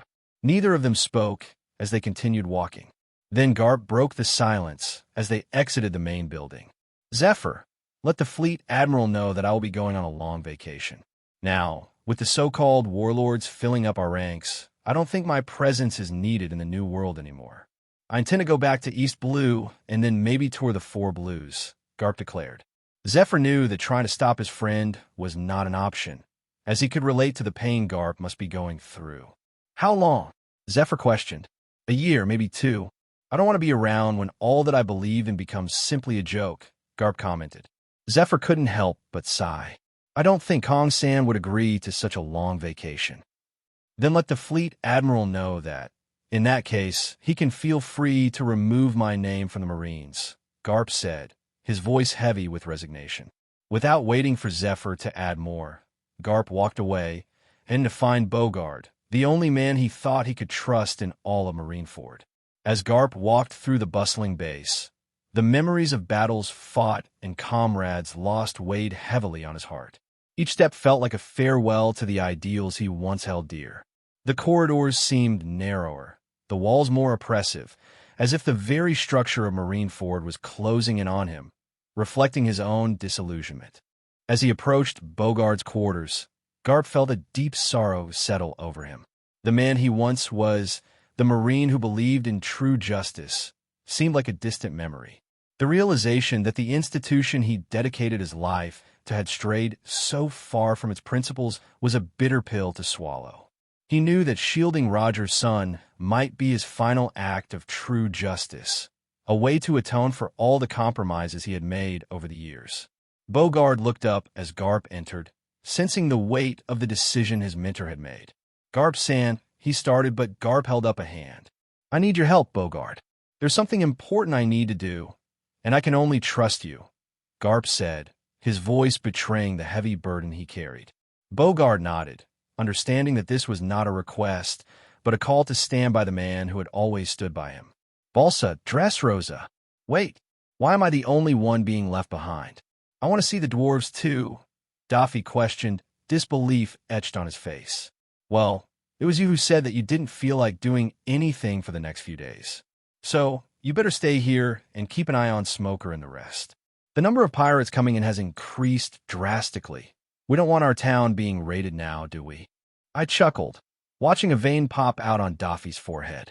We were all set to go to Greenbit to meet the Tontata tribe, because I wanted to invite Man Sherry, who had consumed a very special devil fruit, to join our family, and Daffy was not the type of person you want by your side during a delicate negotiation.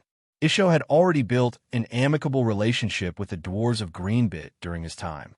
Within the last week, we had already clashed with 3 groups of pirates who wanted to invade the northern town, which we had made our base.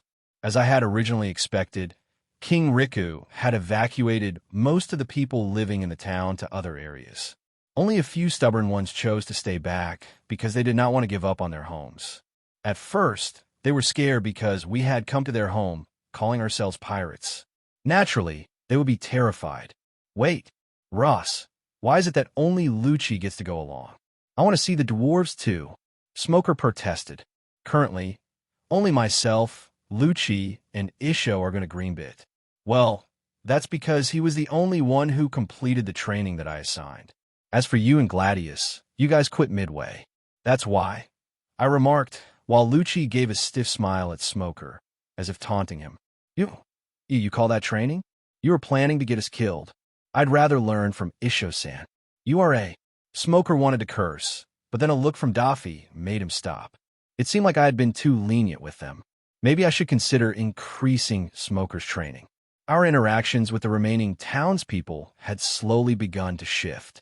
Initially, they viewed us with suspicion and fear, but our actions spoke louder than words. We protected them from external threats and respected their way of life. The turning point was when Daffy, without a second thought, destroyed the pirate ships threatening the town. This act of defense, rather than aggression, was not what they expected from pirates. The townspeople began to see us not as conquerors, but as protectors, albeit reluctant ones. My plan was simple, to protect only our base and the people within it. As more and more pirates descended upon Dressrosa and more lives were lost, the people would naturally drift towards the strong.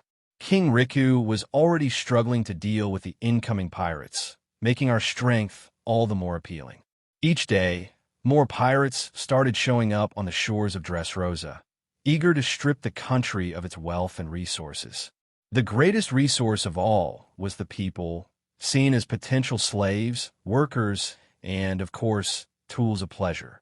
King Riku and his army fought tooth and nail to repel the pirates each day, and with each passing day, the size of their army dwindled. As the first major country one encounters upon entering the New World, all the pirates who come through Fishman Island descend on Dressrosa. While the city of Balsa lay secure under the protection of its new guardians, other parts of Dressrosa burned. Soon, rumors about Balsa being unaffected started spreading. Fine, just get lost. I don't want to see your smirking face. I'll go and see if I can find some pirates to burn, Daffy grumbled, turning to check if any new threats had entered the town. Soon enough, Lucci, Isho, and I made it to the bridge that connected Greenbit to the main island of Dressrosa, a massive iron bridge that had been abandoned since the fighting fish had migrated here. None of Dressrosa dared venture into Greenbit because of the dangers. So this is the infamous iron bridge that connects Greenbit to Dressrosa? Lucci asked, admiring the massive structure made entirely of metal. He seemed unfazed by the cautionary symbols and barricades that warned of the dangers ahead. Yes, Lucci, and you'll be responsible for handling the fighting fish that attack us while we cross. Mind you, if you fall into the water, I won't be saving you, I commented jovially. Spreading my observation hockey around the shore, I was surprised to detect hundreds of shoals of fighting fish lurking beneath the water surface. The iron bridge was an imposing sight. Rusted but resilient, it stretched across the tumultuous waters, a testament to human engineering and nature's reclaiming force. The fighting fish were infamous for their aggression and strength, making the bridge a perilous crossing. Look at the size of this thing, Lucci marveled, his eyes scanning the expanse of metal and water. No wonder people avoid it. Isho, with his usual calm demeanor, nodded. The bridge is a relic, much like the history it represents. But we must be cautious. The fighting fish are not to be underestimated. We began our trek across the bridge, the metal creaking under our weight. Lucci took the lead, his senses sharp and ready. Isho and I followed closely, our eyes observing the waters for any sign of movement. As expected, it didn't take long for the first wave of fighting fish to appear. Massive and fierce, they launched themselves out of the water, their sharp teeth bared and ready to strike. Lucci moved with the precision and speed of a seasoned fighter, his rokushiki techniques slicing through the air as he fended off the initial attackers. Remember, Lucci, stay focused. These fish are relentless. Isho advised, his grip on his cane steady, ready to assist if necessary. The battle was intense. The fighting fish, with their powerful tails and razor-sharp teeth, were formidable opponents. But Lucci, with his agility and strength, managed to keep them at bay. Each leap and strike was a testament to his training and determination. I kept my observation hockey active, alerting Lucci to any potential blind spots. 3 more incoming from the left, I called out, watching as he swiftly adjusted his stance to meet the new threat. Despite the danger, Lucci felt there was a certain thrill to the challenge. The roar of the fish, the clang of metal, and the spray of seawater created an exhilarating, albeit dangerous, atmosphere. As we progressed, the attacks became more frequent, and the fish seemed more desperate to protect their territory. You're doing great, Lucci. Keep it up. I encouraged him, noting the determination in his eyes. Finally, after what felt like an eternity, we reached the other side of the bridge. The last of the fighting fish retreated, vanishing into the depths. Lucci was breathing heavily, but there was a triumphant grin on his face. The moment we stepped on a green bit, I detected countless small forms hidden beneath the lush green landscape. It seemed like there was an entire city underground. They are here, Isho whispered. I sensed a few presences moving rapidly in our direction. Suddenly, Lucci's favorite hat vanished. He looked around frantically, unable to detect the speed of the Tontata tribe due to his lack of observation hockey, as he was yet to be subjected to the blindfold training. Just as a dwarf targeted my kitetsu, I swung my hand, capturing a tiny figure. To my surprise, it was someone I recognized from the canon, Warrior Leo, the leader of the Tana Corps. Let me go, you bastard, Leo yelled, firmly holding onto Kitetsu. Despite being captured, he refused to let go of the treasure he had snatched. I couldn't help but chuckle at the little one's actions.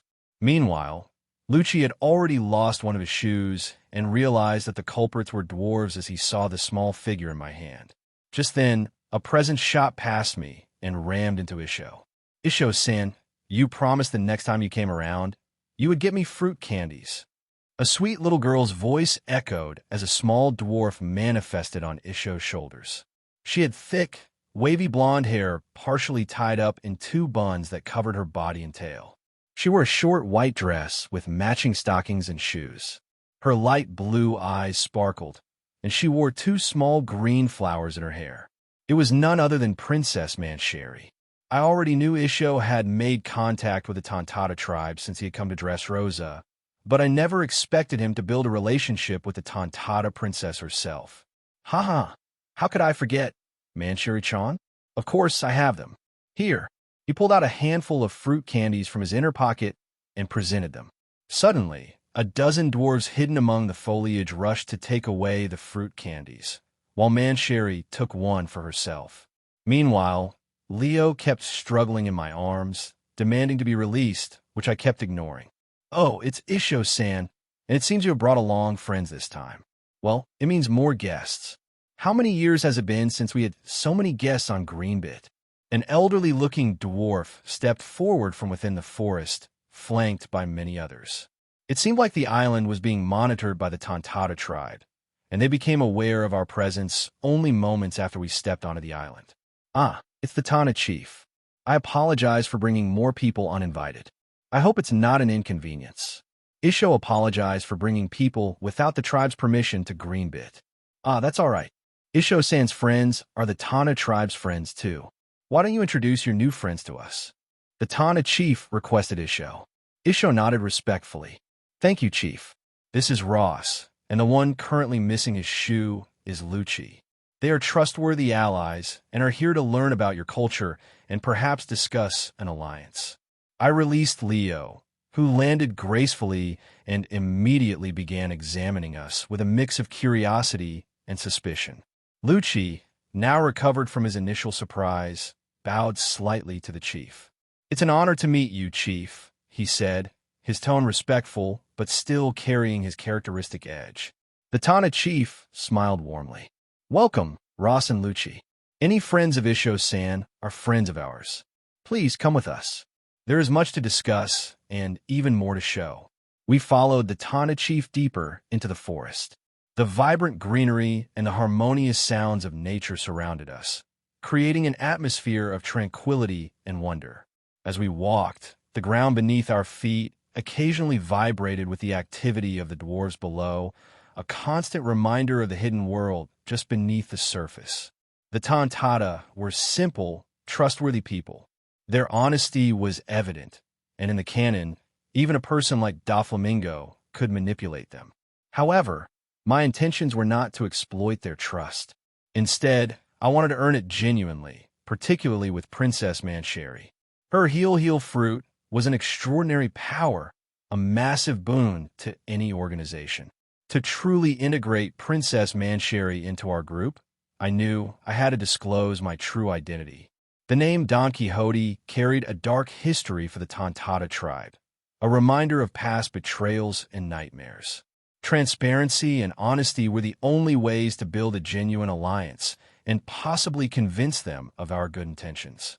As we settled into the Tontata village, I took the opportunity to observe their daily lives. The village was a bustling hub of activity, with dwarves working tirelessly yet cheerfully. Their craftsmanship was impeccable, and their unity was inspiring. Look at them, Lucci remarked, watching the dwarves skillfully create intricate tools and garments. Such dedication and precision. Indeed, Isho agreed. Their strength lies in their unity and unwavering trust in one another. We spent the day engaging with the Tontata, learning about their customs and traditions. The warmth of their hospitality was overwhelming, and it became clear that they were not just potential allies, but a community worth protecting. In the evening, as we gathered in the main chamber with the elders and the chief, I knew the time had come to reveal my true identity. The room was filled with a mix of curiosity and apprehension, and the Tontata was keen to understand our true motives. Chief, I began, standing up to address the assembly. There is something important I must share with you all. My name is Ross, but that is not my full name. My full name is Don Quixote Rosinante. A sudden, deathly silence filled the chamber at the mention of the name, Don Quixote. The faces of the tribe leader and the elders froze in shock, and even the other dwarves inside the chamber stiffened at the name. You are a Don Quixote? As in the Don Quixote who ruled this very land centuries ago. The tribe leader's amicable tone vanished, replaced by a defensive stance, as if a vile snake had entered their nest. Even Leo, who had been playing around by my side, moved away, standing defensively in front of Princess Mancheri. The little princess, sensing the tension, clung to Isho's robes. The Tontata tribe had always passed down the tales of the Don Quixote family's cruelty through generations, and with each retelling, their hatred had only deepened. What do you know about the original Don Quixotes who ruled this land? I couldn't help but ask curiously.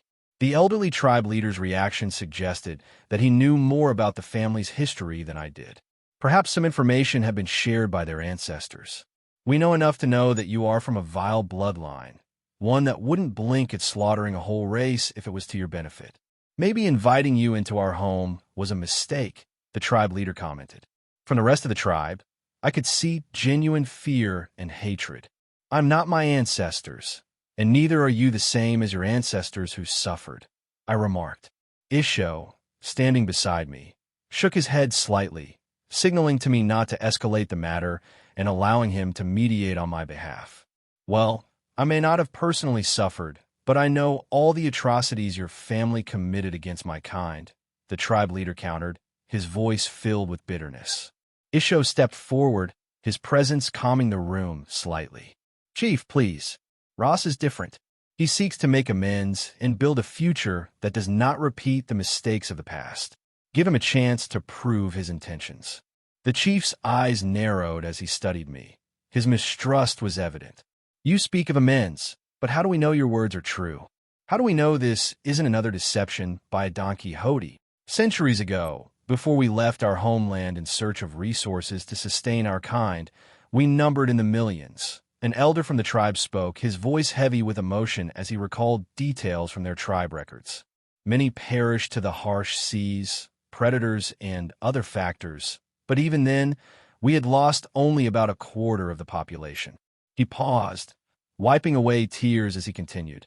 But then we reached Dressrosa. Originally, the king of Dressrosa seemed benevolent. He promised us sanctuary and resources in exchange for honest work. We Tontata are simple people, and we chose to trust your ancestors. We recalled all our brethren who had scattered around the world to find a new home for our tribe. His voice cracked with sorrow as he recounted their suffering. And then he started showing his true face. He began controlling, tormenting, and oppressing us little by little, eventually making us his slaves. He even threatened to kill the rest if anyone tried to flee. We did not even have a way out. That monster of a king could become the flame itself. We could not even fight against such a devil. We could not even harm a hair on his head. He became someone who made a deal with the devil himself. The elder's words hung heavy in the air, each syllable weighted with the pain and anguish of generations past. The room was filled with a somber silence as the tribe members absorbed the gravity of their shared history. Wait, what do you mean by the Don Quixote ancestor being made of flame? Was he a devil fruit user like Mancheri here? I couldn't help but question curiously. I knew the 20 kings fought Joy Boy, so it was possible that some of them were devil fruit users. The idea of the Don Quixote ancestor being the original Mera Mera Nomi user was a possibility. According to the world's lore, the first instance of devil fruit appeared about 9 centuries ago. Yes, originally, not many people were aware of what these devil fruits meant. Even we, the Tontata tribe, only learned about the so-called devil fruits in recent centuries. He used his powers to subject us to unspeakable horrors, and you expect us to believe one of his descendants. The tribe leader spoke, his sadness evident in his voice. For someone to hold such hatred across centuries, it showed how much of a tyrant and a cruel man the original Don Quixote ancestor must have been. Do you know about the D clan? The ancient kingdom that fought against the Don Quixote king and the other kingdoms. I disregarded the mistrust of the tribe elders because I needed information, and the more I gathered, the better prepared I would be for the future. Joy Boy, many of the elders in the tribe whispered the name as if it were a beacon of hope. The hope and longing in their eyes were unmistakable. Yes, we Tontata tribe did take part in the battle, but we were forced to fight against the ancient kingdom. By the time the years of war were over, there were only a handful of the Tontata tribe left. It took us centuries just to rebuild our modest numbers, an elder explained. Why did you not fight back? Why help your oppressor? Lucci asked, his curiosity overriding the tension in the room. He seemed unfazed by the dwarves' desire to drive us away after learning I was a Don Quixote. The elder sighed deeply, the weight of history heavy on his shoulders. We had no choice. Our people were being held hostage. Anyone who defied him was slaughtered, and their families were burned. The Don Quixote king's powers were unlike anything we had ever seen. He could incinerate entire villages with a flick of his wrist. The original Tontata tribe were not warriors. We were craftsmen, builders, and healers. We had no means to fight back against such a force.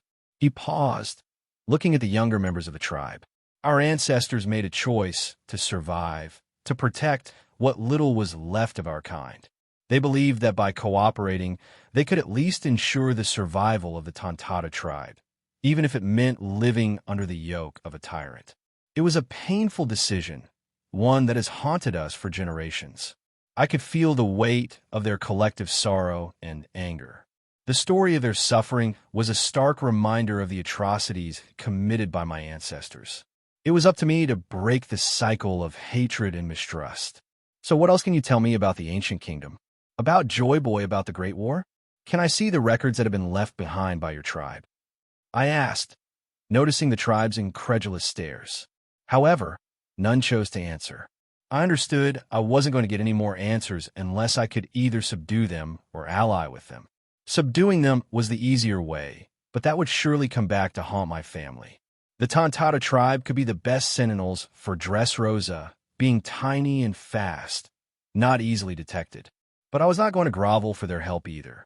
So why don't you tell us why exactly you are here and get lost from our home? An elder shouted, questioning me. I couldn't help but smile at the Tontata elder's audacity. It seemed like he had forgotten that the Don Quixote blood flowed through me too, but I reeled in my anger. I don't want to beat around the bush. I want Mancheri to be a part of the family, to be a part of the Don Quixote family, I declared nonchalantly. A deathly silence returned, with every dwarf looking at me as if I were a fool. Just moments ago, they had disclosed the oppression and tyranny of the Don Quixote ancestor, and now I, a teen, wanted their cherished Princess Mancheri to join my family.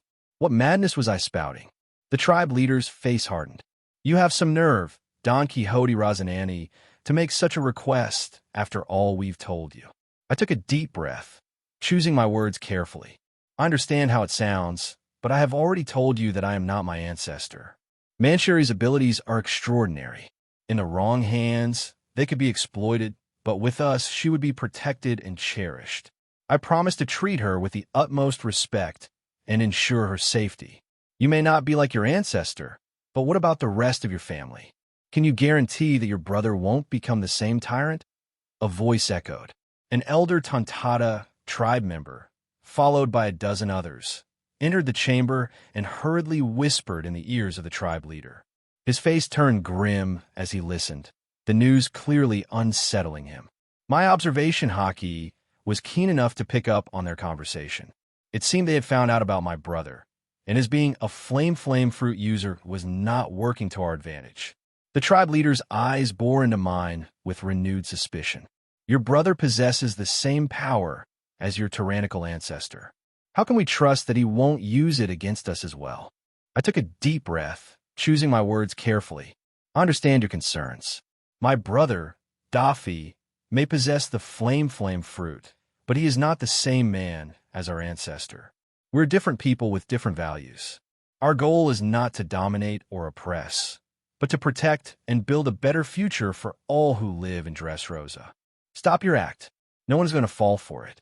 We were fooled once, but we are not ready to be fooled again. Get out of our land. The elder, who had been rude since learning I was a Don Quixote, shouted, pushing my patience to its limits. Isho sensed my demeanor shift and turned to me, concern etched on his face.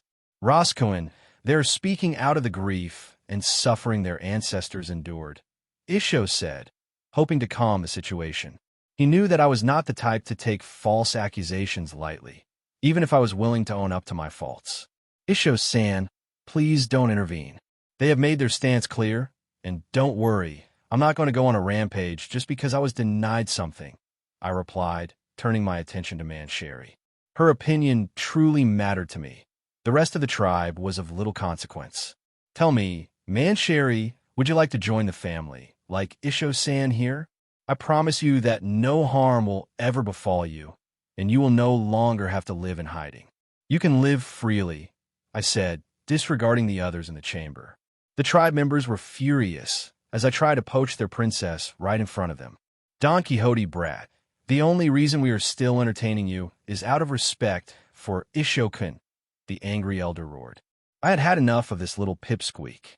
With a snap of my fingers, I zapped him with a small bolt of lightning, careful not to kill him, but enough to char him slightly. You! The dwarves went on guard, many bravely stepping forward to shield their princess from any danger. Roscoe, Isho wanted to intervene, but I stopped him with a gesture. You, get out. Get out of her home. Princess Mancheri will never join you, cruel tyrants. You can keep dreaming about it. The tribe leader, who had been patient until now, yelled, ready to personally throw me out if necessary. Is that so? In that case, your tribe has 3 days to vacate the island. This place belongs to the Don Quixote family. As I said, I'm not my ancestor, so I won't oppress you, but I can't have people who are not my allies within my territory. You have 3 days to vacate, and 3 days from now, if I find any Tontata tribe members within Dressrosa, I will consider them hostile and hunt them down. Remember, you have 3 days. I declared an ultimatum. If they did not want to align with me, they had no place here. Let them venture into the harsh seas, try to settle on a new island, and pray the Tontata tribe stays hidden. If not, every slaver would come to capture one of these exotic species. You, what do you mean we have to leave? Dressrosa belongs to the Riku family. Only they get to decide whether we stay or not. Greenbit is something we built with all our efforts over the centuries. What gives you the right to ask us to leave our home? An elder fumed at my words. Dressrosa belongs to the Riku family? Haha, that's a nice joke. What right do I have? I have all the rights because I'm a Don Quixote and Dressrosa belongs to me. As for Greenbit being yours, didn't you tell me earlier that you ventured out to sea and settled down here? I retorted, a smirk on my face. Isho stepped forward, trying to mediate once more. Roscoe, perhaps there is a way to find common ground. We can work together to ensure both sides benefit from this arrangement. The tribe leader's eyes flickered with anger and desperation. We built this land with our blood, sweat, and tears. We will not be driven away by the likes of you. You may have built it, but Greenbit was never yours to begin with. The Riku family, like you, are just temporarily occupying what once belonged to the Don Quixote family, I said, softening my tone slightly, hoping to reach some understanding. I respect your dedication and your history. That is why I'm offering a chance for collaboration. Join us, and together we can protect this land and ensure a future where both our peoples thrive. But if you still want to blame us for the wrongs done to you centuries ago, then I am sorry to say this, but you should leave. Don't think for a second that I'm simply threatening you. Mark my words, in 3 days, you will realize the truth. Roscoe, don't you think this is too harsh? The Tontata have been here for centuries. Their entire way of life revolves around Dressrosa. Isho spoke up on behalf of the Tontata, not wanting to push away the dwarves' tribe. Isho-san, You should be happy that I am not slaughtering the Tontata tribe, because as per where they stand currently, they clearly show the intent of being hostile to my family. I don't like to take chances when it comes to threats to my family. I declare, my tone grave. The tension in the chamber mounted, but Isho knew if it came to blows, the entire Tontata tribe would vanish from history. I will join your family. A petite, soft voice echoed through the silence of the chamber. I couldn't help but smile, recognizing who had spoken. Princess, no, you can't. They are monsters. Their ancestor was the one who almost destroyed our race. Leo stepped up, trying to make Mancheri realize what she was doing. Mancheri, I said, addressing her directly and ignoring the shocked murmurs around us. I understand your people's fears, but I give you my word that you will be safe and cherished. We are building a new future, one that does not repeat the mistakes of the past. Mancheri hesitated, her large eyes filled with a mix of fear and determination. I believe you, Ross, she said softly. Isho-san trusts you, and I trust him. If you can promise to protect my people and ensure their safety, then I will join your family. The room erupted in protests, but I raised my hand to silence them. Mancheri, your trust means everything. I swear on my name and my honor that I will protect your people. The Tontata tribe will have a place in Dressrosa, and their contributions will be valued. Leo, his eyes blazing with anger and betrayal, stepped forward. Princess, you can't seriously be considering this. They will betray us the moment we lower our guard. Mancheri turned to Leo, her voice steady. Leo, we have to take a step towards change. Holding on to old grudges will only lead to more suffering. If we don't take this chance, we might never get another. The elder, who had been most vocal against me, scowled. You are making a grave mistake, Princess. But if this is your decision, we will follow you, even if it leads to our doom. Enough, I said, looking around the room. You have my word. The Tontata tribe will be protected. We will work together to build a better future for Dressrosa. Now, let's put the past behind us and move forward. The tension in the chamber slowly began to ease. It was clear that this alliance would take time to solidify, but with Mancheri's decision, the first step had been taken. If the princess is joining your family, then I want to join it too.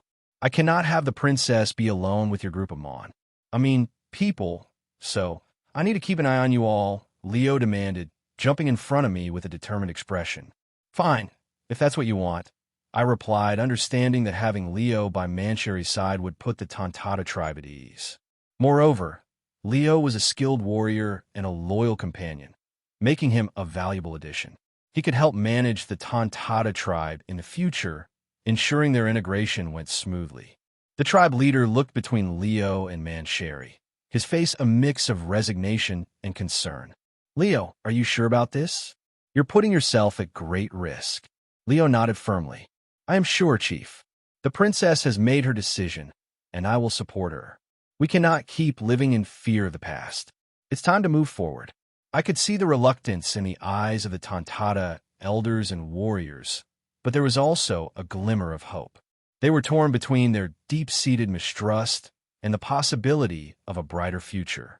Mancheri, Leo, I said, addressing them both. Your courage and willingness to bridge this gap are commendable. Together, we will protect Dressrosa and ensure that no harm comes to your people. You have my word. Isho nodded approvingly. This is the right path, Ross Cohen. Building alliances based on trust and mutual respect will make us stronger. Mancheri smiled softly, her eyes reflecting her determination. Thank you, Ross. I believe in your vision for a united Dressrosa. Let's work together to make it a reality. With Mancheri and Leo joining our family, the first step towards reconciliation had been taken. It was not going to be easy, but with patience and cooperation, we could forge a new future for both the Don Quixote family and the Tontata tribe. As we prepared to leave the chamber, the tribe leader stepped forward, his expression stern but not unkind. We will hold you to your word, Don Quixote. The safety of our people is paramount. If you betray our trust, we will not hesitate to fight back. I met his gaze steadily. Understand, you have my promise that I will protect your people as if they were my own. Together, we will build a Dressrosa where all can live in peace. Leo had originally wanted the princess to stay in Greenbit, but that would not help bridge the gap between our families. Mancheri and Leo needed to stay with us to properly integrate with the Don Quixote family.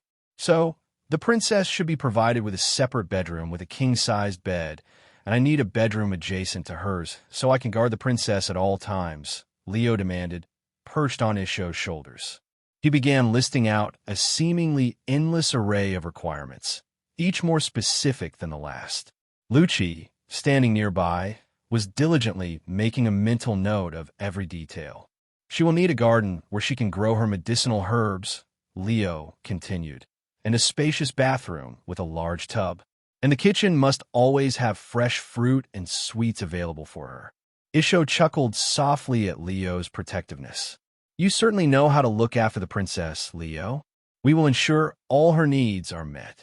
Mancheri, sitting on my shoulders, looked around the new place with a mixture of awe and apprehension. This is all very kind, but I don't need so much. Just a place where I can help and be of use. I smiled at her modesty. Your comfort is important to us, Mancheri. We want you to feel at home here. And Leo, we appreciate your vigilance. Your concerns will be addressed. As we walked through the halls, Isho glanced at me, a rare smile playing on his lips. The princess and Leo are going to be quite an addition to our family. Their presence will help change the perception of the Don Quixote name. I hope so, I replied, looking forward to the challenge of integrating them into our world. It's time for a new era. I'm afraid you will have your hands full with responsibilities, Isho-san. We reached the quarters that would be prepared for Mancheri and Leo. This will be your new home, I said, opening the door to a spacious suite. If there's anything more you need, don't hesitate to let us know. Mancheri looked around, her eyes wide with amazement. This is more than I could have ever imagined. Thank you, Ross. Leo jumped down from Isho's shoulders, inspecting the room with a critical eye. It'll do, he said finally, his tone grudgingly approving. But remember, I'll be watching. I chuckled. I wouldn't expect anything less from you, Leo. Fine, then. You guys can get used to your new place. I'll leave Lucci here in case you need anything. Once you're settled, I'll introduce you to the rest of the family, I remarked, turning to leave. There were many more things to do, and having Mancheri join us was just the beginning. Soon enough, Isho and I found ourselves in the training area with my brother Daffy. As of now, it was just the three of us making decisions for the family's future.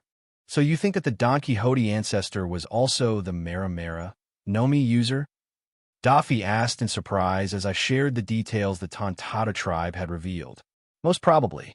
I sometimes wonder where all these devil fruits originated from, because their first recorded existence was only 8 or 9 centuries ago. I murmured, pondering the mystery of the devil fruits. Well, let's forget about that for now. Ross, tell me, do we really need to go about it in such a roundabout manner to take over Dressrosa? I could just take on the entire Dressrosa army alone.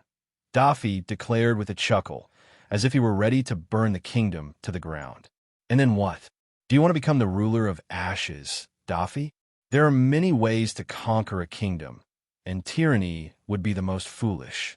Have you noticed the number of original residents who have returned to our town because of the safety here, despite us being pirates? I asked, a smile plastered on my face. The strategy one employed was working even more effectively than I had envisioned. More than a quarter of the people who had left under King Riku's request earlier had returned to Balsa. As more and more pirates descended on Dressrosa, only the town of Balsa seemed unaffected by the chaos. The original residents immediately returned, despite the warnings from the king and the soldiers. For the common people, staying alive was much more important. From the information they had gathered from the other residents who had stayed back in Balsa and refused to leave, they learned that the Don Quixote brothers were not oppressive. We left them to their devices, only collecting something similar to a protection fee, which was akin to the kingdom's tax. Isho nodded thoughtfully. Ross is right, Daffy Cohen. Conquering through fear and destruction will only breed resentment and rebellion. By showing the people that we can provide safety and stability, we gain their loyalty and support. They see us as protectors, not tyrants. Daffy sighed, running a hand through his blonde hair. Fine, I get it. It's just frustrating to sit back and wait. I want to show our strength, not hide it. We're not hiding our strength, I replied firmly. We're demonstrating it in a way that builds trust. The people are already starting to see that we're different from what they expected. Let's continue to show them that we can be their protectors.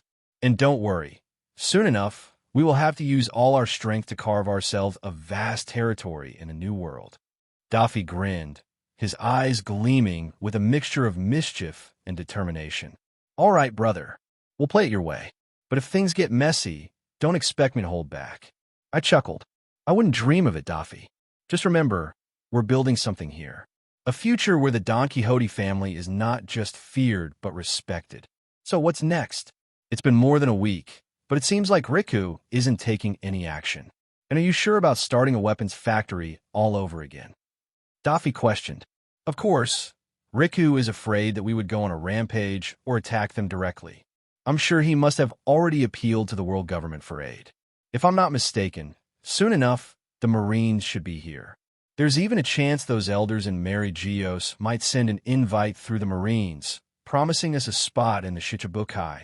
I commented, my mind racing through the possible outcomes. I could roughly estimate the direction in which things were going to proceed in the near future. As for the weapons factory, it's a must. Quite a few of those bastards contributed to the fall of our family the last time around, and they've conveniently taken over everything that we had built. We need to take everything back, don't we? I had never forgotten those who had taken advantage of our downfall. Sooner or later, they needed to be taught a lesson. Dressrosa also needed an industry to prop up its economy. Although the current Dressrosa looked prosperous on the outside, the kingdom was poor. For such a major kingdom with a rich history and resources, this was pathetic. I intended to change that. Isho nodded approvingly. Then we have a plan. We proceed with the factory, but we ensure that its benefits are felt by all. Daffy chuckled. And what about the Marines? What if they come knocking before we're ready? We'll just sink them all. Dressrosa now belongs to us, and we cannot tolerate the presence of Marines in our territory and its surrounding seas. We need to start recruiting. I will leave that to you, Daffy. Just subdue the ones with decent strength who come to Dressrosa. We could just use them as cannon fodder for the time being. Have Giala, San help you as well. I said it confidently. We have to build ourselves as a formidable force within the new world within a span of 5 years. One strong enough to rival the likes of the emperors of the new world. Daffy grinned, his usual confidence shining through. I like the sound of that, brother. Let's show them what it means to be a Don Quixote. Weeks passed, and Mancheri and Leo had adapted to their new environment. Their frequent visits to Greenbit helped them integrate more smoothly with our family. Daffy was actively expanding our ranks, recruiting from the list of hundreds of pirates he had subdued. However, none of them were suitable to join our inner circle and were destined to be used as cannon fodder when we began expanding our territories. Meanwhile, the condition of the Dressrosa kingdom and its army grew more dire with each passing day. The original standing army of Dressrosa, once 400,000 strong, had dwindled to 300,000.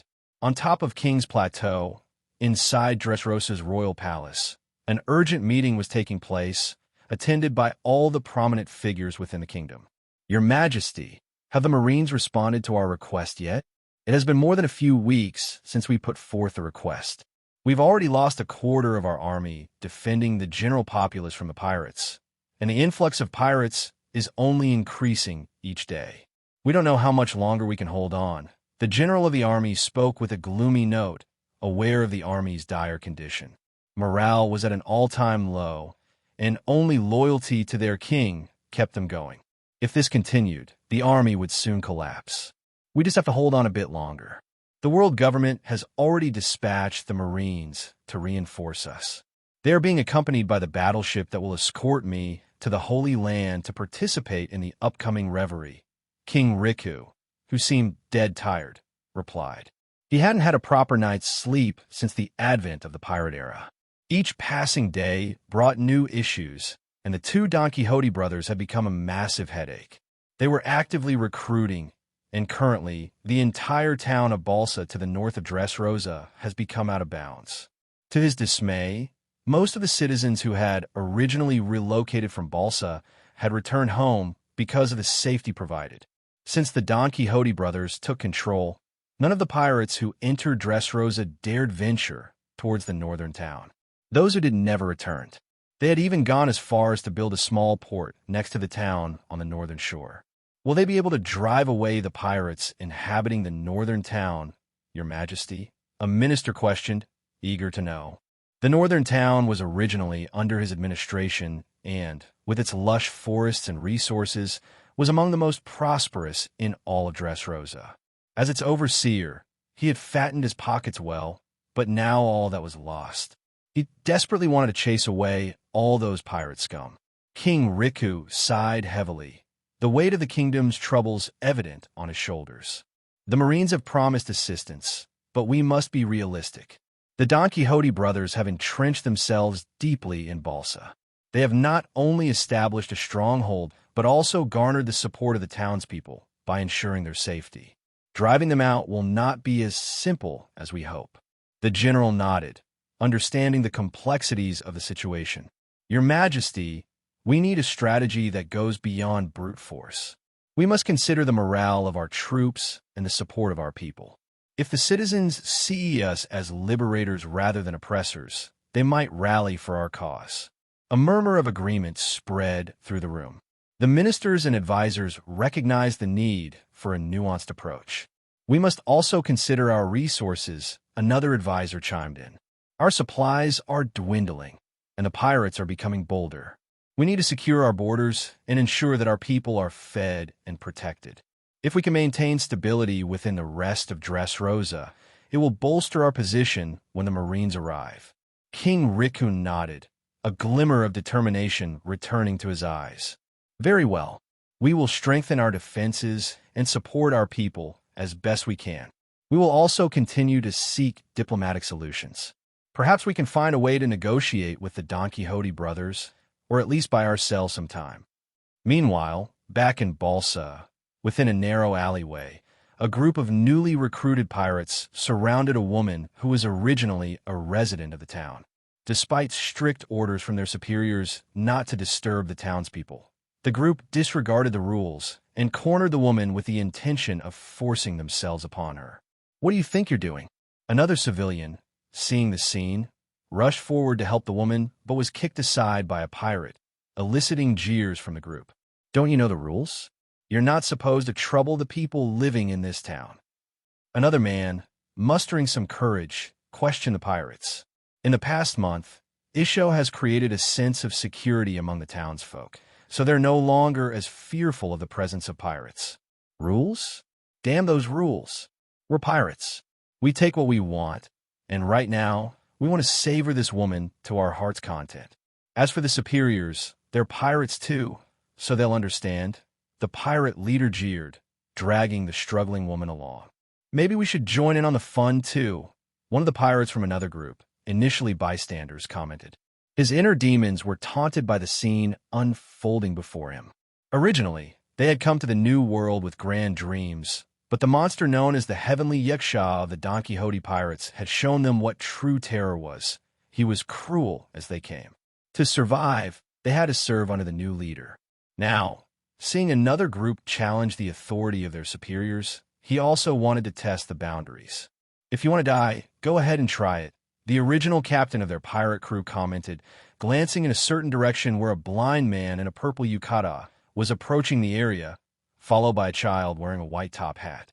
Is that who I think it is? The pirate questioned his ex-captain, a cold sweat dripping down his back from fear. Yep, that's the one they call Fujitora. He's the one who established all these rules to safeguard civilians, and anyone who dares to go against these rules will know the true terror of the blind man. He's one of the top cadres of the Don Quixote pirates.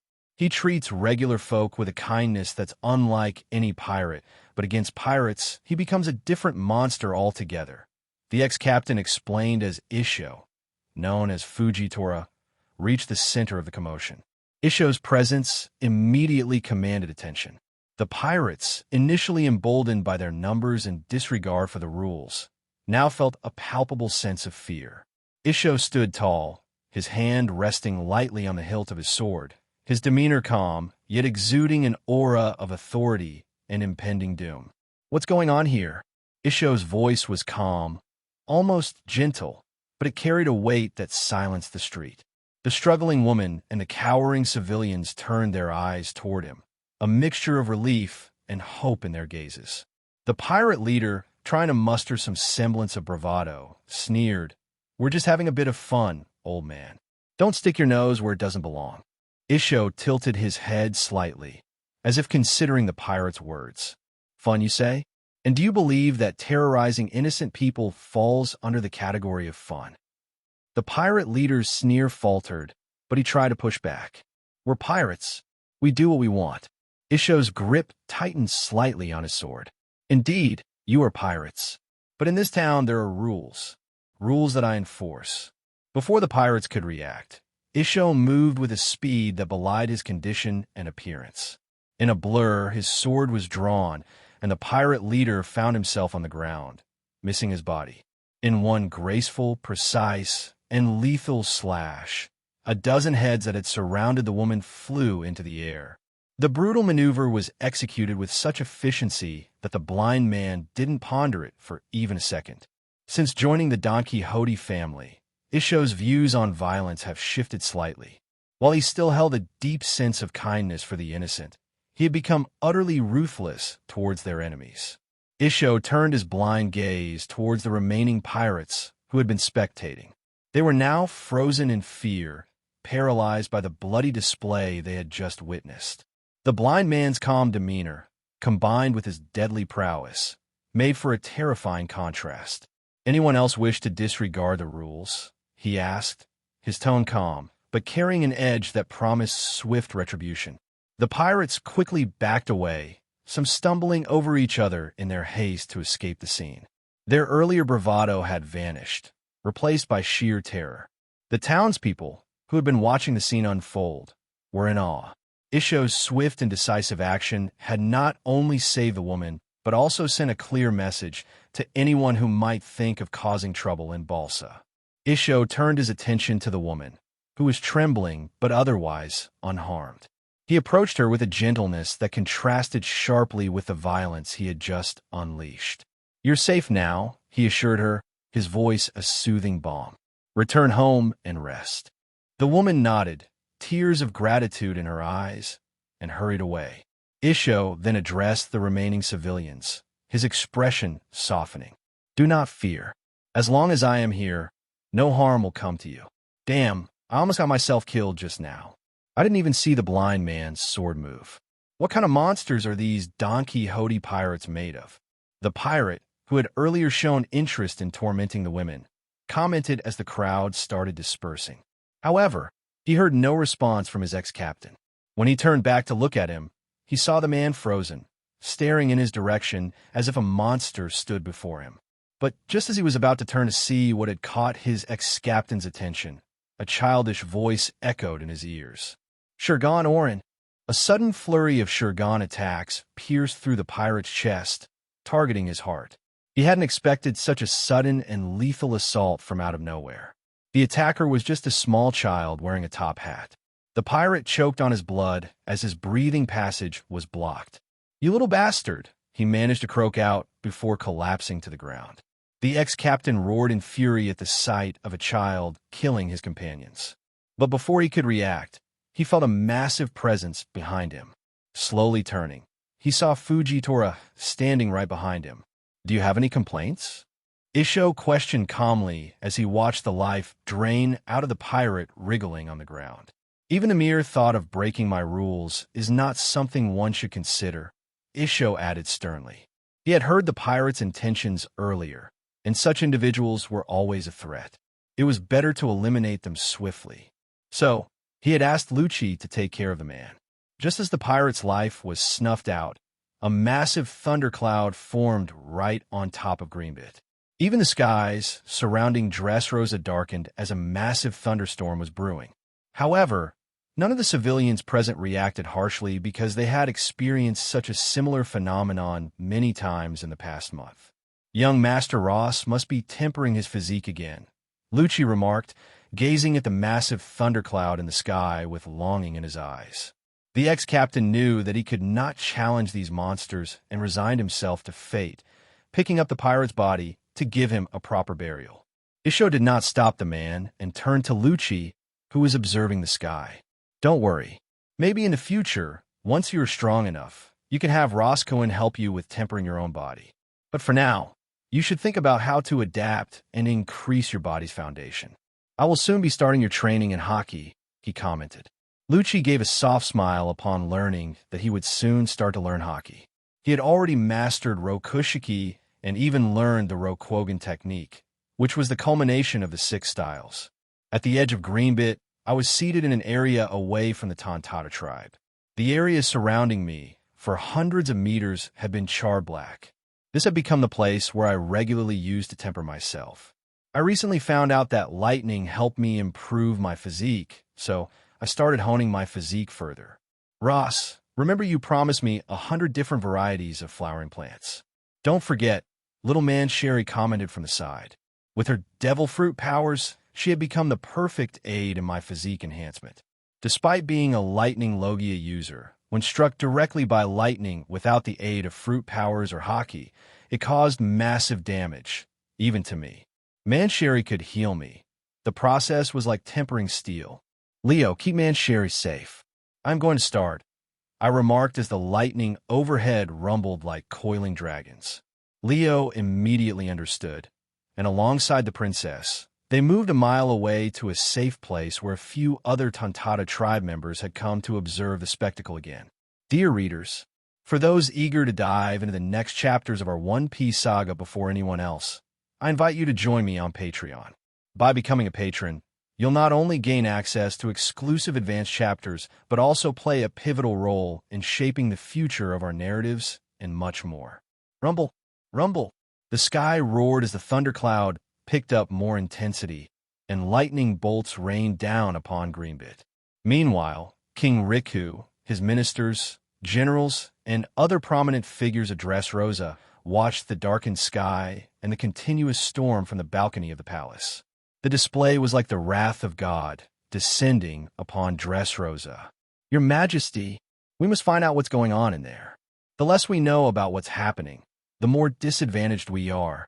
One of the ministers couldn't help but voice his fears as he saw another lightning strike tear through the skies and descend upon Greenbit. As much as I would like to know what's happening, I'm not sending our men in a certain doom, King Riku replied, his grip on the balcony's railing tightening. He couldn't hide his frustration and helplessness. Your Majesty, we do not have to send anyone personally. Don't we have that item in the treasury? The old minister, who had been serving the Dressrosa kingdom the longest, suggested knowing a few of the Riku family secrets. King Riku's mind cleared immediately at the old minister's words. Why didn't I think of that? Very well, we will adjourn this meeting for now. The rest of you can leave. Tank, stay back, King Riku ordered, dismissing the rest of the attendees except for the old minister and Tank. Back at Greenbit, the intensity of the thunderstorm grew as the lightning bolts became more frequent. The skies seemed to be tearing apart as bolts of pure energy struck down, illuminating the darkened landscape. Ross, are you sure about this? The intensity seems higher than last time, Leo shouted from their safe spot, his voice tinged with concern. Mancherry stood beside him, her healing powers at the ready, her face a mixture of worry and determination. Don't worry, Leo. This is necessary, I shouted back, my voice steady. The raw power of the lightning was crucial for my training, pushing the limits of my physical and mental endurance. The first bolt struck me, and pain seared through my body, but I stood my ground. Mancherry's healing abilities kicked in almost immediately, mending the damage as it occurred. The process was excruciating but essential. Each bolt that struck me pushed my body beyond its previous limits, tempering me like steel forged in a furnace. In the distance, the Tontata tribe watched in awe and fear. They had grown accustomed to these displays of power, yet each session was more intense than the last. Inside the palace, King Riku and the old minister, Tank, made their way to the treasury. Hidden away in a secret compartment was a small chest long forgotten by many, an ancient, old, tattered chest wrapped in cloth. "Are you certain this will work, Your Majesty?" Tank asked, his voice filled with a mix of hope and skepticism. "We have no other choice, Tank. We need to know what we're dealing with," King Riku replied, carefully lifting the old chest from its resting place. Opening the chest carefully, King Riku peered into its contents. Inside lay an old, tattered devil fruit encyclopedia and a crystal white devil fruit, the paramecia type, Gyro no Mi.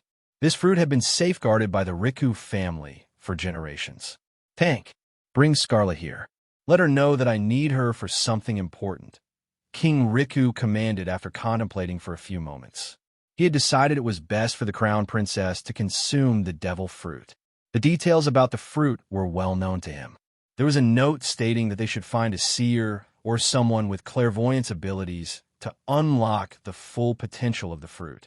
That was the reason the Riku family had kept the fruit locked up for all these years. They had not found a suitable candidate. But now, the situation was dire, and this fruit offered a safe way to spy on the Don Quixote brothers without alerting them. They might even be able to eavesdrop on their plans with its power. Soon enough, Tank returned to the earlier meeting hall, where King Riku and the old minister were waiting. Following Tank were two young children, none other than the princesses of the Dressrosa Kingdom, Scarlet and Viola. Scarlet was currently 11, while Viola was 5. King Riku's face blossomed with a smile as he saw his daughters. Though he was a benevolent king, he was not naive enough to let someone outside the family consume the devil fruit that had been safeguarded by the Riku family for generations. By choosing his daughters, he ensured that the fruit's power would stay within the family. "My dear Scarlet, come closer," King Riku beckoned, his voice gentle but firm. Scarlet approached, curiosity evident in her eyes. "What is it, father?" King Riku knelt to her level, placing a hand on her shoulder. "This is a devil fruit, the Gyro no Mi. It grants the power of clairvoyance, the ability to see and hear things from great distances. Our kingdom is in great danger, and I believe that with this power, you can help us protect Dressrosa." Scarlet looked at the fruit, then back at her father. "But why me?" "Because I trust you, my dear. You are brave and wise beyond your years. This power must remain within our family, and I know you will use it wisely," King Riku explained, his voice filled with both love and urgency. Viola, standing beside them, looked up at her sister with wide eyes. "Will it hurt, Scarlet?" Scarlet shook her head, trying to be brave for her sister. "No, Viola. I think it will be okay." With a deep breath, Scarlet took the fruit from the chest. The devil fruit was heavy in her hands, its surface smooth and cool. She hesitated for a moment, looking at her father one last time. King Riku gave her an encouraging nod. Scarlet was an intelligent child, mature beyond her years. She knew her father had been trying his best to keep Dressrosa together amidst the chaos, but the pirates that had taken over the northern town had become an insurmountable headache. The Marines, whom they had counted on, were nowhere in sight. Resolving herself, Scarlet decided that if consuming this devil fruit would help her father, then she would do it. Just as she mustered the courage to sink her teeth into the fruit, a soft chuckle interrupted the tense atmosphere in the room. "Ha ha! No wonder little Shirley asked me to come to the palace in all haste. You guys have a devil fruit, I see.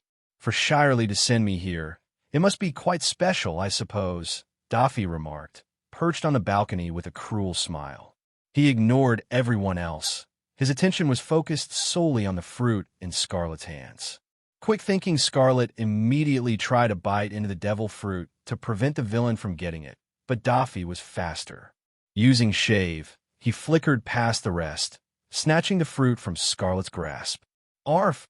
Scarlet screamed in agony as she clutched her charred arm and fell to the ground, rolling in pain. It was only then that the others in the room reacted. "You bastard!"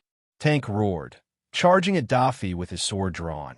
intent on striking him down for harming the little princess. Busashoka Koka. Tank clad himself in armament haki and rushed forward. However, Daffy looked at him nonchalantly, as if he were a mere pest, and raised a finger, pointing at Tank. Tobu Shurgon, Hibachi, Daffy intoned, infusing the Rokushiki technique with his blue flames. A deadly projectile, akin to a blue flaming spear, shot out at blinding speed. Tank immediately sensed the threat and instinctively leaned to the side, but the blue spear tore through him, severing his left arm. Yeah! Tank rolled to the side, dodging the attack at the cost of his arm. King Riku, now cradling his daughter Scarlet, whose entire right arm was scorched black, watched in horror. Viola, his younger daughter, was down in tears, looking at the monster that had intruded upon their home. Bang! Bang! A series of gunshots fired, but the bullets passed harmlessly through Daffy. He turned to the source, finding the old minister with shivering hands, holding a pistol pointed at him. "Hike it!" Daffy roared, sending a dazzling blue stream of flames towards the old man. In front of the shocked eyes of the others, the old minister was reduced to ashes within seconds. Hearing the commotion, hundreds of soldiers rushed into the room, surrounding the intruder. However, Daffy remained unfazed. He walked casually to the table, placed the devil fruit upon it, and began flicking through the encyclopedia. "You should have known better than to oppose me. Did we not come to an agreement not to bother each other? And here you're trying to spy on us." Daffy remarked coolly. "The gyro no me, a fascinating fruit indeed. Perfect for our little Shirley. I wonder what would happen if a seer truly consumed this fruit. Well, I will know soon enough." King Riku, his heart filled with rage and desperation, shouted, "You monster! Why are you doing this? What do you hope to gain?" Daffy looked up, his smile widening. "Gain? I aim to control, to dominate. Dressrosa will be the cornerstone of my new empire. And with the powers of this devil fruit, I will ensure no one can sneak into my territory ever again." Scarlet, writhing in pain, looked at her father with tear-filled eyes. "Father, I'm sorry. I couldn't." King Riku hugged her tightly. "It's not your fault, Scarlet. We'll find a way out of this, I promise." But deep inside, Riku knew that promise was becoming harder to keep. With the Don Quixote brothers' increasing power and influence, the future of Dressrosa had never looked so bleak.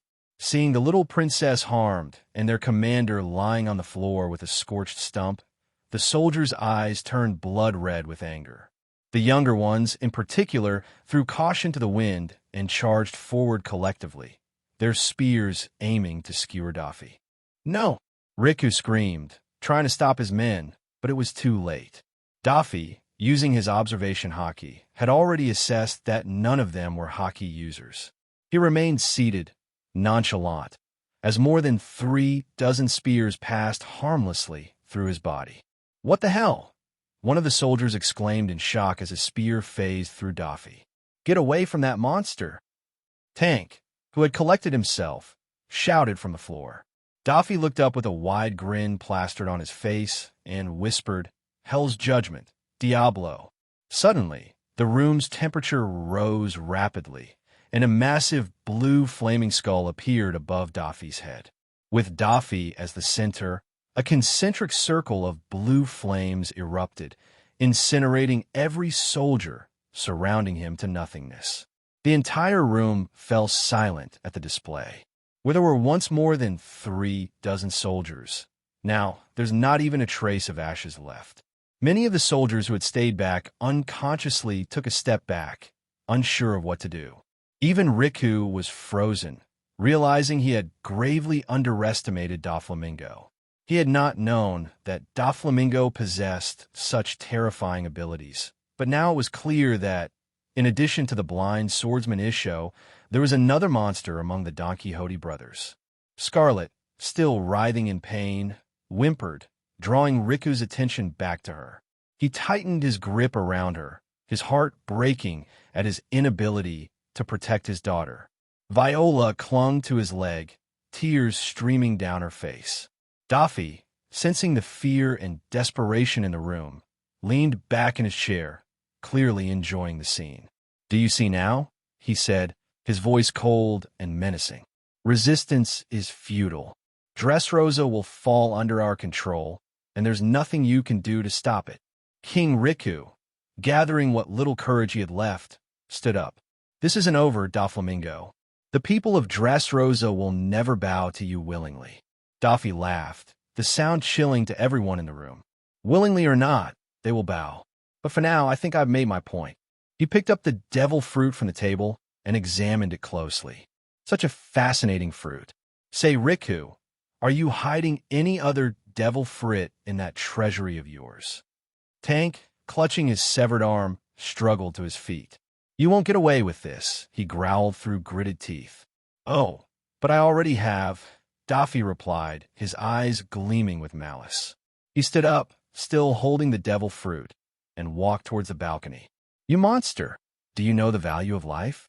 Do you know how much we sacrifice to save each life in Dressrosa?" King Riku roared as Daffy was about to step out onto the balcony. Daffy froze mid-step. Suddenly, an ominous laughter echoed through the room as Daffy couldn't control his mirth anymore. He turned back towards Riku, his eyes glinting with a mix of amusement and disdain. "The question is, do you know the value of life, Riku? No, you are a hypocrite." Daffy's voice boomed, silencing the room. He took a step closer, his presence overpowering. "Since I set foot in Dressrosa, I've seen thousands perish at the hands of pirates. Even as we speak, the entirety of Dressrosa's people are suffering due to lack of resources and the constant fear of death. Yet your loved ones live in absolute safety inside these walls, enjoying a life of abundance while the rest of Dressrosa suffers." He paused, letting his words sink in. Riku's grip on Scarlet tightened, his knuckles white. Viola clung to her father's leg, trembling. "Talk to me about sacrifice after you send your own daughters to live in the pirate-infested town. Have them experience the same life as the rest of Dressrosa's citizens, a life of pillage and rape. You use your status as king to keep what is dear to you safe, so don't lecture me about sacrifice." Daffy's voice grew softer, but the intensity remained. "I know the weight of losing someone dear to me in this cruel world. So yes, I do know the value of life, unlike you." For a moment, a flicker of genuine pain crossed Daffy's face, a rare glimpse into the heart of the man behind the monster. It was a look that spoke of buried memories and lost loved ones, of a childhood marred by betrayal and brutality. King Riku, seeing this fleeting vulnerability, felt a pang of something he hadn't expected, pity. But it was quickly overshadowed by the anger and sorrow for his people and his wounded daughter. "You think you're different, Doflamingo? You think your pain justifies the suffering you inflict on others?" Daffy laughed again, but this time it was a hollow sound. "I don't need justification, Rick. This world is built on suffering. It's how you wield it that defines you. You cling to ideals that mean nothing in the grand scheme. In the end, power is the only truth." As he spoke, the remnants of the soldiers looked on, some with hatred, others with a dawning realization of the complexity of their enemy. Daffy turned his back on Riku, ready to leave, but he paused one last time. "Remember this, Riku. Every life lost under my rule serves a purpose. I will bring order to this chaos, even if it's through fear and strength." With that, Daffy stepped out onto the balcony and disappeared into the wind. King Riku, holding his injured daughter and surrounded by the remnants of his loyal soldiers, felt the weight of his kingdom's plight more heavily than ever. Scarlet, still whimpering in pain, looked up at her father with wide eyes. "Daddy, will everything be okay?" she asked, her voice trembling. Riku kissed her forehead, trying to muster a reassuring smile. "We will find a way," he murmured, his voice filled with determination. "We will find a way to fight back, to protect Dressrosa. We must." As the storm outside continued to rage, King Rickon knew that the battle for his kingdom's future had only just begun. And within the heart of Dressrosa, amidst the suffering and the fear, flickered the enduring hope of its people, a hope that, despite everything, would not easily be extinguished. Within Balsa, inside a grand mansion that served as the current base of the Don Quixote pirates, a little mermaid played around with a crystal ball. Many pirates who had come to Dressrosa coveted this little mermaid, but everyone who tried to approach her had become cold corpses. She was Shirley, a member of the Don Quixote family. Currently, little Shirley is accompanied by Gladius and Giala. Earlier, she had urgently asked their master to visit King Riku in his palace. She had divined that there was something important for her there. As they waited in the opulent room, the tension was palpable.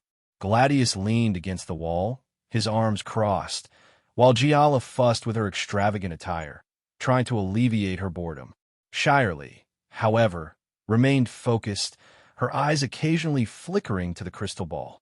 Just then, the door swung open, and Daffy strode in, his presence commanding immediate attention. In his hand, he carried what seemed like a devil fruit, its unusual appearance drawing the eyes of everyone in the room. He walked over to the table and placed it in front of Shirley with a satisfied grin. "Here, little one, I suppose this is what you wanted," Daffy said, his voice a mix of amusement and curiosity. Although her foresight had not told him exactly what he was looking for, after reading the note about the paramecia devil fruit, he knew this was destined for Shirley. Shirley's eyes widened as she gazed at the fruit. She had seen this in her visions, but seeing it in reality was something entirely different. Her small hands reached out, almost reverently, to touch it. The fruit was smooth and intricate, with swirling patterns that hinted at its power. "Thank you, Master Daffy," Shirley said softly, her voice filled with awe. "This is exactly what I saw. It's the Gyro no Mi, a paramecia devil fruit that grants the power of clairvoyance and enhanced perception." Gladius and Giala exchanged glances. They had heard of Shirley's foresight and knew it was powerful, but seeing it in action always left them slightly awestruck. "And are you sure about this? You are a mermaid, and consuming this fruit means losing your ability to swim forever," Daffy remarked. He didn't want little Shirley to regret her decision later on, especially because she was only a child now. Shirley looked up at Daffy, her eyes reflecting a mixture of determination and sadness. "I understand the cost, Master Daffy, but I also understand the importance of this power. It's my duty to help the family, and if that means giving up swimming, then I am willing to make that sacrifice." Daffy's expression softened slightly. He knelt down to her level, placing a hand on her shoulder. "You're a brave girl, Shirley. Just remember, this decision will change your life forever. Once you eat the fruit, there's no going back." Shirley nodded firmly. "I've seen what the future holds, and this is the right path. With this power, I can help protect everyone. I can help protect the Fishman Island in the future." The room fell silent as everyone watched Shirley take a deep breath and then bite into the devil fruit. The taste was as bitter and awful as she had been warned, but she forced herself to swallow it. Instantly, she felt a rush of energy coursing through her, changing her from within. Her eyes began to glow with an ethereal light, and the air around her seemed to hum with power. She gasped as her vision expanded, seeing not just the physical realm, but glimpses of possible futures, paths that were yet to be taken. The world had transformed, and she could perceive layers of reality that had been hidden before. "It's overwhelming," Shirley whispered, her voice filled with awe. "I can see so much, so many possibilities." Daffy stood up, his gaze intense but proud. "Take your time to adjust, Shirley. Your power is immense, and with it, we can foresee and navigate the challenges ahead. You have made a great sacrifice, but it will not be in vain." Gladius and Giala watched in awe, understanding the gravity of the moment. They knew that Shirley's new abilities would give them a significant advantage, but they also respected the personal cost she had paid. "Remember, Shirley," Giala said gently, "we are your family, and we will support you through this. You are never alone." Shirley smiled, her resolve strengthening. "Thank you, everyone. I won't let you down. I will use this power to help us all." As little Shirley celebrated her newfound powers, Gladius stood to the side, his expression tinged with sadness. Though he was genuinely happy for Shirley, He couldn't shake the feeling of uselessness that had been gnawing at him. He felt as if he couldn't contribute actively to the family. Even the newcomer, Smoker, seemed to be adapting well, fully immersed in his training.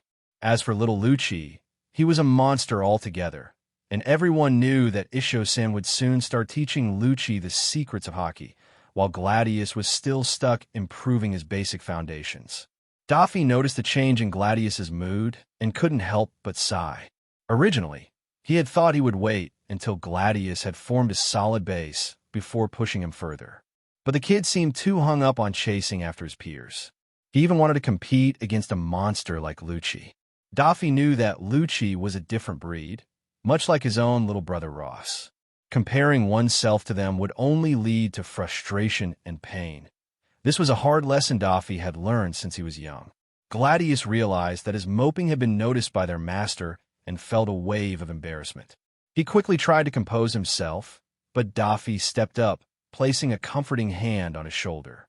"Gladius," Daffy began, his voice soft but firm, "I understand how you feel. It's natural to want to compare yourself to others, to measure your worth against theirs. But you need to understand that everyone grows at their own pace. Lucci and Ross are exceptional, yes, but that doesn't mean you are any less important or capable." Gladius looked up at Daffy, his eyes filled with uncertainty. "But, Master Daffy, I want to contribute more. I see everyone advancing, becoming stronger, and I feel like I'm being left behind." Daffy nodded, understanding the young man's frustration. "Well, in that case, Ross originally wanted to give this to you after you formed solid foundation, but now seems to be as good a time as any." He turned to Giala, who immediately understood and went into one of the inner rooms in the mansion. "Congratulations, Brother Gladius," little Shirley commented, her voice filled with genuine happiness. Gladius seemed confused by what was going on, while Daffy couldn't help but smirk. He needed to be careful around the little girl. She might end up uncovering all their secrets. "I once promised you a devil fruit, remember? Now I guess it's time," Daffy remarked. Right then, Giala returned with a small chest in her hands and presented it to Daffy. Gladius's eyes lit up at the mention of a devil fruit. Since joining the Don Quixote family, he has always been fascinated by them. He remembered the day when Senor and especially Diamante were gifted their devil fruits. Gladius had always wanted a Logia devil fruit, but he knew how rare each Logia fruit was. Since then, he has been waiting anxiously for his turn. Daffy opened the small chest and revealed a crimson, crystal-like devil fruit. Gladius's eyes were glued to the fruit, completely ignoring his surroundings. "This, Gladius, is the Akisho no Mi, a Logia-type devil fruit. It will allow you to transform your body into crystals, and once you hone your mastery, you can transform your crystals into something akin to diamonds.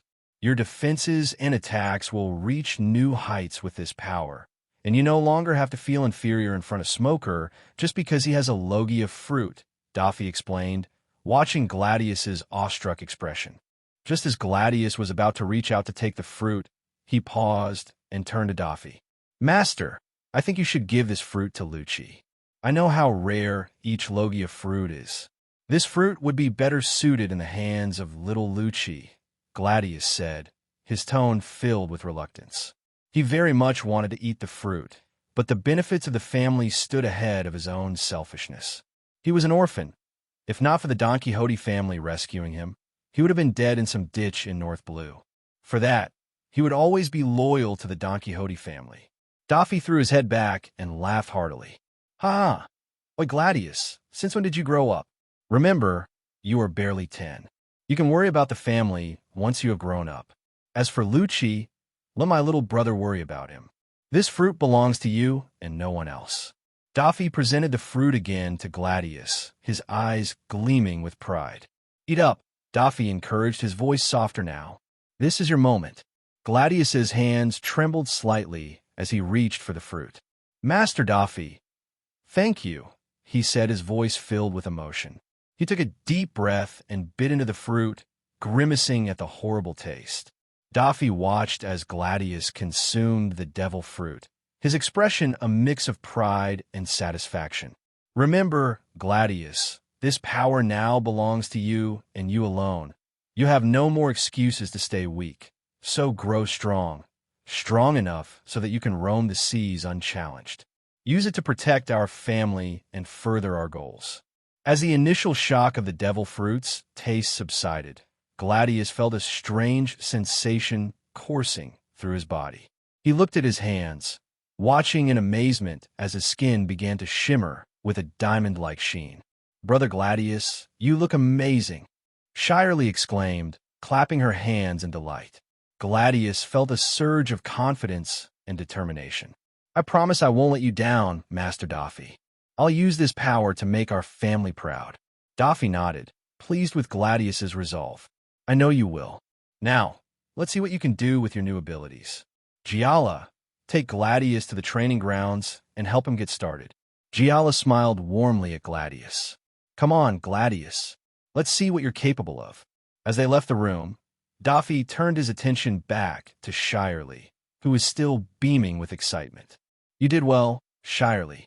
You should get used to your new powers too. Go on, get to the training grounds." Shirley giggled. "I'm just glad I could help.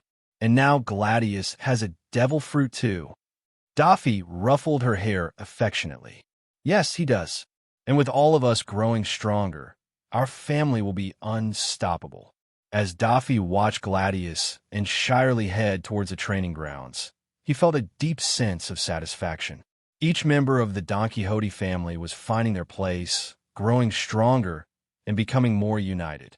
Together, they would achieve greatness. Tato Land, New World. Whole Cake Island, the centerpiece of Tato Land, glistened under the perpetual candy-colored sky. The island was a marvel of confectionery architecture, with buildings made of gingerbread, frosting, and all manner of sweets. The air was filled with the tantalizing scent of sugar and baked goods, mingling with the salty tang of the sea. At the heart of this fantastical land stood the enormous chateau, an opulent and imposing fortress that served as the headquarters of the Big Mom Pirates.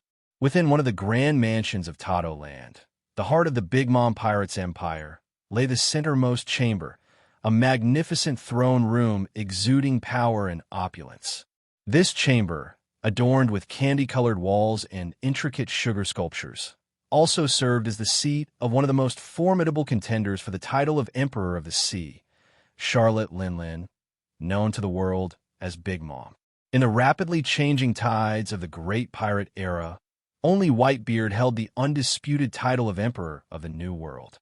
However, the Big Mom Pirates were steadfast in their quest to claim that coveted position. "Mama, mama!"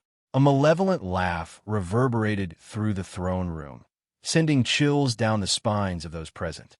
Perispero, standing by his mother's side, wore a grim expression, well aware of the storm brewing beneath her laughter. The room's tension was palpable as all eyes were fixed on the imposing figure of Big Mom. Kneeling before Lin was her son, Katakuri, his head bowed in submission. His powerful form, usually a symbol of unshakable strength, now appeared vulnerable as he awaited his mother's verdict. He had recently returned to Tato Land with haste, having been released by Ross as promised upon reaching the New World. Yet he knew that his journey and the events that transpired would not go unexamined by his mother. Those familiar with Big Mom understood that her laughter was anything but joyous. It was a sound filled with malice and simmering anger, reminiscent of the devil's own mirth. Her eyes, like twin suns of wrath, bore down on Katakuri, demanding an explanation. "Katakuri," she began, her voice a thunderous rumble that echoed through the grand chamber. "You returned to me, but not as the triumphant warrior I sent out. Explain yourself." Katakuri lifted his gaze, meeting his mother's eyes with unwavering resolve. "Mother, I encountered a formidable opponent. Despite the circumstances, I have gained valuable insights and information about his capabilities and intentions." Big Mom's eyes narrowed, her fingers drumming a slow, ominous rhythm on the armrest of her candy-encrusted throne. "Insights? Information? Mama. And what use are these if they do not bring us closer to our goal of supremacy in a new world?" "Mother," Katakuri continued, his voice steady despite the weight of her gaze, The Don Quixote, Perispero, though usually composed, could not suppress a shiver at the intensity of the exchange. He knew his brother well enough to recognize the determination in his eyes. Katakuri was not one to accept defeat lightly, and his words carried the weight of his recent loss. Katakuri, Big Mom's voice bellowed through the palace, shaking its very foundations. The walls, sturdy and grand, seemed to tremble under the weight of her fury. I did not ask you for excuses. I asked you why you failed the mission I gave you. Not only did you fail, but you also lost to a brat almost a decade younger than you. Tell me, Katakuri, did you beg for your life for that brat to let you go? Her eyes blazed with rage, promising retribution if Katakuri dared to utter a wrong word. The atmosphere in the throne room grew unbearably tense, as if the air itself had been charged with Big Mom's wrath. No, Mama, never. Katakuri's voice was resolute, standing tall despite the looming threat. I would never beg my enemy. I respect Ross, but I do not fear him. I would fight him to the death, if necessary. Big Mom's gaze intensified. Her anger was palpable. Then does that mean you ran away like a coward? Her voice dripped with disdain. She then turned to Perispero.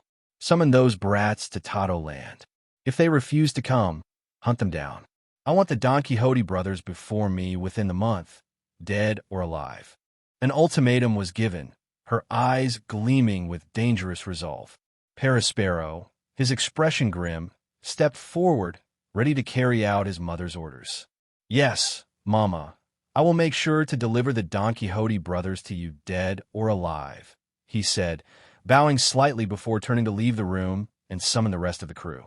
And as for you, Katakuri, she continued, her voice a venomous hiss, you need to understand the weight of failure. Your loss against that brat should not go unpunished.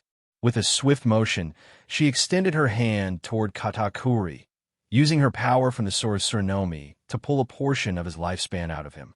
The glowing essence of his life force was drawn into her grasp, but Katakuri did not flinch or resist. He stood there, stoic and unyielding, as his mother extracted 10 years of his life. Although he did not fear her, nor did he resist this punishment. This time, I have only taken 10 years, she said, her tone chilling. Fail me again. Well, there won't be a next time. Her gaze then swept over the others who had accompanied Katakuri on the mission. They had arrived at Tato Landwell before Katakuri, but had been too afraid to face Big Mom without their brother. Big Mom's presence was overwhelming, and her power was undisputed. The room was thick with the scent of fear, as those present could feel the suffocating weight of her displeasure. Even the grand decorations of the throne room seemed to shrink away from her fury. As the others in the room stood frozen, Katakuri's mind was already working on how to rectify his failure. He would not let this defeat define him. The Don Quixote brothers were formidable, but the Big Mom pirates would not be deterred. Katakuri, despite the loss of a decade of his life, remained unwavering. His loyalty to his mother and his crew was absolute, and he would prove himself once more. As he stood there in the throne room, his mind was set on their next move. The road to becoming the emperor of the New World was fraught with challenges, but the Big Mom pirates would not falter. Katakuri couldn't help but sigh in relief internally. Big Mom's wrath was directed solely at him, sparing his siblings. However, her next words sent a shiver down everyone's spine. Even Perispero, who was about to step out of the throne room, froze in shock. Katakuri, with his foresight active, immediately understood what Mama was about to do. He wouldn't challenge her authority, but he gritted his teeth so hard that his mouth was stained with blood. You all have paid for losing to those brats, she growled, her eyes scanning the room with a predatory gleam. But you have yet to pay for all those mermaids of mine that you lost. Her gaze fell on the remaining brothers. Big Mom, despite her seemingly erratic nature, was a very calculative woman. Although Katakuri had failed, he was her strongest cadre. She didn't want to push him too hard, but that didn't mean she couldn't vent her anger at someone else. Oven, it seems you have already been punished, she commented, eyeing his stump. her face twisted with rage at the sight of one of her own being so severely injured. The thought of her subordinates being humiliated under her name made her blood boil. She wanted nothing more than to tear the Don Quixote brothers apart. Her gaze then settled on Daifuku, who appeared unscathed. A cruel grin spread across her face as she clenched her fists, invoking her devil fruit powers. "Mama!" "No!" Katakuri tried to intervene, but it was too late, as Big Mom had already made a grab. She pulled out a chunk of Daifuku's soul, a fragment much larger than the one taken from Katakuri. Throughout all, Big Mom held a sinister smile. To her, her children were nothing but tools to do her bidding, and she was willing to sacrifice anyone to achieve her goals. Daifuku screamed in agony as his life force was ripped from his body. He fell to the ground, clutching his chest where the fragment had been torn out. The remaining siblings watched in horror, powerless to stop their mother's wrath. Katakuri, still kneeling, felt a pang of guilt and helplessness. He had always tried to protect his siblings, but there were limits to what he could do against their mother's overwhelming power. He swore to himself that he would never fail again, that he would grow stronger to shield his family from Big Mom's wrath. Big Mom, satisfied for the moment, turned her attention back to the room. "Let this be a lesson to all of you," she hissed. "Failure is not an option. You are my children, and you will either bring glory to the Big Mom pirates or you will suffer the consequences."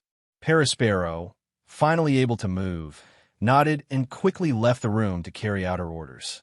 The others remained silent, the weight of their mother's punishment hanging heavy in the air. Katakuri stood, helping Daifuku to his feet. Despite his own pain, he offered his brother a reassuring nod. They were in this together, and they would find a way to navigate their mother's brutal expectations. As they left the throne room, the echo of Big Mom's laughter followed them.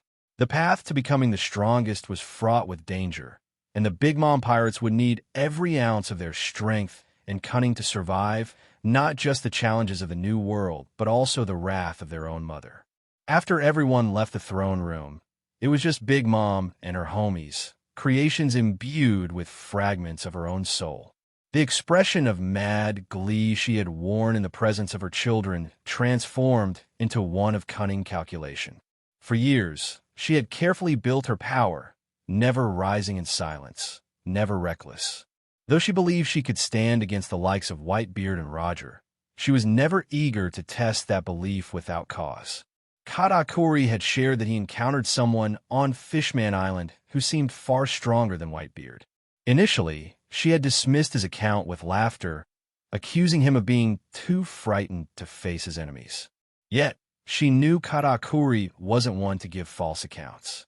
She pondered the existence of mythical Zoan users that might match the description Katakuri had provided. "Mama, do you really think someone like that could exist? Someone even stronger than your current level?"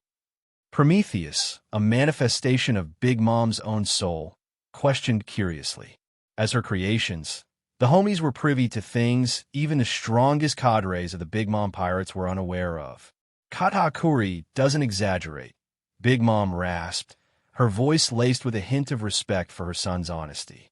"There are still many things in this world we are unaware of. Perhaps, as that bastard said, the One Piece might hold all the answers." The thought of the One Piece sent a surge of adrenaline through her. She had the ambition to rule the world, and she would stop at nothing to achieve it. Prometheus informed the intelligence cadres. "I want them to find more details about the poneglyphs.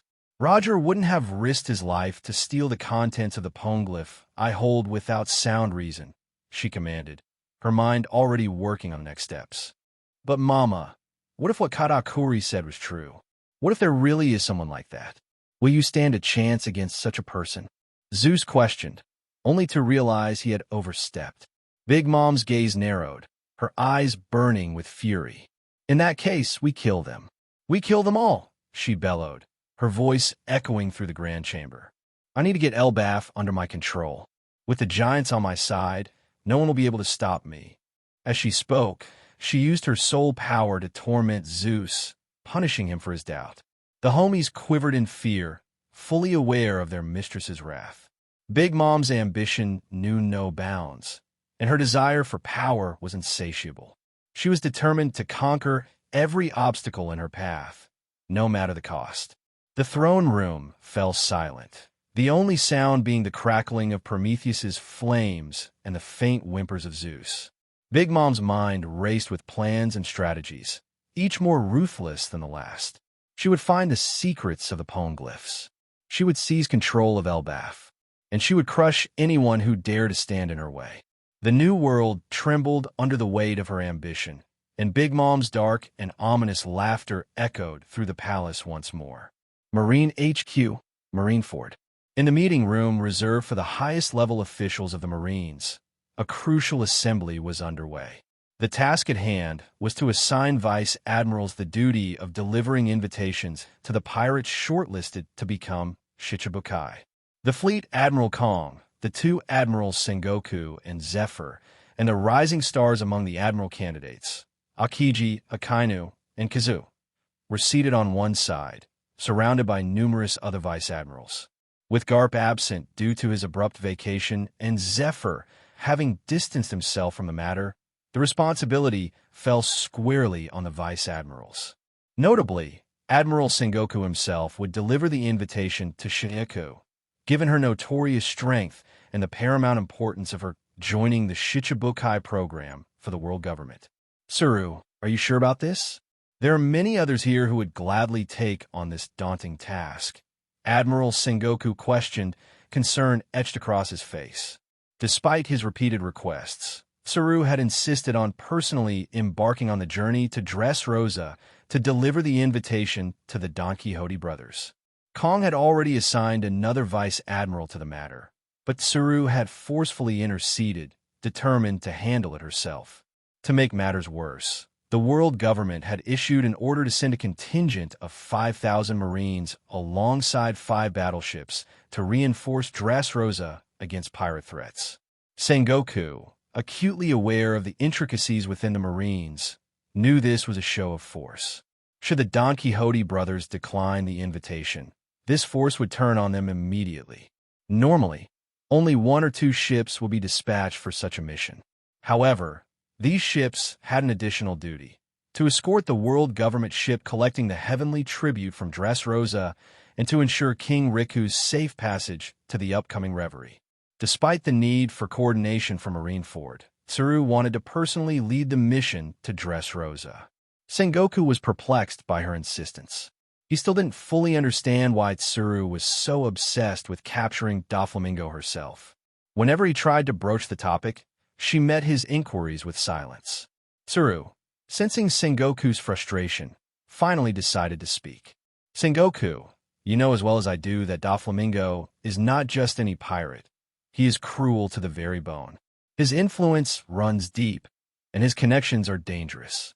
The world government may want him as a Shichibukai, but we both know he can't be trusted. If there's a chance to gauge his true intentions, I need to be there personally. Sengoku sighed, knowing Tsuru's resolve. I understand your concerns, Tsuru, but taking such a large force risks provoking him. We need to tread carefully. Tsuru nodded, her expression unyielding. That's why I'm going. Doflamingo needs to see that we mean business, but he also needs to know that we are not without reason. I have dealt with similar situations before. If anyone can handle this delicate situation, it's me. The room fell silent, the weight of the mission hanging heavily in the air. The other vice admirals who were assigned their respective targets exchanged uneasy glances, fully aware of the gravity of the situation. Finally, Vice Admiral Kazuru broke the silence with his usual laid-back demeanor. Well, this is going to be interesting. Let's hope Doflamingo sees reason and accepts the invitation. Otherwise, things might get complicated. Akiji, leaning back in his chair, added, complicated is an understatement. We're not only dealing with Doflamingo, but also his brother Rosinante, and we all know what he is capable of. To add more tension to the mix, King Riku has shared that there might be another person within their group strong enough to go toe-to-toe even against one of us.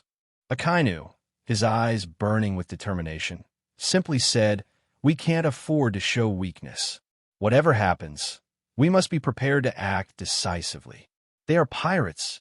They need to be put down rather than brought to the negotiation table. Akainu growled, his voice echoing through the chamber. His recent clash with Rosinante was still fresh in his memory. To others, it seemed like the Don Quixote brothers had merely escaped, but Akainu felt humiliated by the encounter. Being suppressed by a young teen half his age was a bitter pill to swallow. Fleet Admiral Kong, unshaken by Akainu's outburst, replied calmly, "Sakazuki, this is not just about brute force. The Shichibukai system is a strategic move meant to stabilize the seas. If we can bring formidable pirates like the Don Quixote brothers under our control, it can help maintain order." Akainu's eyes burned with intensity as he retorted, "Order? They thrive on chaos. Bringing them into the fold will only give them more power to spread their influence. We should be eradicating threats, not negotiating with them." Sengoku interjected, "Sakazuki, the world isn't black and white. We have to consider the bigger picture. The Shichibukai system is designed to balance power. If we refuse to adapt, we risk greater instability." Kizaru, leaning back and appearing as relaxed as ever, added, "Well, Sakazuki does have a point about their nature. But Sengoku-san is right too. If we play our cards right, we might be able to control the chaos rather than letting it run rampant." Fleet Admiral Kong, sensing the need to steer the conversation back to a productive path, spoke up, "Enough. This mission is already decided. Tsuru will lead the delegation to Dressrosa. Our objective is to secure the Don Quixote brothers' cooperation, but we will be prepared for any eventuality." The room fell silent again, the tension palpable. Zephyr turned to face Akainu directly, his gaze unwavering. "Sakazuki, I understand your frustration, but if we go in with guns blazing, we risk turning Dressrosa into a battlefield. Innocent lives will be lost. We have to try diplomacy first." Akainu clenched his fists, but he knew better than to challenge the wisdom of his superiors in front of everyone. And at the end of the day, they had orders. "Fine, but mark my words, if they show any sign of betrayal, I will be the first to bring justice to them." Tsuru nodded. "Understood. Let's hope it doesn't come to that." Sengoku knew Tsuru's true thoughts. She was expecting this mission to go south, anticipating that the Don Quixote brothers would turn completely hostile towards the Marines. Tsuru was making this trip to ensure that. Although Tsuru was strong, she wasn't at his or Zephyr's level. She had the strength of an admiral, yes, but that was the best she could muster. Recent reports had made Sengoku aware that Rosinante might pose a danger to Tsuru, especially after hearing how Rosinante had managed to suppress Akainu. He couldn't help but worry about his friend's recklessness. As the meeting adjourned, Sengoku watched Tsuru leave the room, his mind still troubled. He knew she was right. Doflamingo was a different breed of pirate, one whose ambitions and ruthlessness could spell disaster if not handled correctly. All he could do now was trust in Tsuru's judgment and hope that the mission to Dressrosa would not end in bloodshed. After contemplating for a few moments, Sengoku stood up and walked out to find Kazan and Borsellino preparing to embark on their respective missions, as each of them had been assigned an invite of their own. "Kazan, Borsellino, I want you two to accompany Tsuru to Dressrosa and then carry on with your respective missions." Sengoku made his request known. Borsellino immediately looked at the Admiral as if he had gone crazy. "Isn't this a bit of an overkill, Sengoku-san? Sending 2 Admiral candidates and a Marine Chief of Staff to deal with a pirate group that hasn't even established itself in the New World yet?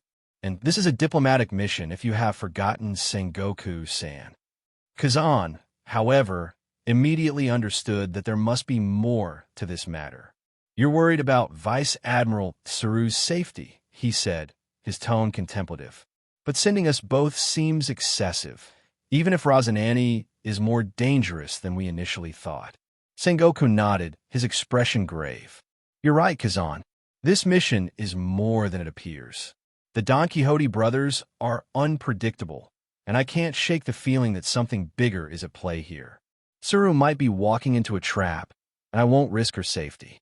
Besides, your presence might serve as a deterrent to any potential hostilities. Borsellino shrugged, his usual nonchalant demeanor barely masking his curiosity. Well, if it's orders, it's orders. Dressrosa might be interesting, after all. I hope Sengoku-san can help me persuade the fleet admiral to approve a long vacation like Garp-san after the mission. Kazan nodded, his eyes narrowing slightly. We'll make sure Vice Admiral Tsuru gets there safely and then continue with our missions. But Sengoku-san, what exactly are you expecting to happen in Dressrosa? However, unknown to Admiral Sengoku, Kazan had a hidden agenda in accepting this request. He was also curious to meet Garp-san's protege after a long time to see how much he had grown up. Sengoku sighed, rubbing his temples. I don't know, Kazan. That's what worries me. Doflamingo is cunning and ambitious to the extreme, so with extreme prejudice he can be handled, but Ross is something even Garp could not understand. If he sees an opportunity, he'll take it. We have to be prepared for anything. The two admiral candidates left to prepare for their departure, as they had to reschedule their plans to accommodate the trip to Dressrosa, leaving Sengoku alone with his thoughts. He couldn't shake the feeling of an impending disaster. Dressrosa was a powder keg, and the slightest spark could set it off.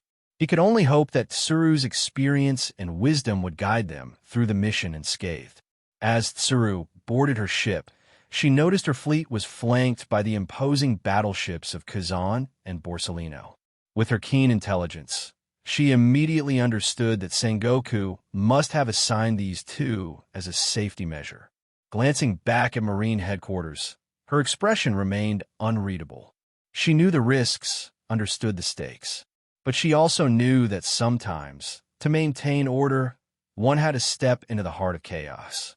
Sabaody Archipelago. A massive marine battleship lay anchored near the marine base of the Sabaody Archipelago in Grove 66. This was the battleship of none other than Admiral Sengoku, also known as Sengoku the Buddha. Currently, Sengoku, followed by hundreds of Marines in a neat formation, traversed through the pirate-infested Grove 12. They disregarded and trampled on the signboards that warned Marines to stay away. Oh, these bastards sure have grown some balls, coming into Grove 12 with such fanfare, sneered a pirate with a red-hair tomahawk, readying his weapon to charge at the Marines. However, the pirates in the know immediately fled for their lives. You son of a bitch, are you planning to destroy our crew even before we make it to the New World? His captain bashed him in the head, almost knocking his crewmate out. The injured pirate looked at his captain with a mix of complaint and grievance, not understanding why he was being beaten. You moron, do you see the one in the lead? That's Admiral Sengoku. If you want to die, go and die alone. Don't drag the crew along with you. The captain kicked his crewmate hard one last time and fled hastily, without caring for his injured subordinate. Soon enough, the Marines reached the famous bar in Grove 13. Sengoku turned to the rear admiral in charge. Secure the area. I will proceed from here alone. Giving out a series of commands, Sengoku stepped in the direction of the bar's entrance. Inside the bar, Shaki, who was casually smoking, tensed, and her gaze sharpened. She immediately turned to the two patrons at the bar as she snubbed her cigarette. We're closed for today. You kids can go and find another bar to continue your drinks, she commented, clearing the bar with practiced ease. But we just started. We've barely had a drink, and you're asking us to leave. Do you know who we are? One of the youths shouted, his voice filled with indignation. Shaki turned to him with a dangerous glare.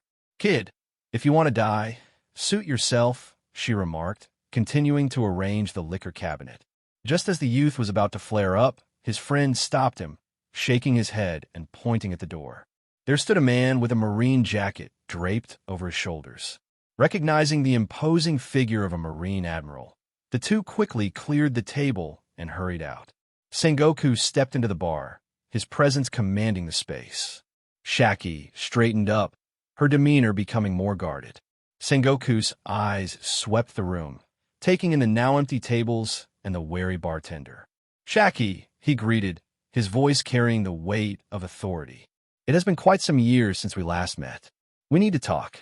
Shaki sighed, putting down the glass she was cleaning. I figured as much when you showed up with half the Marine force, she replied, her tone resigned but not without a hint of defiance. Sengoku approached the bar, his gaze steady. You know why I'm here, especially with you being an information broker. The world government has decided to extend an invitation to join the Shichibukai. Shaki's eyes narrowed. And you think I'm interested in becoming one of their dogs? It's a strategic move, Sengoku replied, undeterred. Your notoriety and strength would be a significant asset.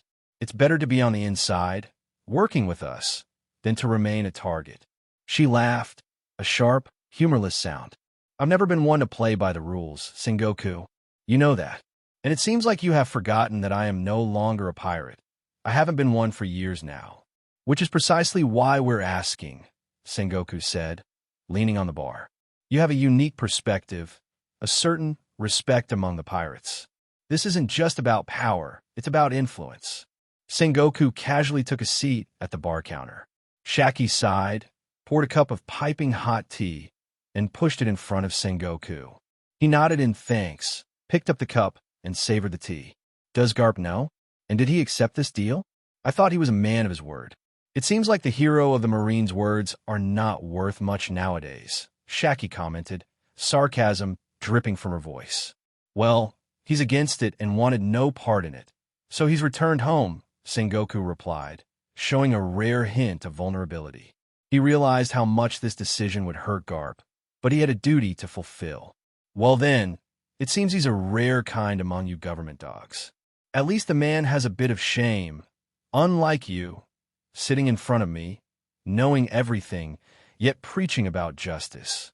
Shaki said, lighting up a cigarette and taking a puff. She reached for the strongest bottle of liquor from the rack, knowing a glass wouldn't suffice for the situation. Sengoku raised his brows at the blatant insult, but chose to let it slide for old time's sake. Both of them continued savoring their respective beverages as silence lingered in the bar for several minutes. Finally, Shaki spoke. Do I have a choice? Maybe I can go into hiding, and I'm sure in this chaotic era, I can make it difficult for you people to find me, she remarked with a chuckle, though sadness was evident in her tone. She had come to truly enjoy this peaceful life after all these years, and now it was being taken away from her. Not if you want the Kuja to suffer. We already have orders to take down the Kuja tribe if you refuse, Sengoku sighed, placing the empty cup down, which Shaki mindlessly refilled with more tea. Shaki's eyes narrowed as she processed Sengoku's words. The thought of her former comrades, the proud Kuja warriors, being targeted because of her refusal was a heavy burden.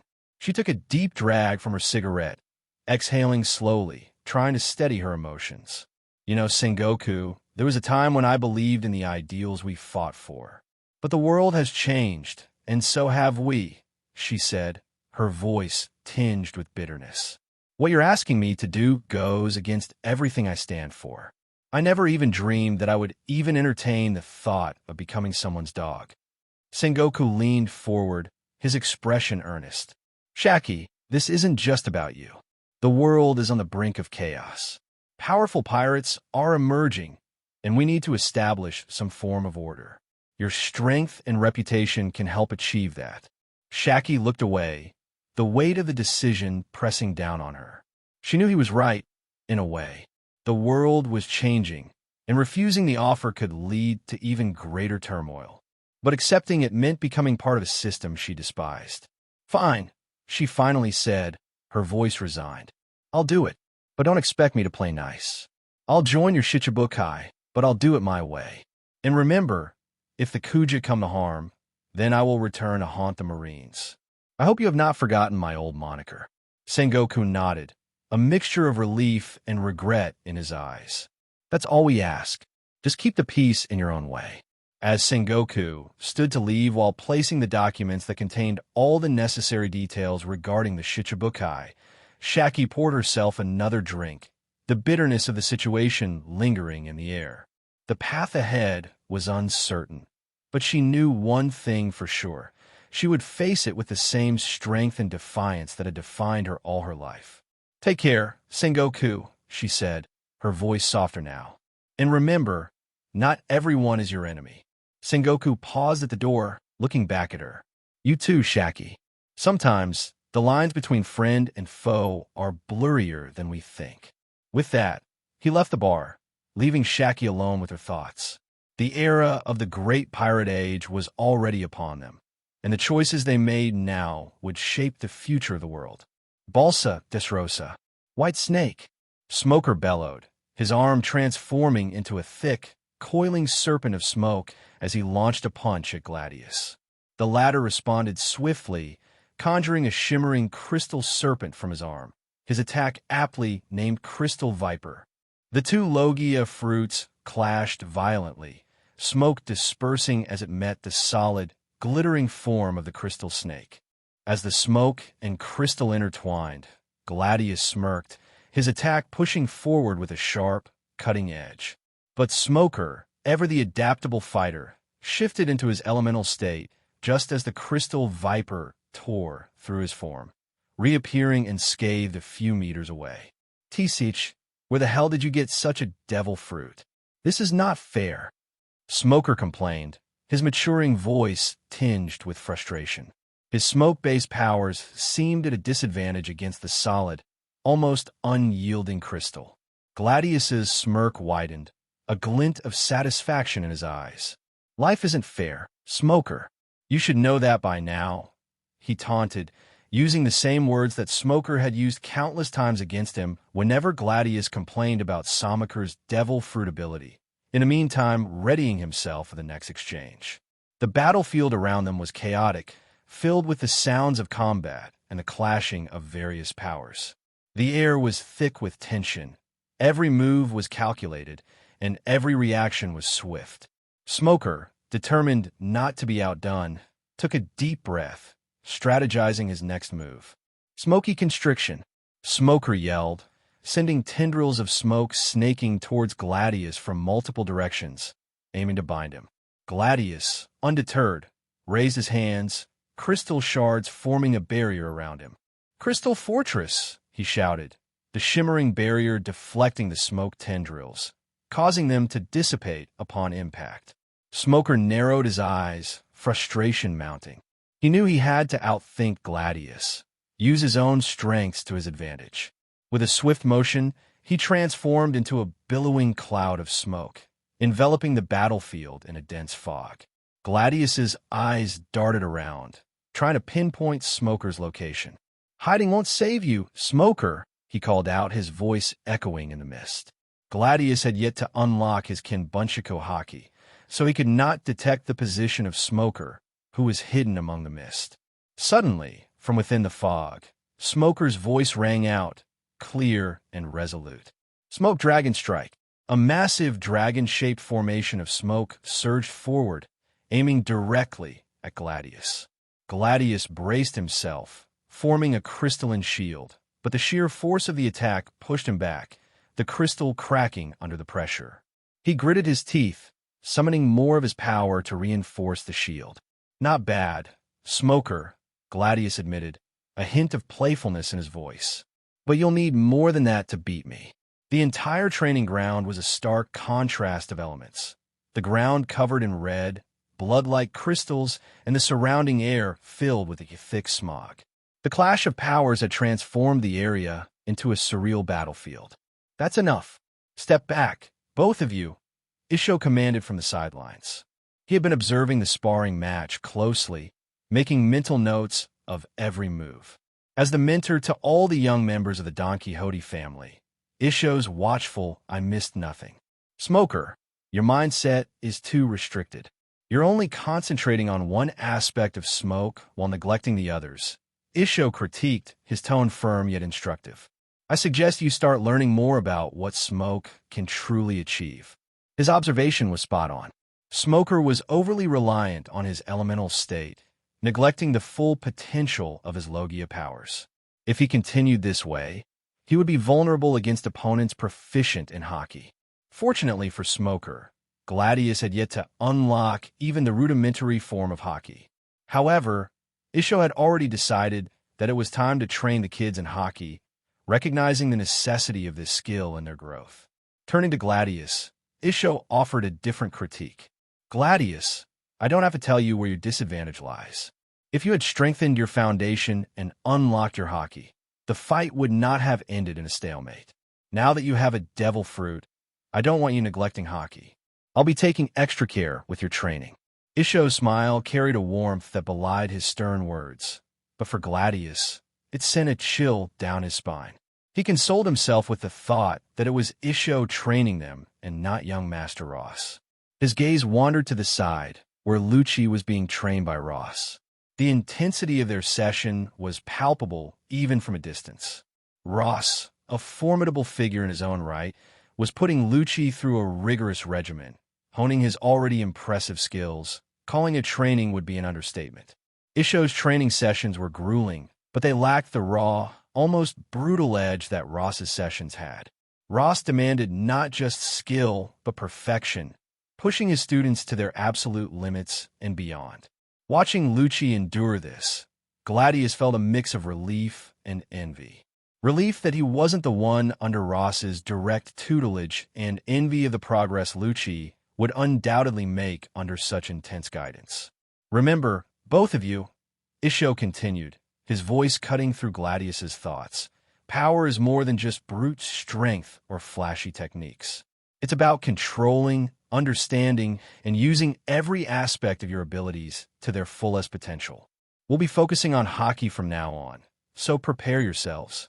1012, 1013, 1014. Lucci struggled under the immense weight on his back, striving to add one more push-up to his count. Sweat drenched his entire body, staining the ground beneath him. His nerves were strained, and his bones seemed to creak under the pressure. Tears welled in his eyes, but his determination to not give up shone through. He gritted his teeth so hard that his mouth began to bleed. 1015. Lucci pushed himself up for one more. I observed Lucci closely, noting how he was already at his limits, but refraining from intervening. I wanted to see how far the kid could push himself. Using my keen observation hockey, I could tell he was running on fumes by the time he reached 900, yet he continued to push further. My attention turned back to little Shirley, who stood before me with a blindfold covering her eyes. After consuming the gyronomi, Shirley surprisingly unlocked her observation hockey, and it was exceptionally powerful. The canonical viola was a joke in comparison. Little Shirley could already see thousands of miles surrounding Dressrosa once she tapped into her devil fruit powers. Even her scrying abilities were boosted to a dangerously high level. If the world government learned of such a power, they would surely hunt it down. Thus, both Daffy and I decided to keep Shirley's abilities as a trump card for the family, opting not to disclose the true extent of her powers even to the rest of the family. "You're doing well, Shirley," I said as I stopped swinging the wooden club, which she dodged easily every time I attacked her. I watched her carefully as she perceived her surroundings. "Remember, focus on your instincts. Don't restrict your mind. There is more to Kinbunchika hockey than just what you see on the surface. Follow your heart. Let it guide you." Shirley nodded, her small face set in concentration. Despite her young age, she showed remarkable control over her abilities. Her observation hockey, combined with the gyronomi, made her a force to be reckoned with in terms of Kinbunchiku. She could perceive threats and opportunities far beyond the immediate vicinity, a skill that would prove invaluable in the volatile world we inhabited. Lucci, meanwhile, continued his relentless push-ups, each one slower than the last. His muscles trembled with exhaustion, but he refused to give in. This determination was what set him apart. Despite the pain and the seemingly insurmountable challenge, he pushed on. "Good, Lucci, keep going," I encouraged, though I knew he could barely hear me over the sound of his own labored breathing. "Every rep makes you stronger. Every moment you push past your limit, you become more formidable." Finally, with a final push, Lucci collapsed to the ground, gasping for breath. He had reached his limit, but the determination in his eyes told me he would be back at it again as soon as he could. This was the kind of spirit we needed in the Don Quixote family. Unbreakable, relentless, and ever striving for more. "Brother Ross," I detect more than half a dozen Marine warships alongside a world government ship making their way toward us.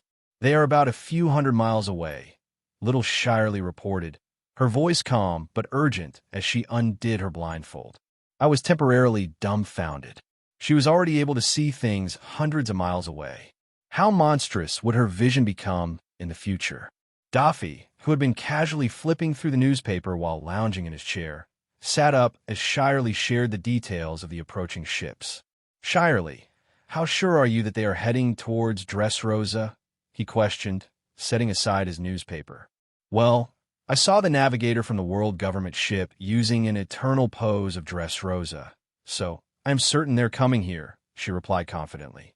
The others on the training ground gathered around us, listening intently to the new information. "Can you describe the Marine battleships? Are there any unique figureheads or something that makes these ships stand out from the regular ones?" I asked. I knew that King Riku would reach out to the world government and Marines for help, but more than half a dozen battleships? This seemed intriguing, and I want to know if there were any prominent figures incoming. Most of the Marine ships of the rear admirals and above had unique figureheads or decorations that made their ships stand out so that they would act as deterrents in the open seas. A normal pirate who saw the dog figurehead of Garp's ship would turn tail and run, even in the New World. Shirley closed her eyes for a moment, her observation hockey reaching out across the vast expanse of the sea. "I see a few notable figureheads. One ship has a large seagull figurehead, which is the symbol of the Marine headquarters. Another ship has a pheasant-like bird, which I believe is Vice Admiral Kazan's ship. There is also a ship with a monkey figurehead, likely Vice Admiral Borsellino's." Charlie shared. As an intelligent girl, Charlie had memorized all the details of the notable powers of the sea that Ross had shared with her. Although she was not honing her blade like the other kids, she was honing her mind. Daffy's eyes narrowed, and a sinister grin spread across his face. "It seems they're sending quite the welcoming committee. What do you think, Ross?" "I consider the information. If they're sending such high-ranking officers, especially Tsuru and 2 admiral candidates, they're not coming here just to talk. They want to make a statement. The presence of a world government ship suggests they might have an official proposal or an ultimatum. Either way, we need to be prepared." I released my observation hockey, extending its reach to discern what exactly King Riku was up to. The information I inadvertently gleaned put a smile on my face. Now I understood why the world government ship was here with such a formidable force. They were here to collect this year's heavenly tribute. "Daffy, didn't you keep whining about the lack of funds to start our weapons factories despite all our looting? It seems like our good friend Riku has prepared a gift for us." I chuckled. The heavenly tribute of a kingdom like Dressrosa was quite substantial, potentially crossing billions of berries. Riku had cleverly amassed this wealth out of our sight, despite our presence. Even I had completely forgotten about the heavenly tribute. This would be an excellent source of funding for us. Although I had plans to find the Guru no Mi, though I'd have to wait. Such devil fruits, despite being paramecia types, were not easy to come by. "Come, Daffy, let's go pay a visit to Riku and collect our rent for using our kingdom all these years without permission," I said with a chuckle, stepping in the direction of the palace. Daffy grinned, his eyes glinting with anticipation. "Finally, some good news. Let's see how much our dear king has saved up for us." King Riku stood in the throne room, surrounded by his anxious and uneasy advisors.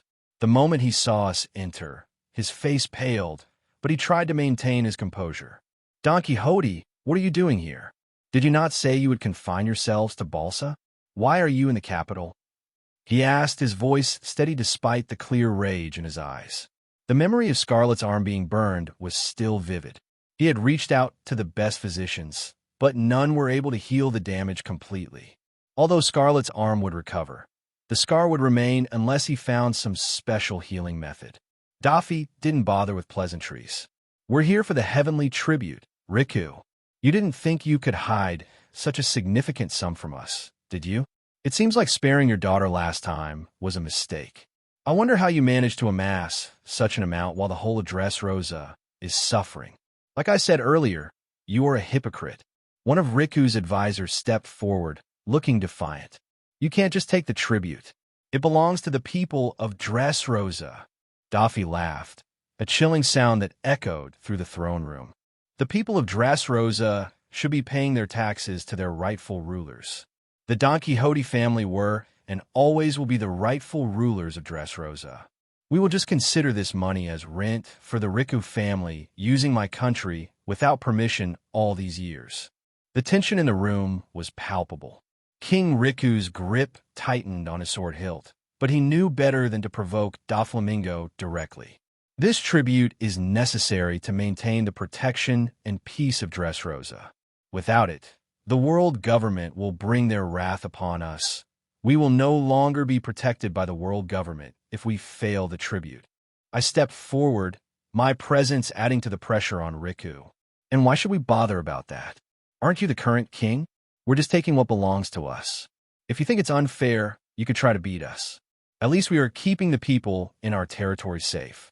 If you cannot maintain peace in this country, then you should just step down, Riku. I chuckled while scanning the palace to locate where the money was kept. From the heavy protection around the vault, it was easy to guess. How can you do this?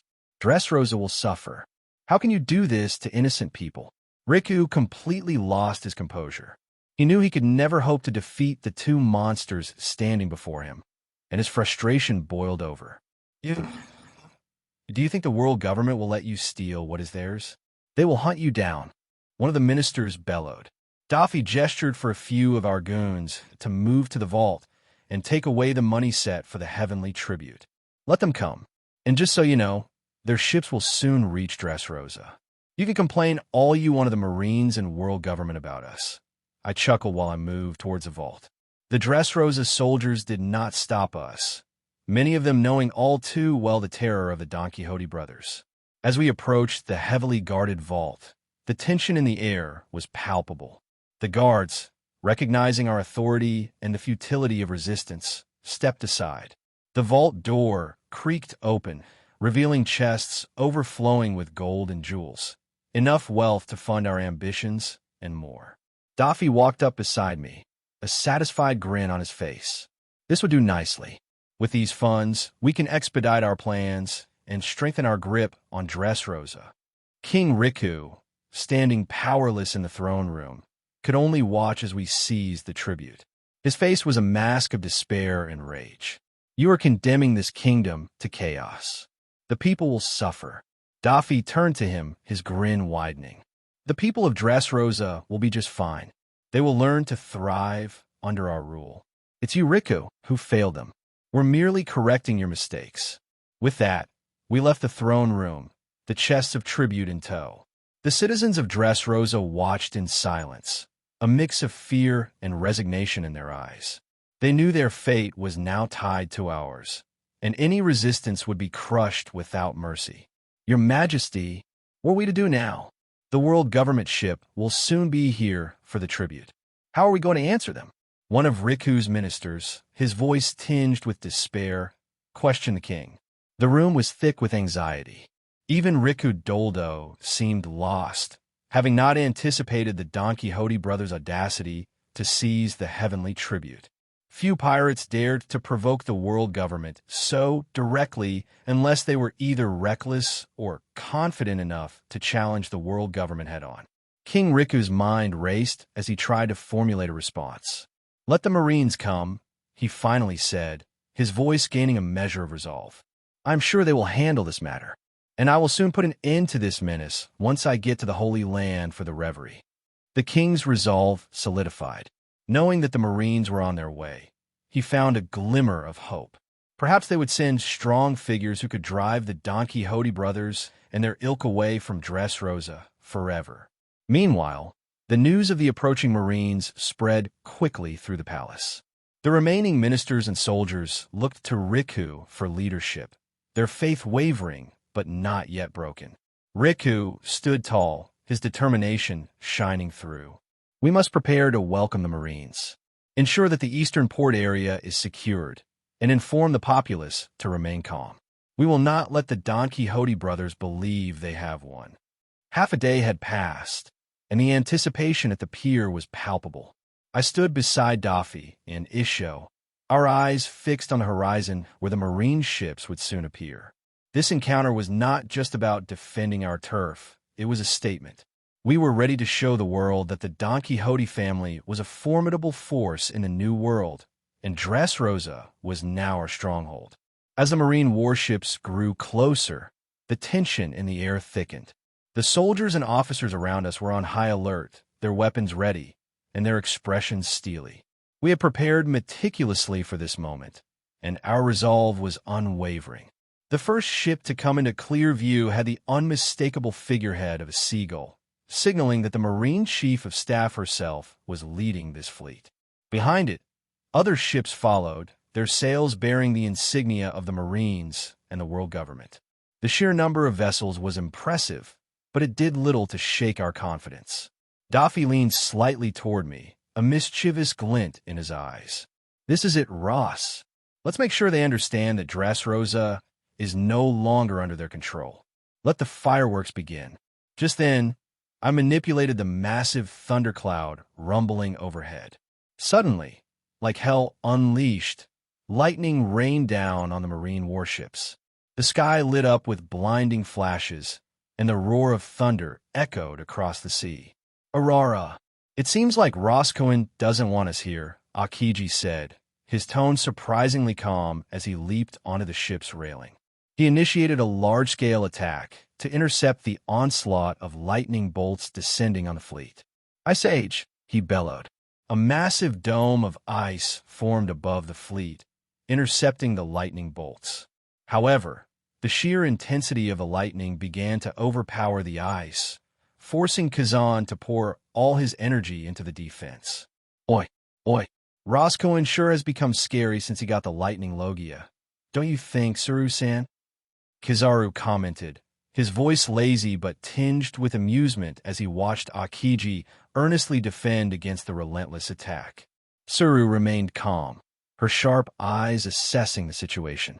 He's certainly become more formidable. We can't underestimate any of them. As the ice domes struggled to hold against the lightning, the sea around the marine ships began to churn violently. Kuzan's ice was melting rapidly, unable to withstand the relentless electrical assault. Akiji's ice dome finally shattered, with the immense force of my lightning breaking through. Kazan leaped to the deck, breathing heavily, his eyes locked on me. "You've gotten stronger, Ross," he acknowledged, his tone serious. "Strong enough to defend what's ours." "Long time no see, Kazan-san. It seems you have grown strong yourself as well," I replied. Kizaru, with his typical nonchalance, disappeared in a flash of light and reappeared on the shore, facing us. "Well, this is going to be troublesome. Let's see how bright your lightning can shine, Roscoe. I've always wondered if lightning can catch up to my light." Kizaru chuckled, readying himself to attack. "Yada no Kagami." He formed a light beam between his hands, preparing to move behind Daffy and launch his assault. But suddenly, massive pressure descended on him, intercepting his attack. A flying slash tore through the path of the light beam, and standing right in front of him, intercepting his path, was Isho. Kizaru's gaze turned solemn as he realized the gravity of the situation. He could already tell that Isho was no pushover. The pressure Isho emitted made it clear that he was an admiral-level fighter. Scary. So King Riku wasn't exaggerating when he reported that there was a blind swordsman amongst the Don Quixote pirates who could rival the admirals, Kizaru remarked. He vanished and reappeared next to Tsuru, while Kazan also retreated. This initial probe revealed the strength of both sides. "Enough. We are not here to fight," a voice bellowed, cutting through the tension. The source was a CP agent, seemingly the captain of the world government ship. His authoritative tone halted the two sides from clashing again. "Vice Admiral Tsuru, have you forgotten what we are here for?"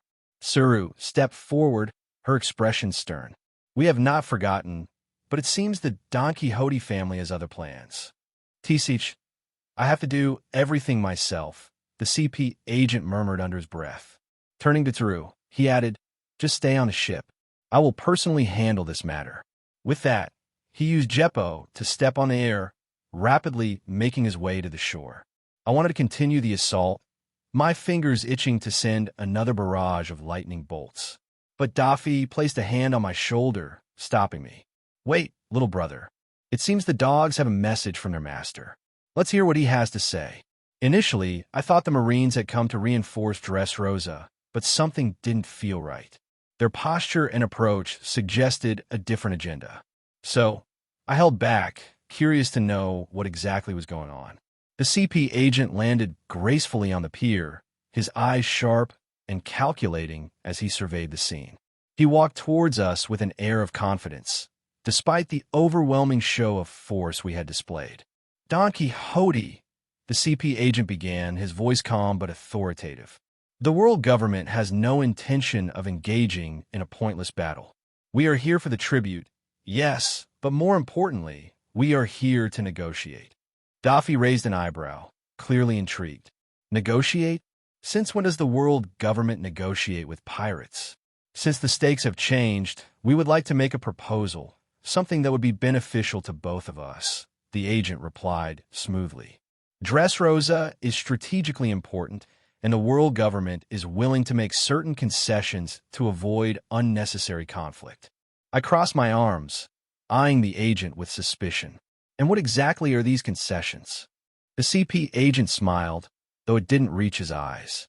"Firstly, we will acknowledge that Dressrosa is currently under Don Quixote control. However, we require assurance that the island will not be used as a base for activities against the world government. In return, we will allow a degree of autonomy and will not interfere with your operations here, provided you pay the tribute as agreed. And in addition, you become one of the Shichibukai." Daffy chuckled darkly. "And if we refuse, then you will face the full might of the Marines and the world government." "We will not hold back," the agent replied, his tone cold and unyielding. I exchanged a glance with Daffy, who smirked, his eyes carrying a cruel glint. In a swift motion, he reached out and caught the CP agent by the neck before he could react. "Then I would like to face the full wrath of both the world government and Marines. Bring it on." His Haushiku haki burst forth, flames engulfing the CP agent completely, not giving him a chance to retaliate. "Don Quixote!" Tsuru roared from the Marine warship as she saw the CP agent being burned alive. She had expected resistance, but she did not anticipate such outright defiance and violence. It was now clear that the Don Quixote brothers had no intention of compromising, and this blatant act of aggression was a direct affront to the world government. Kizaru immediately moved, his form turning into a blur of light as he tried to intercept and save the CP leader. But Isho was already targeting him. "Raging Tiger!" Isho shouted, unleashing a massive flying slash that tore through the air, forming a deep ravine and stopping Kizaru in his tracks. Akiji, alongside Tsuru, prepared to launch a coordinated attack. Since the brothers had decided to decline the Shichibukai position, they were now targets that needed to be eliminated. However, before they could strike, a barrage of lightning bolts rained down, blocking their path and forcing them to dodge. The air crackled with energy as the confrontation escalated. Daffy stood tall as he tossed away the burnt husk, his grin widening as chaos unfolded around him. "Welcome to Dressrosa, Marines. This is our territory now." Tsuru's eyes narrowed as she assessed the situation. "All units, prepare for engagement. We cannot let them defy the world government like this." Just as Tsuru's voice echoed across the battlefield, thousands of pirates surged toward the shore, pushing hundreds of cannons ahead of them. Boom! Boom! Boom! Cannon fire rang out like an unending storm, targeting the Marine fleet that lay just a few hundred meters from the shore. The explosive sounds reverberated through the air, the sky darkening with smoke and the roar of battle. "Shit, where did all these pirates come from?"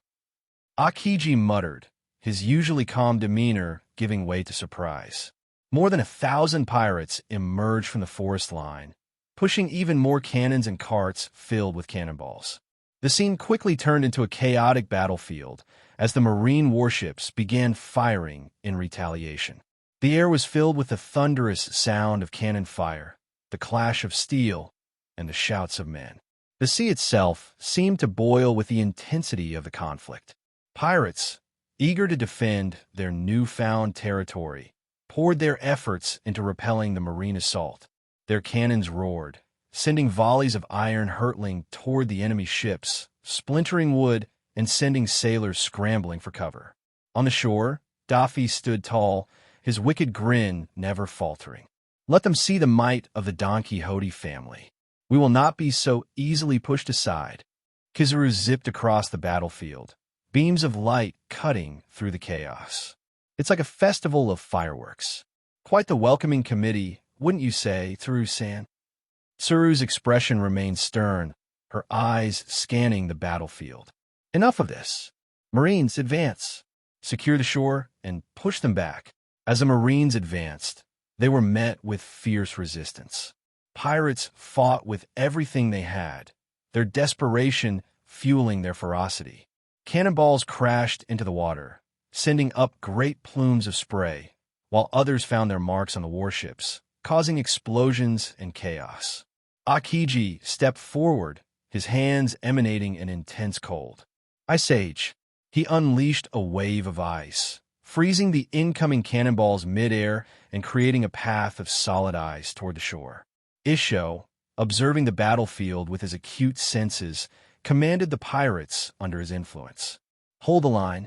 Do not let them gain an inch. With a flick of his blade, he sent a gravitational force toward the advancing Marines, halting their progress and causing the ground to tremble.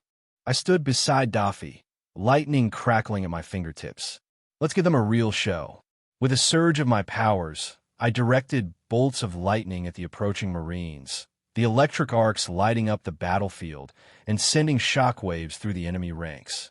The clash between the pirates and Marines grew fiercer by the second as more and more Marines made it to the shore. The shore became a maelstrom of smoke, fire, and ice, each side refusing to yield. This was not just a battle for Dressrosa. It was a statement to the world. The Don Quixote family is a force to be reckoned with, and they would not back down no matter the odds. Yasukani no Magatama. Kizaru bellowed from his position in the air, unleashing a barrage of light beams aimed at the pirates, who were overwhelming the Marines. Despite their lower numbers, the pirates held the upper hand, pushing the Marines back with relentless ferocity. Just as the light beams were about to wreak havoc on the pirate ranks, a powerful ripple emanated from shore, with Isho at its center. "Fierce tiger," he roared, his voice carrying the weight of his immense power. A colossal burst of gravity erupted from him, clashing with the incoming light projectiles. The force of Isho's gravity was so intense that even the beams of light seemed to bend and warp under its influence. The battlefield was momentarily bathed in a surreal, distorted glow as the gravitational force countered Kizaru's attack. Within moments, the light projectiles dispersed, their destructive energy neutralized by the overwhelming gravity. Kizaru's usual smirk faltered for a moment. "Interesting, Isho, is it? You're quite an interesting fellow. I wonder how someone like you ended up with such a pirate group," he muttered, his eyes narrowing as he assessed the gravity-wielding warrior below. Isho's expression remained calm and focused. "I hope you don't target the rest. I will be your opponent," he declared, his voice steady despite the chaos around him. He raised his sword, channeling his gravitational power to create a barrier that protected the pirates from further aerial assaults. The pirates, emboldened by Isho's display of power, renewed their efforts. Cannons fired in unison, their thunderous booms echoing across the battlefield. The air was thick with smoke and the scent of gunpowder, and the ground was shaking with each explosion. Akiji, not to be outdone, stepped forward with a determined look. "Ice Age," he shouted, sending a massive wave of ice toward the shore. The ice crept forward rapidly, freezing everything in its path, intending to immobilize the pirates and their artillery. But before the ice could reach its target, I stepped in, raising my hands to summon a storm. Lightning crackled in the sky, and with a swift motion, I directed a barrage of lightning bolts at the advancing ice. The intense heat from the lightning strikes caused the ice to melt and evaporate, turning it into a thick, obscuring mist. "Nice try, Kazan-san, but you're forgetting that I'm still here," I said, my voice filled with determination. The battlefield was now shrouded in mist, adding an element of uncertainty to the clash. Kazan looked at me, his expression serious. "Ross, are you sure you want to do this? You weren't meant to be a pirate," he commented, trying to reach out to the part of me that once had a different path. Before I could respond, I detected an attack from my flank. I unsheathed Kitetsu, coating it with armament hockey. Clang! The resounding clash echoed as my sword met Tsuru's arm, also coated with armament hockey. "Hee, Tsuru-san. Did you think I would fall for such a trick? You'll have to try better next time if you want to catch me off guard," I taunted, a smirk playing on my lips. As our weapons clashed, the impact sent shockwaves through the mist. Black lightning crackled and tore through the skies, targeting both Kazan and Tsuru. They quickly realized the seriousness of my attack. Tsuru's paramecia fruit was particularly dangerous if she could come into contact with her enemies, especially those who did not possess a high level of armament hockey or haoshiku. Kazan moved swiftly, his ice powers forming a shield to intercept the lightning. "Ice wall," he shouted, creating a thick barrier of ice that absorbed the brunt of the lightning strikes. The air sizzled with the intense heat and energy of the clashing elements. Tsuru, on the other hand, gracefully dodged the lightning bolts, her experience and agility allowing her to evade the deadly strikes. "You're strong, Ross, but don't underestimate us," she said, her voice calm, but with an edge of determination. I didn't let up, pressing my advantage. "I won't underestimate you, Tsuru-san. But you should know by now, I am not the same Rosinante you Marines ambushed back in Marineford." I pushed forward, my sword swinging in a blur as I aimed to break through their defenses. "You Majesty, we should take this chance to support the Marines. We can hit them hard and fast. They're already being overwhelmed by the pirates," one of the ministers suggested urgently as the entire eastern port succumbed to chaos. King Riku stood with more than 100,000 of his troops behind him, but he had yet to give the order to attack. Doflamingo, standing leisurely on the pier, had not yet engaged in combat. He was merely observing the fight, a smug grin on his face. Riku knew that the Don Quixote brothers must be aware of their plans to attack from the rear. Doflamingo was waiting for Riku to make the first move. As a cautious man, Riku wanted to see how the fight would unfold because, from the current situation, it seemed that the Don Quixote family had the upper hand, especially Ross, who was holding back two of the highest-ranking officers single-handedly. The mysterious lightning strikes that had recently plagued Dressrosa now made more sense. "No, have you not noticed yet? Doflamingo has yet to join the battle. We cannot risk it," King Riku declared, his voice steady despite the rising tension. However, the other ministers did not share Riku's caution. "Your Majesty, we have more than 100,000 soldiers ready to fight. This is our best chance to take down the Don Quixote pirates. If we wait any longer, they will establish a stronger base, and it will be too difficult to remove them," another minister argued, his tone filled with urgency and desperation. "Yes, Your Majesty. This might be our one and only chance to drive the pirates away from Dressrosa," the minister in charge of Balsa urged. After a few seconds of contemplation, Riku finally relented to the pressure. "Let's drive all the pirate scum out of Dressrosa. Charge!" Riku bellowed, leading from the front as more than 100,000 troops rushed forward, their battle cries echoing like a tidal wave of justice. So they finally couldn't hold back anymore, huh? Daffy chuckled, turning towards the incoming army from the rear. This was all part of their plan. They had anticipated Riku trying to team up with the Marines. "My little brother is too soft sometimes, but now that you've attacked us first, it's only right that we retaliate," Daffy declared, his voice dripping with menace. He turned towards the advancing army, and 3 kids arrived next to him, ready to confront the soldiers. Tsuru, who was fighting me, felt a sinking premonition. Despite the overwhelming numbers rushing towards them, Doflamingo stood unfazed. Kazan, stop Doflamingo.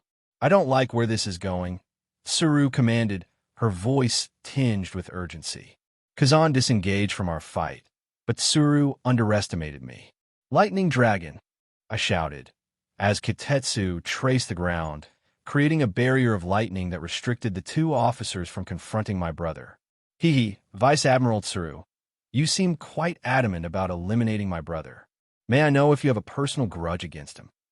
I taunted, my voice dripping with mockery. Byusashoka Koka.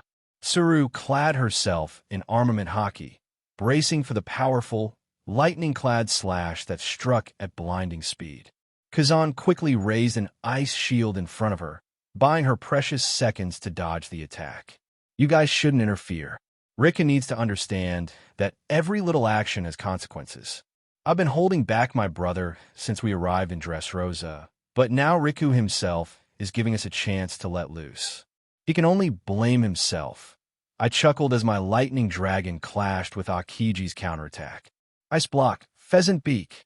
A massive blue bird of ice manifested, but the black dragon tore through it, shattering it into hundreds of pieces. I hope you guys watch what happens carefully. Dressrosa is no longer the domain of the world government, I remarked, my eyes gleaming with determination as the Dressrosa army closed in on Daffy and the three kids. As the army charged, the three kids stood their ground beside Daffy, their expressions unwavering. Daffy stepped forward, his Haushika haki bursting forth like a raging volcano, knocking out anyone with weak wills. Even the horses charging in the front were knocked out, and more than half of the 100,000-strong army collapsed, unconscious. With a wicked grin, Daffy yelled, Flame Commandment, Fire Dragon's Roar. He unleashed a torrent of flames that incinerated the front lines of the advancing soldiers, almost engulfing the entire army. The heat was so intense that, even from a distance, the air shimmered. Daffy watched with sadistic pleasure, his eyes glowing with malice. See, Riku? This is what happens when you try to play a hero. You and your precious kingdom are nothing but playthings to us, he mocked, his Haushiko haki flaring up again, sending waves of pressure crashing down on the battlefield. In the chaos, King Riku tried to rally his troops, but the sight of his soldiers being decimated by the Don Quixote's relentless assault shook his resolve. We can't let them win. For Dressrosa, he shouted, trying to inspire his men, but his voice was drowned out by the sounds of battle and the despairing cries of his soldiers. Smoker raised his hands and punched forward with ferocity. White Hound, he roared. Hundreds of massive wolves made out of dense smoke materialized around him, launching themselves at the soldiers with ferocious intensity. The soldiers' cries of panic and pain filled the air as the smoke wolves tore through their ranks. Enhanced by the flames, the smoke wolves transformed into burning beasts, their fiery maws ripping through the enemy army. Gladius chuckled as he saw Smoker showing off. He stepped up and planted both his palms on the ground. The next moment, dozens of meters around him rumbled, and countless spikes made of crystals erupted from the ground, tearing through the enemy army. He manipulated the crystal to form a barricade, stopping the remaining cavalry in their tracks as the crystal spikes shredded through horses and armor alike. King Riku watched in horror as his forces were decimated. Hold the line, he bellowed, but his voice was lost amidst the chaos. His once proud army was being systematically destroyed, their spirits crushed under the sheer might of the Don Quixote family. Daffy stepped forward, his laughter echoing across the battlefield. Is this the best you can do, Riku? You should have known better than to challenge us. Dressrosa belongs to the Don Quixote family now and ever. At that moment, one of Riku's top generals charged at Daffy, his sword raised high. For Dressrosa, he cried, aiming for Daffy's head. But with a casual wave of his wrist, Daffy ensnared him with a fiery inferno of blue flames, lifting him off the ground and burning him to cinders even before he had the time to scream. Futile, Daffy sneered, as he turned his attention towards the remainder of the army that was already showing signs of breaking. You can't save them. You can't even save yourself, he taunted Riku, who was being defended by some of his soldiers. Meanwhile, little Gladius continued his assault, his crystal spikes now forming a deadly labyrinth that trapped and slaughtered any soldier who dared to enter. Die, you bastards! He taunted, enjoying the carnage. This is the price of defying the Don Quixote family. The battlefield was a scene of utter devastation. Flames and smoke wolves rampaged through the ranks. Crystal spikes impaled soldiers and horses, and Daffy's Haushika Haki crushed the wills of anyone who tried to stand against him. The combined might of just 4 members of the Don Quixote family was unstoppable. Their power was overwhelming. King Riku, seeing the hopelessness of the situation, clenched his fists in despair. Fall back. Everyone, fall back, he ordered, his voice breaking with sorrow. But it was too late. His army was broken, their spirits shattered by the might of the Don Quixote pirates. Just then, Rob Lucci moved in earnest. Tobu Shurgon, Hibachi, he shouted, flickering into the enemy ranks like a shadow of death. Despite his young age, Lucci's prowess in battle was unmatched, and his attacks were nothing short of lethal. His fingers tore through the armor as if it were paper, piercing the necks and hearts of the soldiers with precise, deadly strikes. Wherever Lucci materialized with shave, cold, lifeless bodies followed, piling up in his wake. The battlefield was a scene of horror as Lucci's small frame moved with inhuman speed and grace, leaving a trail of destruction behind him. The soldiers, already demoralized by the overwhelming power of the Don Quixote family, now faced a new terror. Many could not even react before they fell. Their lives were extinguished in an instant by the young assassin. King Riku watched in helpless despair as his troops were massacred. "Hold the line.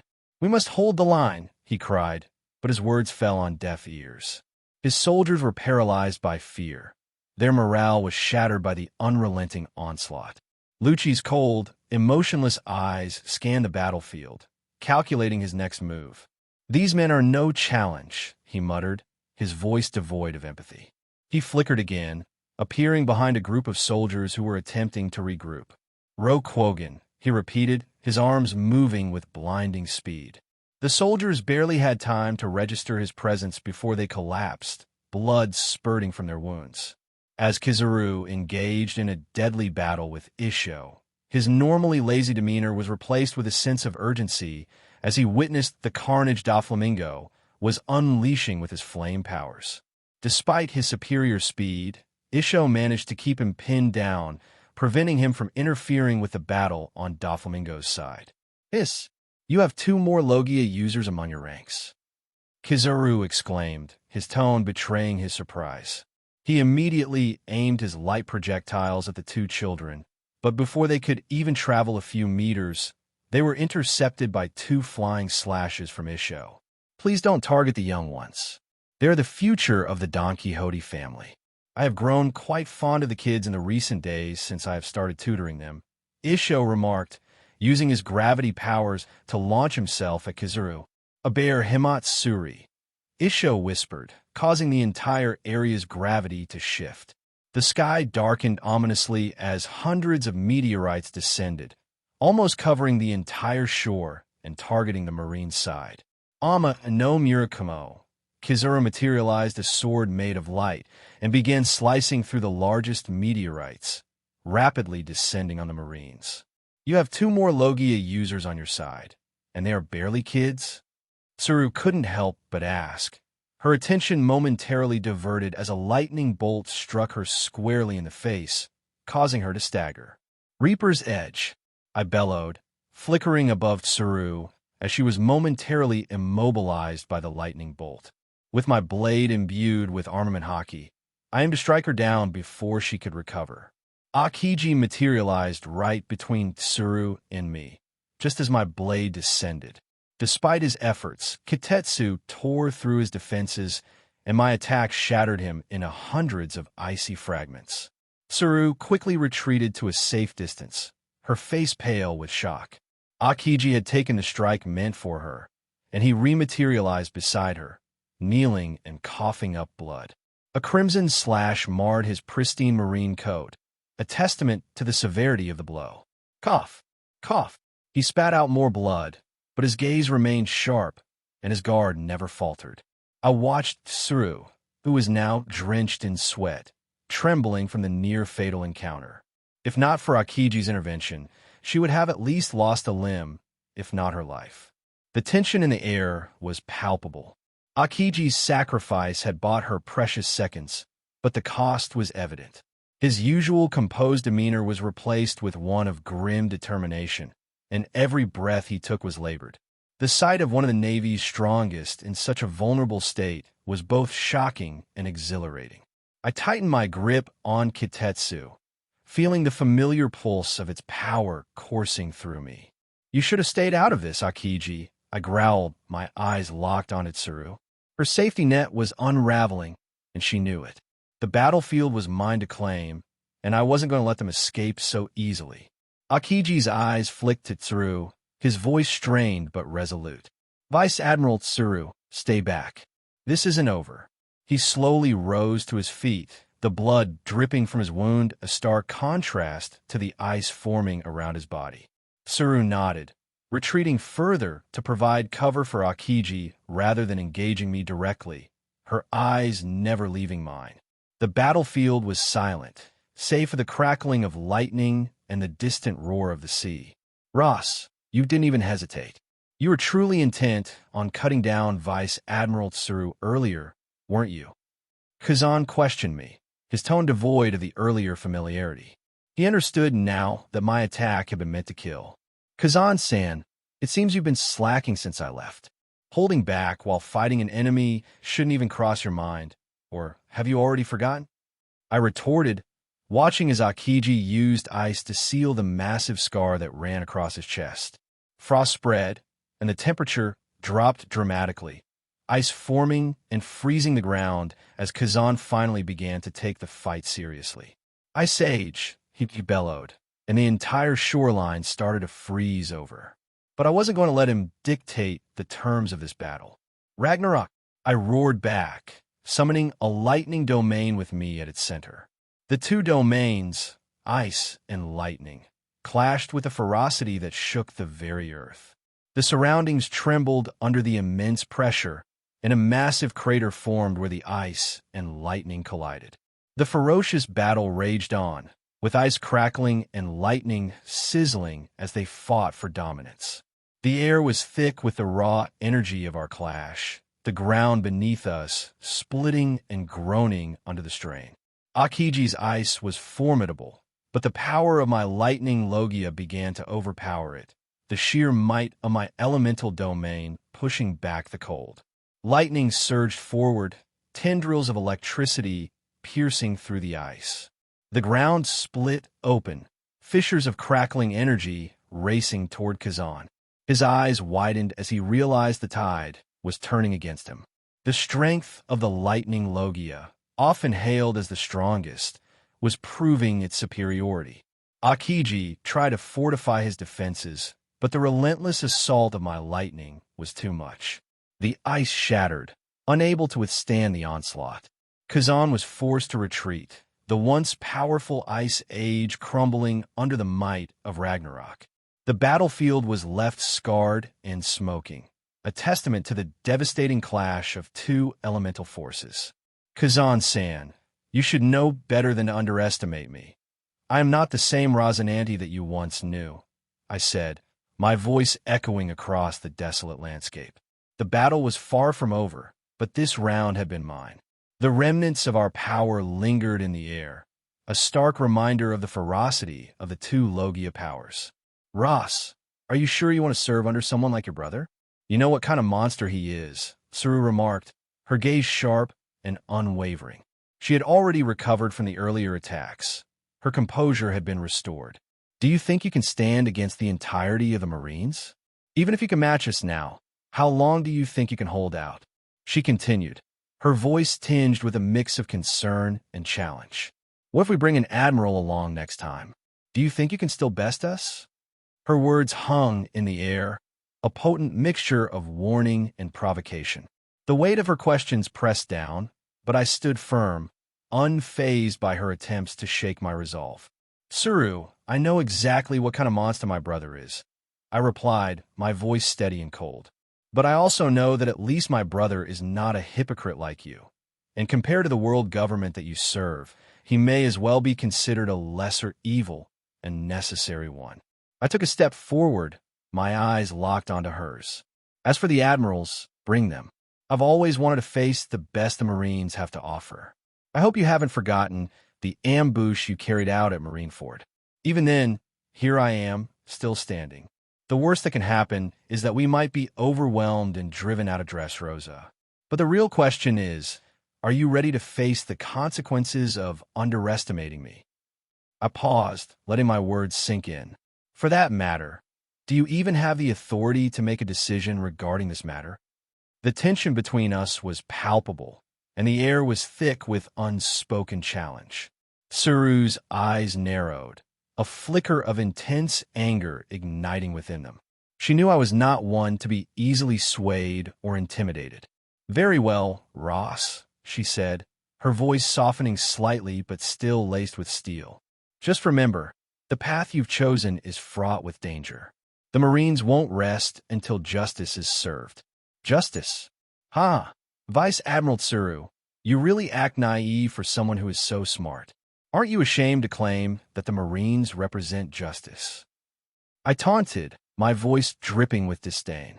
"And don't think I don't know why you're really chasing my brother." Her expression hardened. The flicker of anger was now a full blaze. "Your brother's actions are a threat to the balance of the world. He must be stopped, and so must you if you stand in our way." I chuckled darkly, shaking my head. "You can dress it up however you like, but we both know the truth. The Marines' justice is a convenient mask for their own agenda. My brother saw through it, and so do I. You pursue him not out of some noble cause, but because of your personal vendetta." Tsuru's lips pressed into a thin line, her composure slipping just slightly. "Believe what you will, Rosinante, but know this, we will not stop. We will hunt you down to the ends of the earth, if we must." "Then bring it on, Tsuru," I replied, my voice a low growl. "I'm ready for whatever you throw at me. The Marines may come with their admirals and their so-called justice, but I will stand my ground. Dressrosa is just the beginning." Just as the clash was about to begin anew, Daffy arrived next to me, tossing a battered and bruised Riku at my feet. "As much as we'd like to continue this fight and see who wins, Dressrosa is mine, and I don't want it destroyed.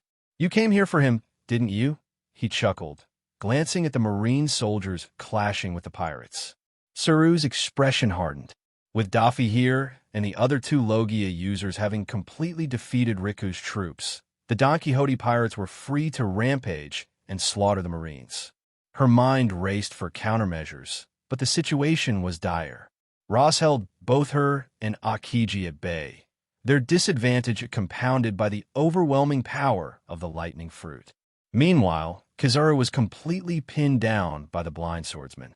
Tsuru was shocked to see that the Don Quixote brothers had managed to recruit such a formidable warrior.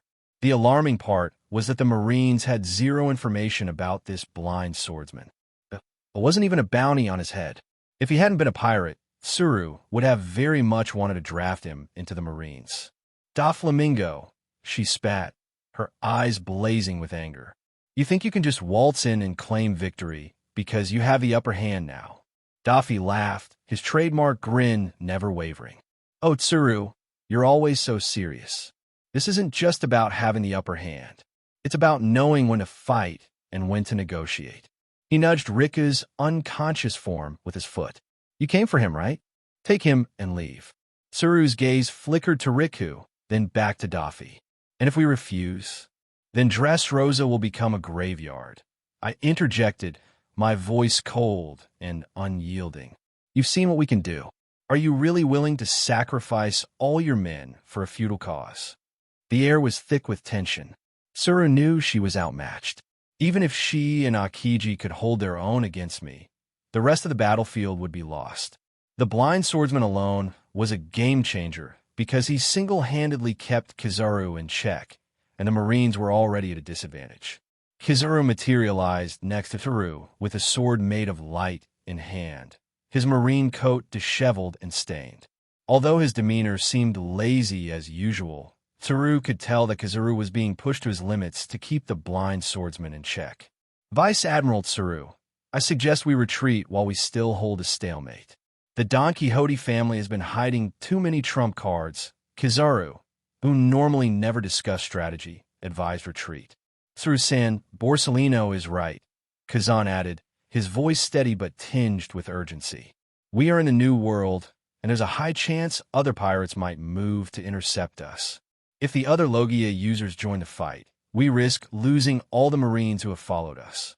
They are willing to let Rika go with us, and that's all we need for now. As for the matter of the heavenly tribute, let Riku worry about that once he reaches the Holy Land. Despite his outward composure, Kazan felt the strain. He knew that Ross was still holding back, and if they truly engaged with the intent to kill, the outcome would be uncertain. Tsaru's mind raced. She evaluated the battlefield once more. The defeated Marines, the looming threat of the other Logia users, and the blind swordsman's formidable presence. The risk was too great. A tactical retreat was the only viable option to preserve their forces. Very well, she said through gritted teeth. We'll withdraw. But this isn't over, Doflamingo. We will return, and justice will be served. Daffy chuckled, his grin ever present. Oh, Tsaru, I wouldn't have it any other way. Until next time. Justice, I scoffed, shaking my head. You keep using that word. But your justice is nothing more than a facade. Daffy waved his hand dismissively. Run along, Tsaru.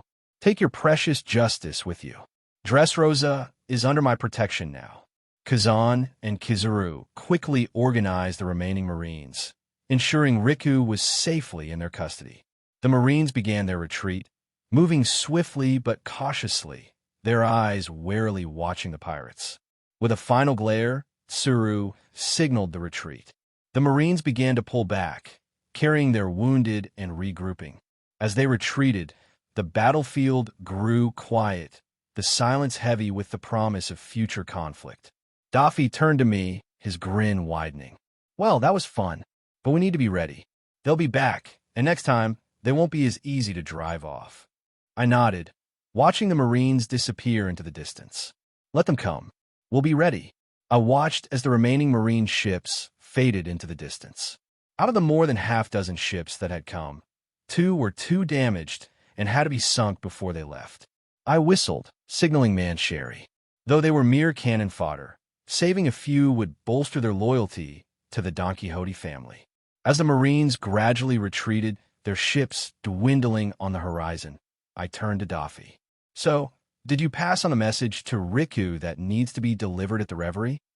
Daffy chuckled, his eyes gleaming with satisfaction. Yep, he'll sing like a canary and convey our message directly to the elders.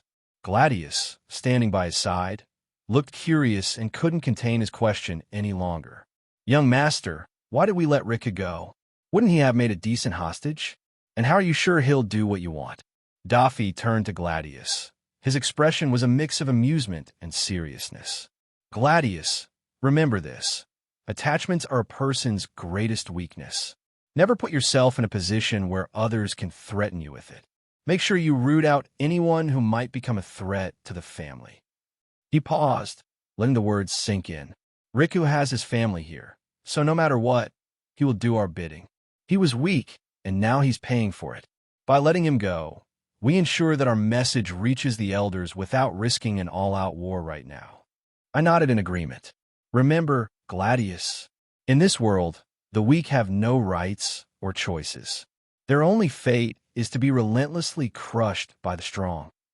Mancheri arrived, her powers ready to heal the injured. Though the soldiers were mere pawns, their loyalty was crucial. As she began her work, the atmosphere shifted from one of battle to one of rebuilding and regrouping. Daffy's grin widened as he surveyed the scene. Let the Marines think they've won a small victory by retreating with Riku. It will only make our ultimate triumph that much sweeter. As night fell, the remnants of our forces gathered, the day's events a stark reminder of the power struggles that define the New World. The retreating Marines would undoubtedly regroup and plan their next move, but so would we. Dressrosa was ours to protect, and we would be ready for whatever came next. The recent clash between the Marines and the Don Quixote pirates had become the hot topic in all of Dressrosa. In a tavern within the port town of Acacia, a group of patrons were involved in heated discussion. One group was loyal to King Riku, while the others were residents of Balsa. It's all gone. More than a third of our army was decimated by those monsters. Even the Marines retreated. We're all doomed. One man cried, clearly drunk and distressed. They're heartless. That was close to 100,000 soldiers who defended us from pirates. Another added, his voice heavy with despair. And what good did that do for us? Except for our balsa, the entirety of Dressrosa is burning. I would say the Don Quixote family was a blessing in disguise. They're not like other pirates. And I heard that if not for King Riku trying to sneak attack the Don Quixote family from the rear, this wouldn't have happened.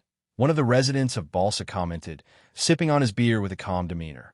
Bastard, are you supporting those monsters? You ungrateful bunch. Do you know how much King Riku has done for us? Have you forgotten it all? Now that you're safe behind the pirate banner, do you reprimand the rightful king? The man, who was drunk, flared up in anger. However, deep down, he was jealous of these people from Balsa.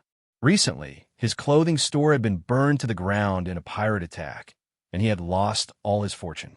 His resentment towards those who were living a peaceful life had only grown. The tavern fell silent for a moment. The tension was palpable. The crackling of the fireplace and the distant murmur of the sea were the only sounds breaking the heavy silence. The bartender, wiping a glass with a rag, watched the scene unfold with wary eyes, ready to intervene if things got out of hand. You think the Don Quixote family is a blessing? A middle-aged man with a scar across his cheek spat, slamming his mug on the table. They're pirates. They bring nothing but chaos and destruction. King Riku was a good man and a fair ruler. He didn't deserve to be overthrown by those tyrants. But he was weak, retorted the Balsa resident. He couldn't protect us. The Don Quixote family might be ruthless, but at least they have the strength to keep us safe. We haven't had a single pirate attack in Balsa since they took over. A woman, clutching a child to her chest, nodded in agreement. My husband was a soldier. He fought bravely under King Riku, but what did it get him? A grave in a field, that's what. At least now, with Don Quixote in charge, my son might have a future. The drunken man's face turned red with rage. A future under a tyrant? That's no future at all. He stood up, swaying slightly, his fists clenched. You're all fools if you think this peace will last. Sooner or later, the Don Quixote family will turn on you too. The tension escalated, and it seemed a brawl was imminent. The bartender finally spoke up, his voice firm but calm. Enough. We're all suffering here. Arguing among ourselves won't change what's happened. We need to find a way to survive, whether it's under King Riku or the Don Quixote family. The patrons slowly calmed down, the truth of the bartender's words sinking in. The scars of the recent battle were still fresh, and the future was uncertain. As the night wore on, they drank in a sullen silence, each lost in their thoughts, grappling with the harsh reality of their situation. As the discussions in the tavern simmered down, a cloaked figure quietly rose and exited, not drawing any attention. Even the bartender, who always kept track of his patrons, failed to notice the movement.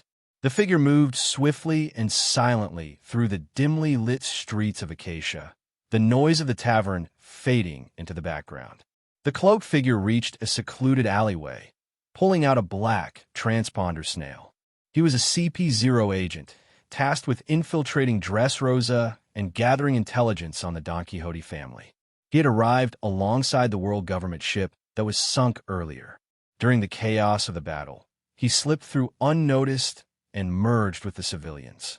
The agent activated the transponder snail, its eyes opening and antennae twitching as it established a secure line. This is Agent Spectre, he whispered into the receiver. I've infiltrated Dressrosa and gathered preliminary intel on the Don Quixote family. A voice crackled back through the snail, stern and authoritative. Report, Spectre. What have you learned? Initially, I believed the Don Quixote family would be razed to the ground. The Marines dispatched not only their chief of staff, but also two admiral candidates, both of whom are already admiral-level powerhouses. But to my surprise, the Don Quixote family pushed the Marines into a disadvantage. They're grooming a new generation of monsters. Two Logia fruit users and a kid who shows exceptional mastery of the Rokushiki. The boy could have been the perfect weapon if he was part of Cypher Paul. The agent paused, glancing around to ensure he wasn't being overheard. The alleyway remained empty and silent. Doflamingo's influence is stronger than we anticipated.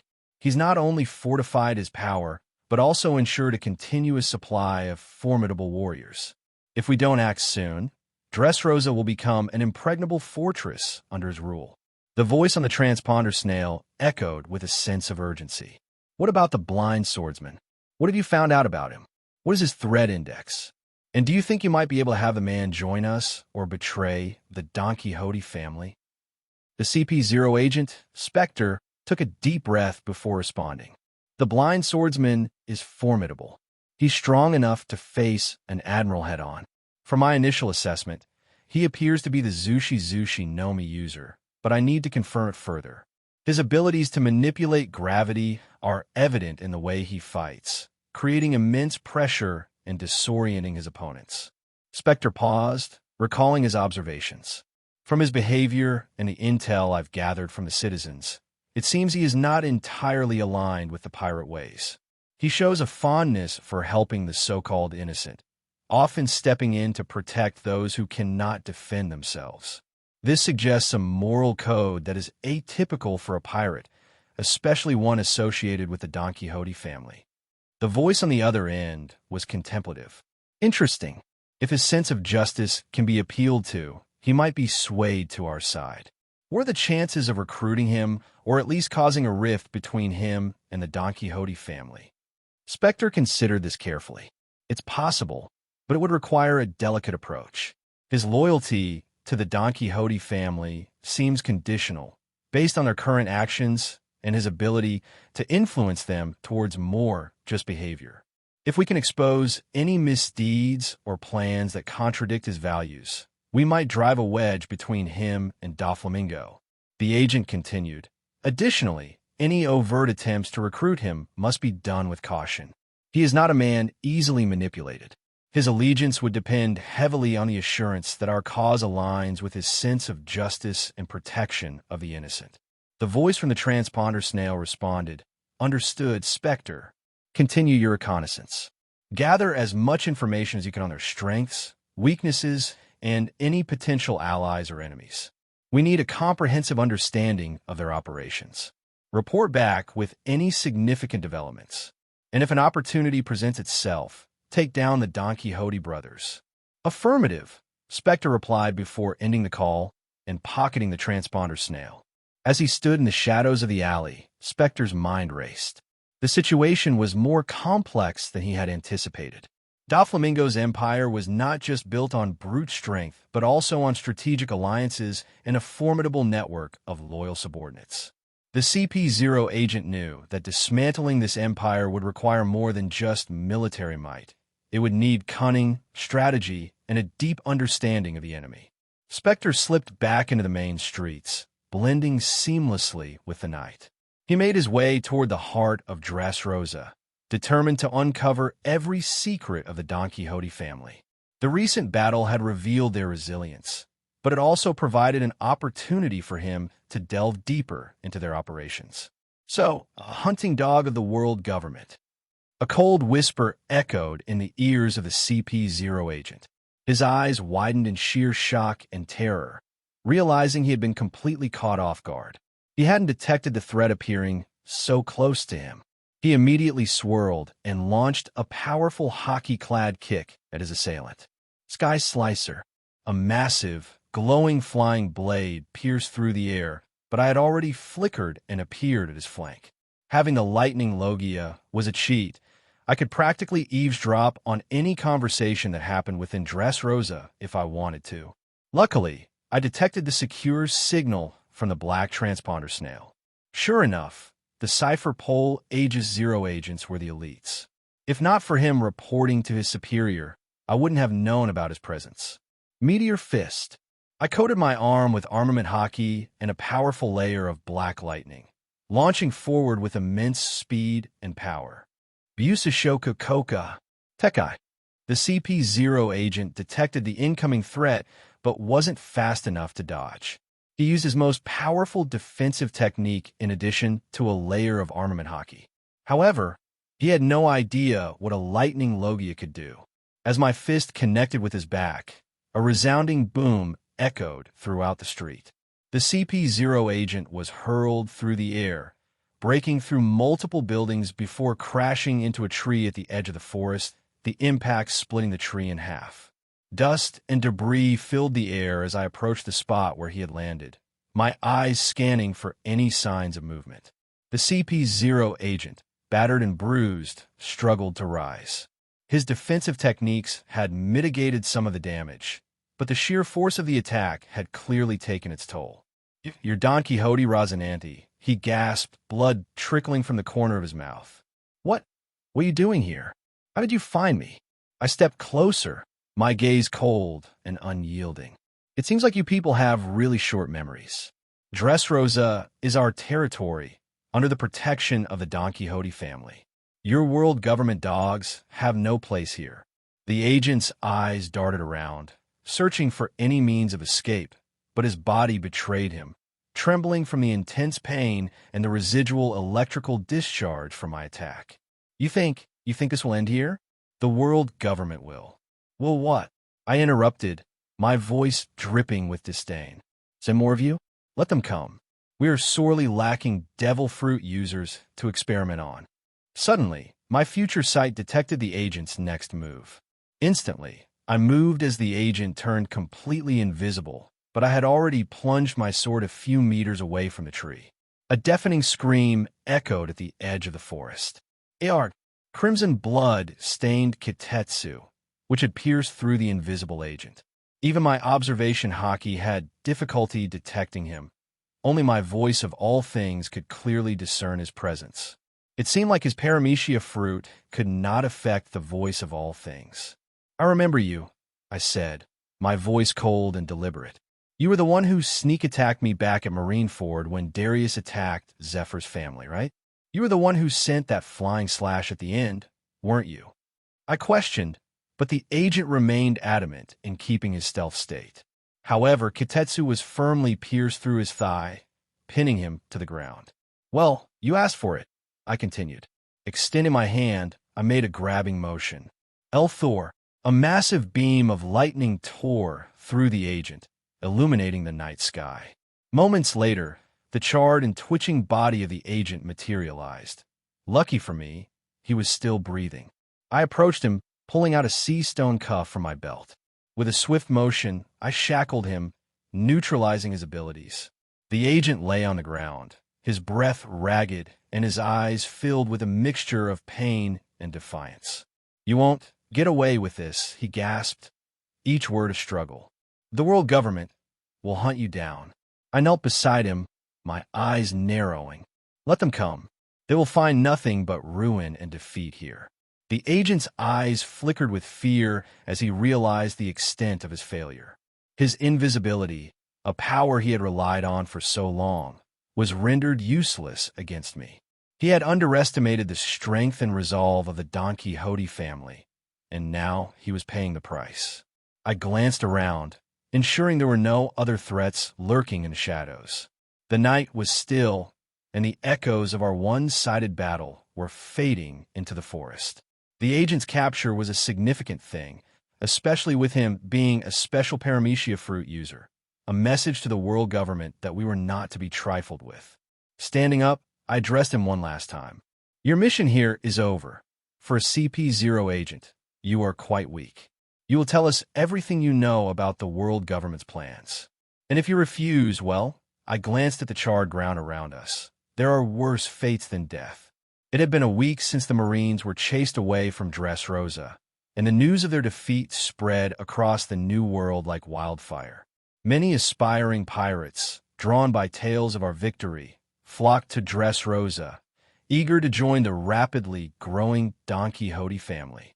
The new bounty posters for the three main fighters of the Don Quixote family sent waves through the new world, igniting fear and respect among our enemies and allies alike.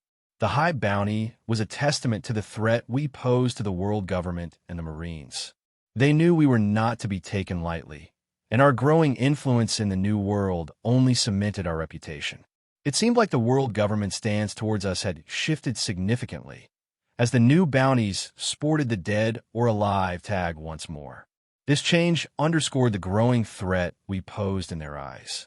Even Isho, our formidable blind swordsman, was dumbfounded that his first bounty had almost reached 500 million belly. It was a clear sign of the fear and respect he had garnered in such a short time.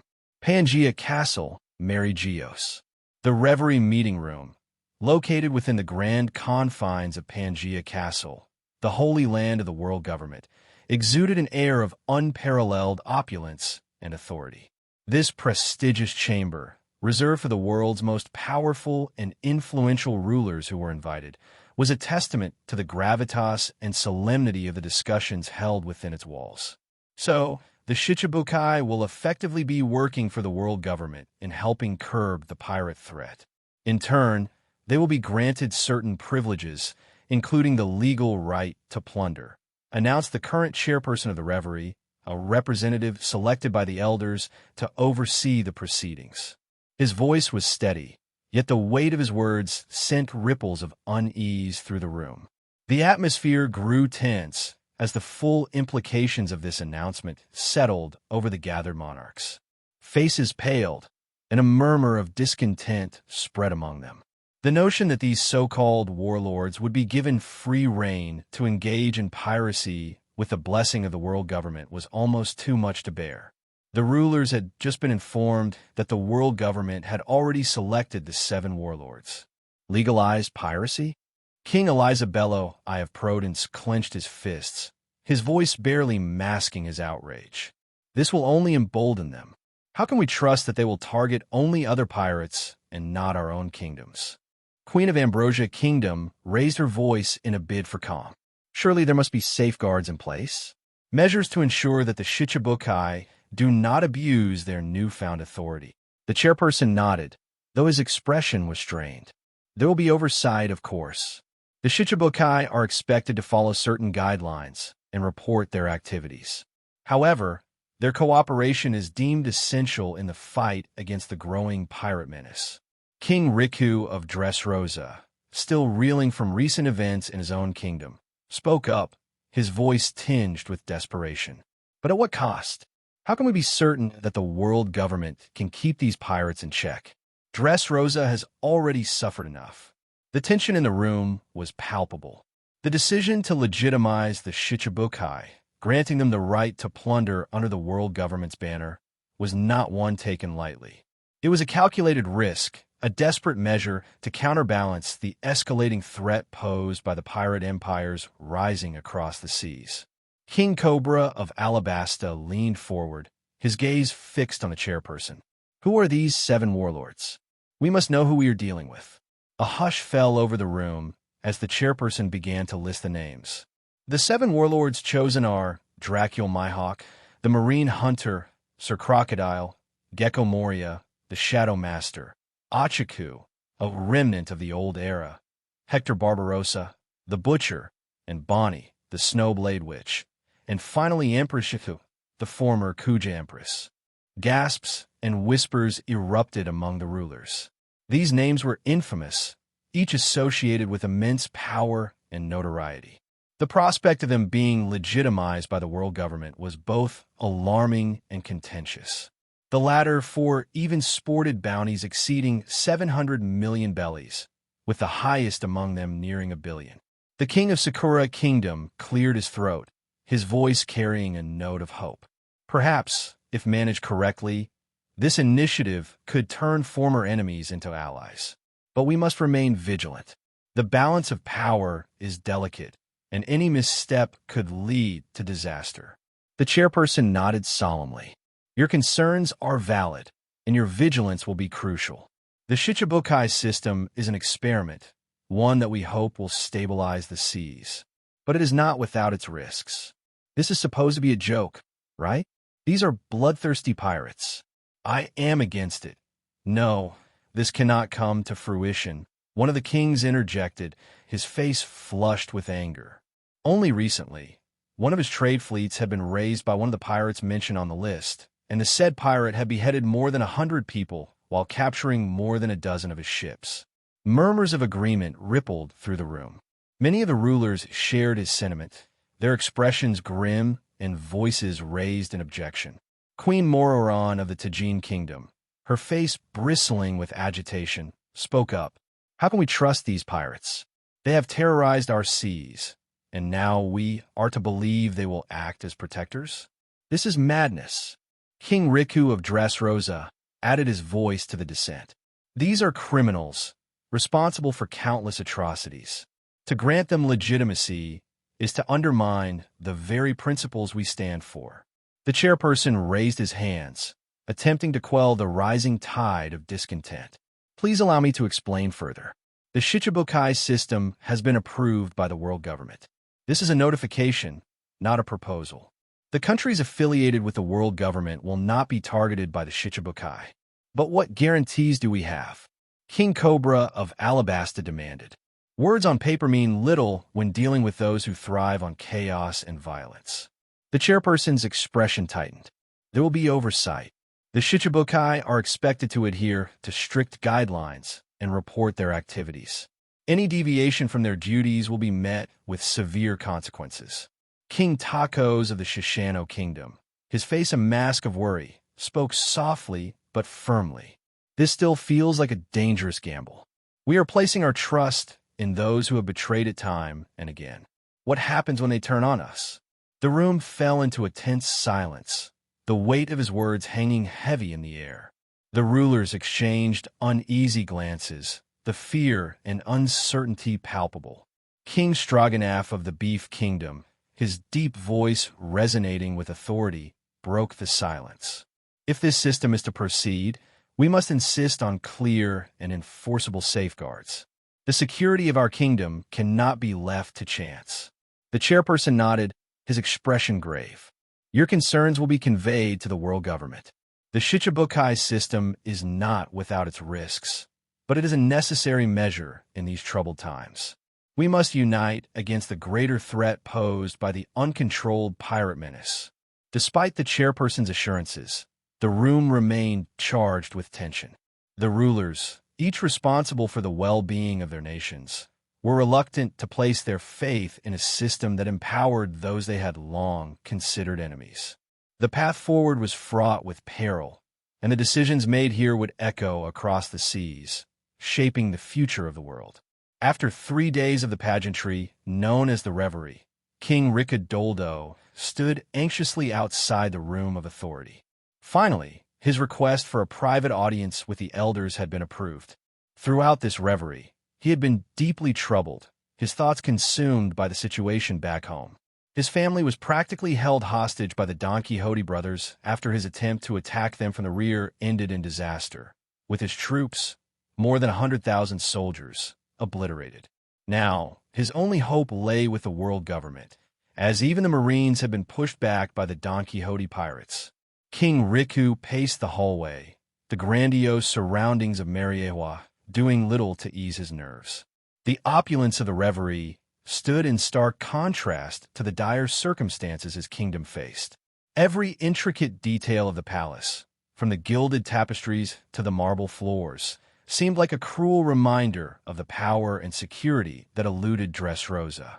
The doors to the room of authority, massive and adorned with the insignia of the world government, loomed before him. When they finally creaked open, King Riku took a deep breath and stepped inside. The room was vast, its high ceiling supported by pillars etched with ancient scripts. At the far end, seated behind a long, ornate table, were the elders, figures of immense authority whose decisions shaped the fate of the world. King Riku bowed deeply, his heart pounding. Esteemed elders, thank you for granting me this audience. The elders regarded him with a mixture of curiosity and impatience. Elder Mars, with a long, flowing beard and piercing eyes, spoke first. King Riku, You have requested a private audience. What is it that you seek? King Riku straightened, his expression resolute. My kingdom, Dressrosa, is in grave peril. The Don Quixote family has usurped control, and my family is held captive. My attempt to reclaim my kingdom with military force has failed, and the Marines have been unable to provide the necessary support. I come before you to plead for intervention. Dressrosa cannot withstand this tyranny alone. Elder Nustero, his bald face lined with age and wisdom, leaned forward. You are asking for direct intervention. This is not a request we take lightly. What makes you believe the world government should involve itself further in your conflict? King Riku's voice trembled with emotion. Dressrosa is a loyal member of the world government. Our plight is a direct result of the pirate menace that threatens all our lands. If the Don Quixote family consolidates their power, they will become an even greater threat. We need your support to restore order and protect our people. The elders exchanged glances, their expressions inscrutable. Elder Mars spoke again. The situation in Dressrosa is indeed concerning. However, the world government's resources are stretched thin, and the Shichibukai system has been implemented to address the pirate threat. What would you propose as a solution? Before we address the situation in Dressrosa, we must first notify you that your kingdom has yet to pay the yearly heavenly tribute, Elder Nustero stated, flipping through a folder. You must understand that you lose the privilege of being an affiliated country if you fail to pay your tribute. It is quite audacious of you to come here asking for support when you have not fulfilled your obligations. King Riku's face paled as the elder's words sank in. He was completely dumbfounded. The elders were well aware of the turmoil in Dressrosa, yet they were placing all the blame squarely on him. But, sir, we had the tribute ready, but the Don Quixote brothers seized what was owed to the celestial dragons, Riku pleaded, his voice trembling. The direction of the meeting was derailing, and the elders' nonchalant behavior towards Dressrosa's plea made him increasingly uneasy with each passing second.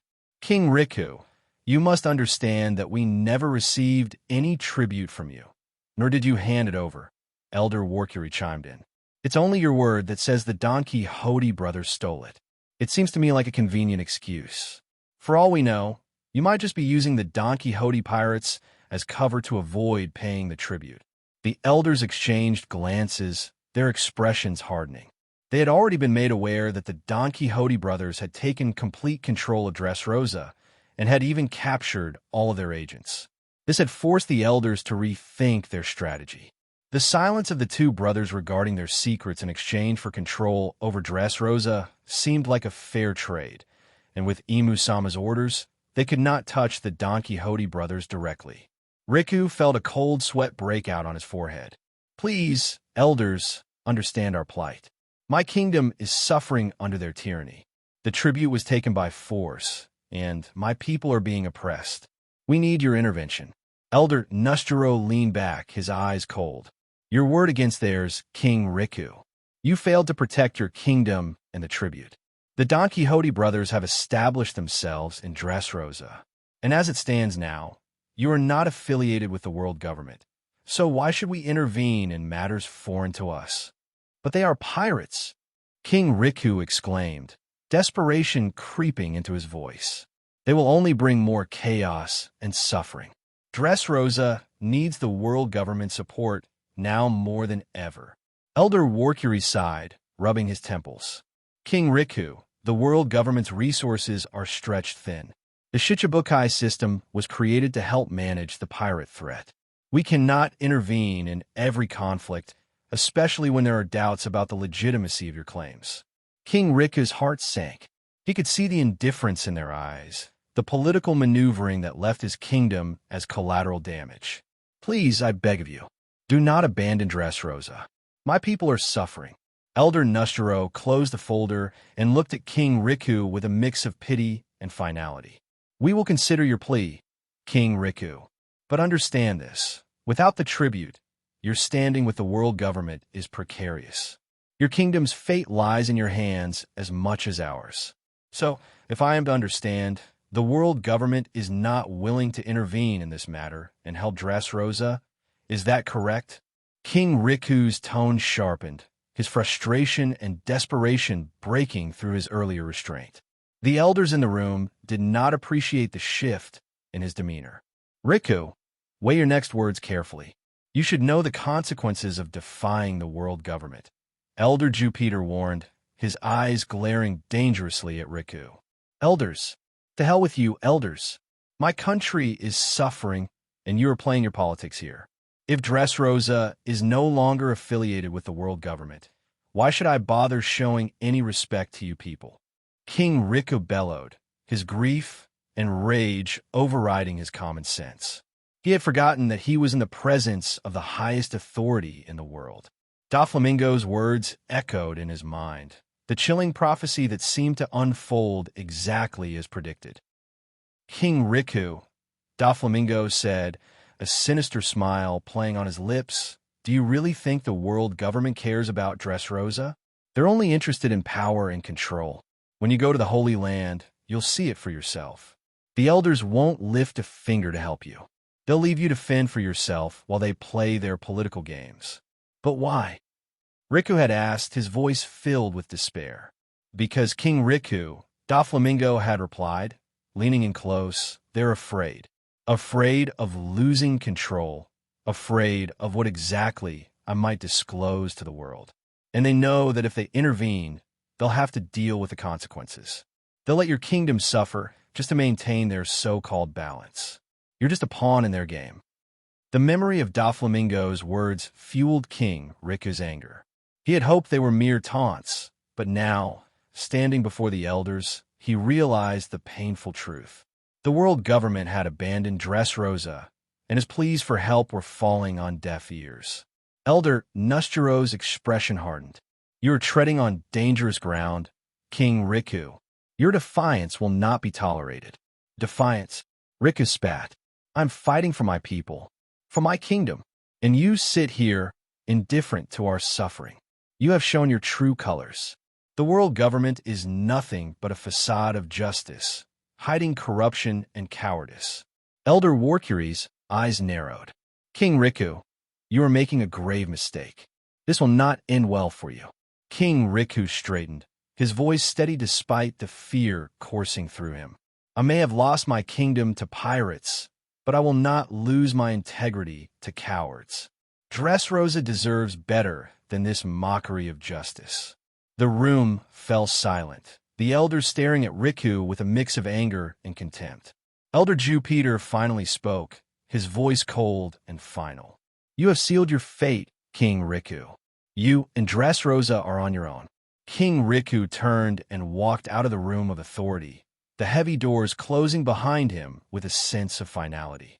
As he made his way through the corridors of the Holy Land, he felt a heavy burden lift from his shoulders. He had spoken the truth, no matter the cost. Now, he had to return to his people and find a way to save Dressrosa from the clutches of the Don Quixote family, even if it meant standing against the world alone. Was it wise to let him go like that? We should have just eliminated him for talking to us like that, Elder Warcury remarked, his eyes narrowing as he looked at Elder Saturn. The other elders shifted uncomfortably, some nodding in agreement with Warcury's sentiment. Elder Saturn, who had earlier gestured for the others to let King Riku leave, leaned back in his chair, a thoughtful expression on his face. Killing him here would serve no purpose. If anything, it would only create a martyr for the people of Dressrosa. Let him return. He may cause problems for the Don Quixote brats. His presence might destabilize their control, making them more vulnerable. The other elders fell silent, considering Saturn's words. He continued, his tone measured and calculating. We can use Riku in the future. His desperation might drive him to take actions that will weaken the Don Quixote family's grip on Dressrosa. And when the time is right, we can offer our help once more, bringing Dressrosa back under our control. Elder Nusturo nodded slowly, the logic of Saturn's plan becoming clear. You're right. A living, desperate King Riku is more valuable to us than a dead one. He could be the key to regaining our influence in Dressrosa. As King Riku made his way back to Dressrosa, Unaware of the machinations of the elders, the world government's plans moved forward. They would bide their time, waiting for the perfect moment to strike, to reclaim control over Dressrosa and crush the Don Quixote family once and for all. Marine HQ. Where the hell is Garp? We're about to host some of the most notorious pirates in the world, and he's nowhere to be found.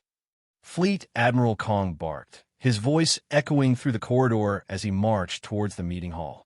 His frustration was palpable, each step he took reverberating with his irritation.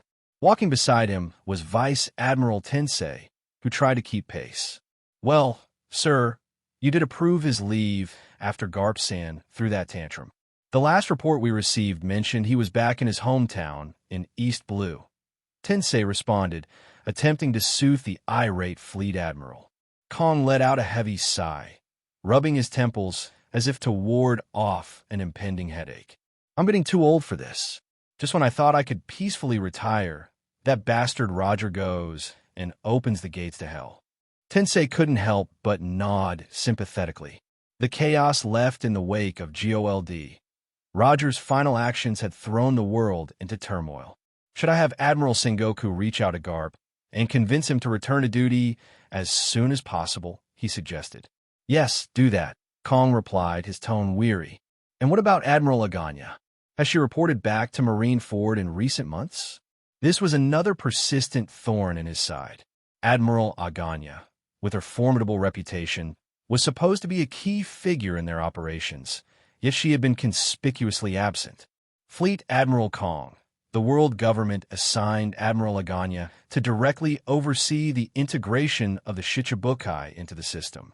She is scheduled for a meeting with the newly appointed warlords, Tensei explained, his voice steady despite the chaos swirling around them. Kong's expression hardened. Good. We need her to handle that. But she still needs to check in. Make sure she understands the importance of her presence here. They quickened their pace towards the meeting hall. Kong knew he had to make a strong impression on the newly appointed Shichibukai, asserting the authority of the Marines in no uncertain terms. Have the summons been sent to Sengoku and Zephyr? We need to demonstrate that the Marines are not to be trifled with. Even if these pirates receive privileges, they need to know who is ultimately in control, Kong ordered, his voice brooking no argument. Tensei nodded, immediately relaying the command to a subordinate who hurried off to ensure that both Sengoku and Zephyr would be present. Kong's mind raced with the implications of this meeting. The Shichibukai system was a double-edged sword, and he needed to ensure the Marines wielded it effectively without getting cut themselves. Inside a grand hall within Marine HQ, the tension was palpable. Seated around an oval-shaped table were two distinct parties. On one side sat the 7 newly appointed Shichibukai, each exuding an oppressive aura that made the Marine guards standing by sweat nervously. Opposite them were some of the most powerful Marines, their stern faces betraying no emotion. The room was charged with an uneasy silence, punctuated only by the occasional rustle of clothing or the shifting of feet. It had been a week since the end of the reverie, and the Marines dispatched to sea had returned. Only 4 seats remained unoccupied on the Marine side, reserved for the admirals and fleet admiral. Vice Admiral Tsuru, a seasoned and highly respected figure, broke the silence. I hope you understand what's required of you in the future. As of now, your bounties will be frozen until you hold the title of Shichibukai. The moment you cross the line, we will hunt you down. The privileges we provide are in exchange for your services. She tossed a folder onto the table, scattering the latest bounty posters, each marked with an official seal indicating their status as frozen. And Bonnie, a kingdom-toppling beauty with a voluptuous hourglass figure standing close to 4 meters tall, leaned forward and picked up the folder. Despite her alluring appearance, she was a savage pirate, rumored to be a cannibal. She wore a tight, white outfit that revealed ample cleavage and carried a broadsword on her back. Flicking through the bounty posters, she saw the familiar faces of the Shichibukai. She couldn't help but scoff and toss the folder aside in disdain. An only respected strength, and out of the 7 present, she gave Shikaku, the former Kuja Empress known for her fearsome reputation during the Rocks era, a second look. There was also one other who mildly interested her, the young man with hawk-like eyes carrying a sword on his back. As a fellow swordswoman, she could recognize strength when she saw it. TCH, why are these good-for-nothings part of the Seven Warlords? I could squeeze any of them even in my sleep, growled Hector Barbarossa. He was a burly, rugged pirate with countless scars, standing a towering 6 meters tall and built like a tank. A massive war axe was slung across his back, adding to his intimidating presence. Tsuru's eyes narrowed at Hector's comment, but she maintained her composure. Strength alone does not determine the value of an ally. Each of you is chosen for specific reasons. Remember, you are here to serve a purpose, and that purpose is to help stabilize the seas.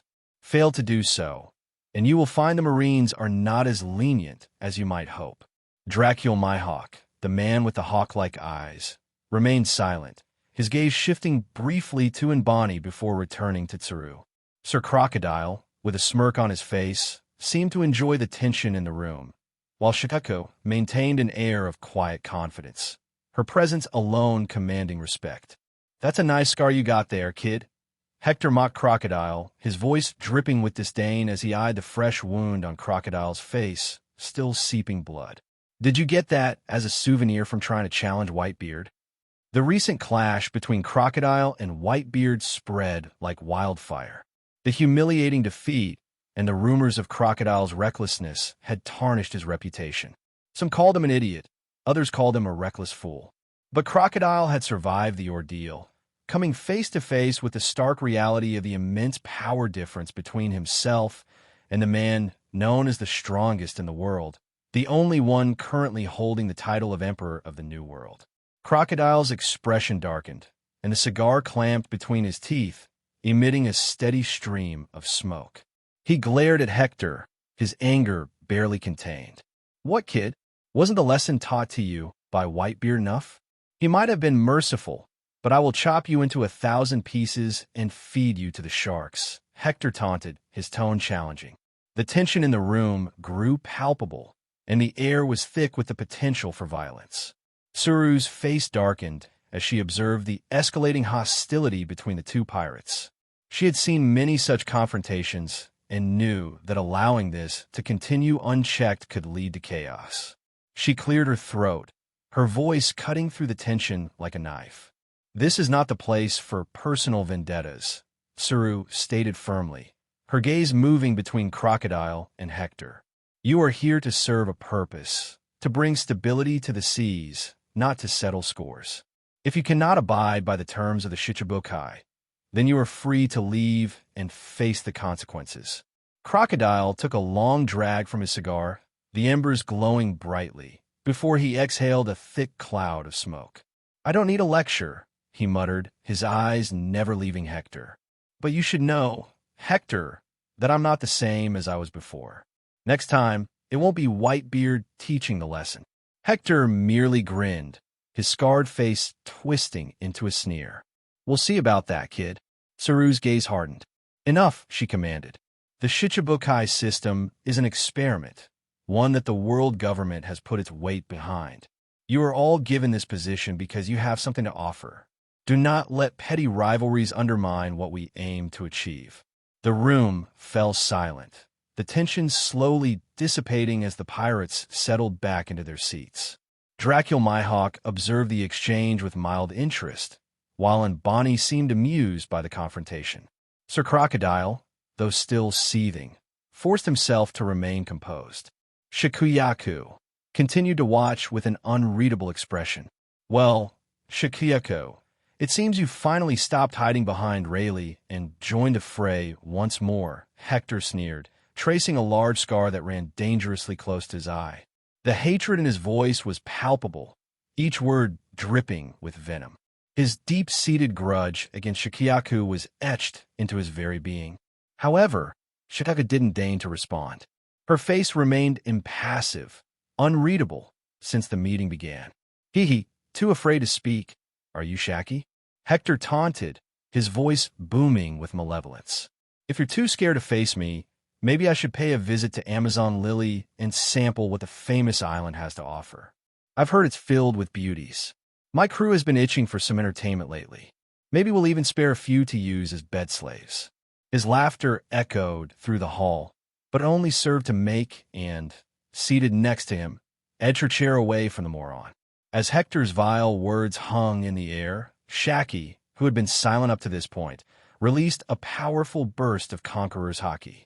The force of her willpower targeted Hector directly, pinning him against the wall with overwhelming pressure. The former Kuja Empress had made her stance clear. Shikuyako, what do you think you are doing? Do you realize where you are? Tsuru's eyes narrowed as she spoke, her tone laced with authority. Shacky, unperturbed, rose from her seat and advanced towards Hector. He had collected himself by now, drawing a massive battle axe from his back. The earlier attack had caught him off guard, but now he was seething with rage, feeling utterly insulted.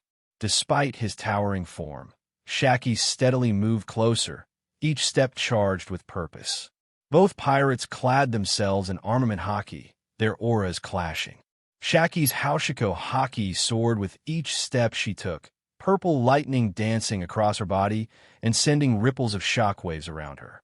The tension in the air was electric, the room crackling with impending violence. Crimson Serpent. Just as the two were about to clash, two massive blood serpents surged from the entrance, aimed at both Shacky and Hector.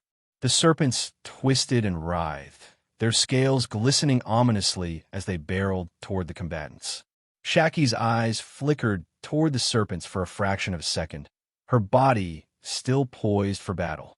Hector, too, momentarily shifted his gaze, his muscles tensing as he prepared to counter the unexpected attack. Shacky immediately reacted, dodging the incoming serpent with a fluid grace that belied the intensity of the situation.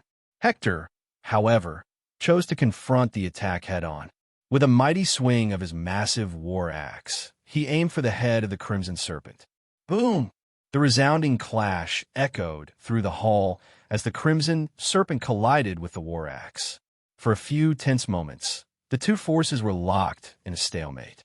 But then, with a surge of momentum, the serpent overpowered Hector, lifting his massive form off the ground. He was sent hurtling through the air, crashing into the wall, and leaving a gaping hole in his wake. Clack! Clack! Clack! Footsteps echoed across the meeting room as Admiral Aganya, clad in her signature crimson attire, entered. Her presence commanded attention, and her eyes swept across the room, assessing the situation. She took in the sight of the warlords, who remained seated despite the commotion, before her gaze finally settled on Shikaku. Shacky was still emitting her Haushika hockey, a palpable aura of power.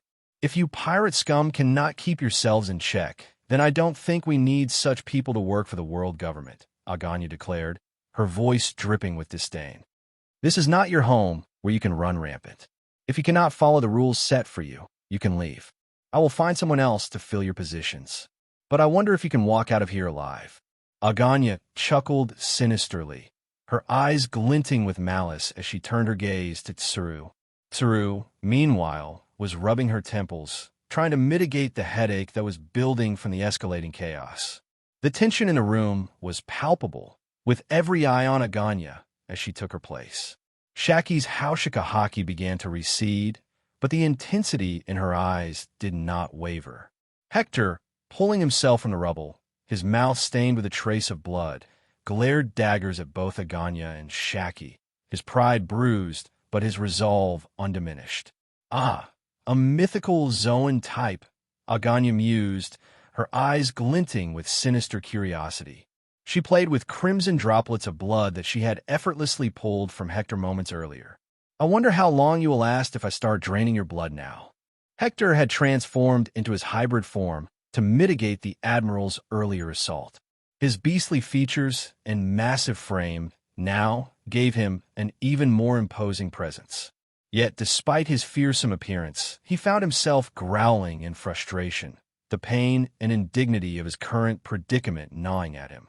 Smart choice, beast, Aganya said, her voice laced with mocking approval. She let the blood droplets fall, splattering onto the ground as if to punctuate her point. It's wise to know when you're outmatched. Admiral Aganya, Saru began, her voice steady despite her weariness. We must remember the purpose of this meeting. Internal conflicts will only serve to weaken our collective strength. Aganya's lips curled into a cold smile. A reminder to all, she said, her tone hardening. Your positions are privileges, not rights. Any more disruptions, and I will personally ensure you regret it. Hector, still seething but now composed, returned to his seat. His hybrid form receded, and he took a deep breath, forcing himself to remain calm. The promise of vengeance was clear in his eyes, but for now, he would bide his time. The meeting resumed, with the earlier commotion leaving a palpable undercurrent of tension in its wake. Aganya's presence loomed large, a constant reminder of the fragile balance of power within the room. The warlords, despite their bravado and power, knew that any misstep could lead to a swift and merciless response from the Marines. Soon enough, Fleet Admiral Kong and the other two admirals made their entrance into the meeting, their presence immediately commanding respect and attention. The room fell silent, all eyes turning towards the high-ranking officials as they took their places at the head of the table. Fleet Admiral Kong began to speak, his voice authoritative and clear. As members of the Shichibukai, you will be granted certain privileges. One of these privileges is the ability to cash in on the bounties of the pirates you capture or kill. Simply submit the proof at any Marine base, and the bounty will be yours. He paused, letting the weight of his words sink in. The offer was tempting, a lucrative incentive designed to motivate the warlords to hunt down other pirates. However, Kong continued, his tone growing stern, there are strict rules you must adhere to. You are not to target any countries affiliated with the world government. Doing so without prior orders will result in your immediate removal from the position of Shichibukai. Furthermore, you will be hunted down by both the Marines and the world government. The gravity of his statement hung in the air, a stark reminder of the precarious nature of their alliance. The room was thick with tension, with each warlord processing the implications of Kong's words. Admiral Sengoku leaned back in his chair, his usual calm demeanor replaced with a rare seriousness. Consider this a mutually beneficial arrangement.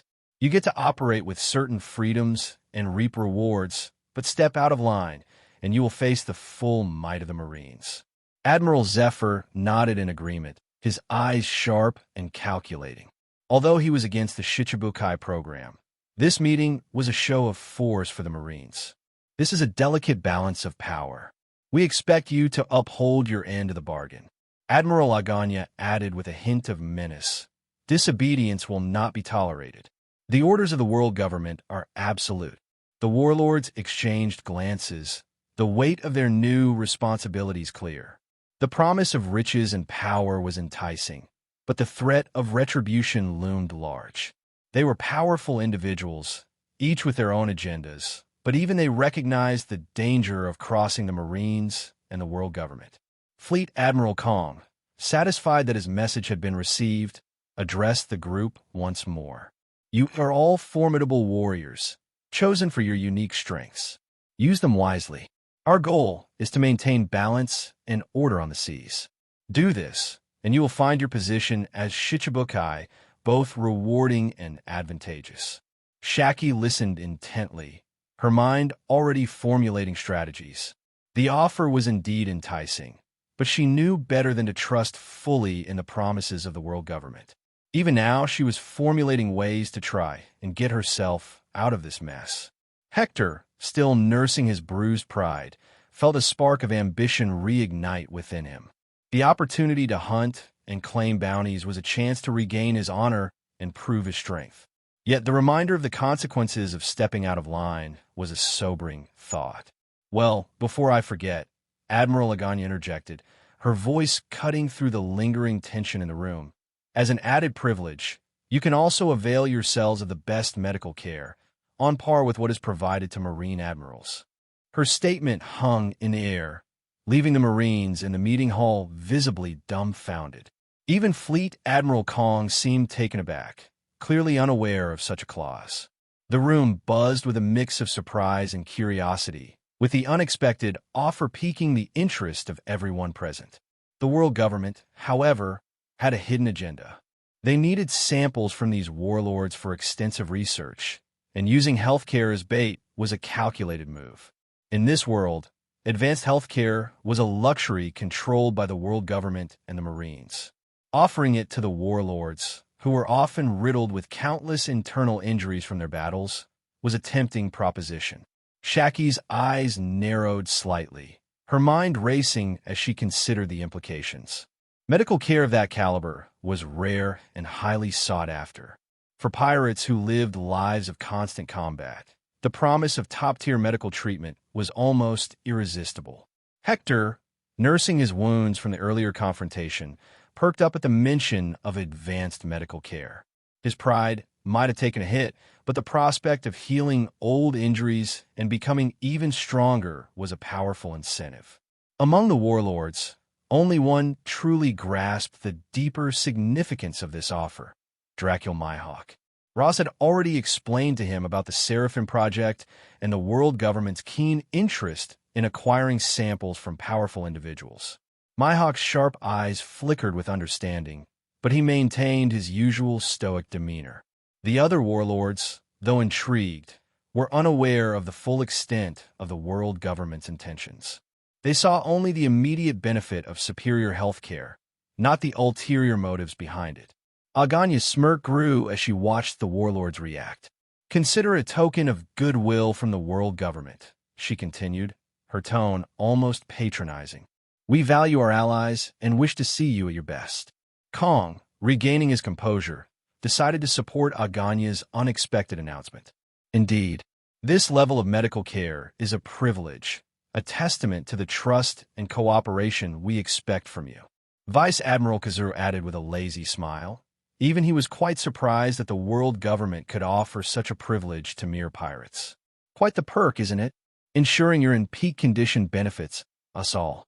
Vice Admiral Akiji, more contemplative, simply nodded, while Vice Admiral Akinu's stern expression sharpened ever so slightly, recognizing the strategic advantage this offer presented, but he still felt such an opportunity was wasted on pirates. Even the admiral candidates, as the future pillars, were not privy to such a level of service. The warlords exchanged glances, each contemplating the new information. The allure of advanced medical care was undeniable, and for many, it tipped the scales in favor of deeper cooperation with the world government. And Bonnie weighed the benefits against the potential risks. She knew there was more to this offer than met the eye, but the promise of healing was too valuable to dismiss outright. "Here, these are your assignments," Admiral Aganya declared, tossing a folder in front of each of the 7 warlords. Many of them raised their brows in confusion, but Achiku, who had been silent since the beginning, picked up his folder and began to peruse its contents.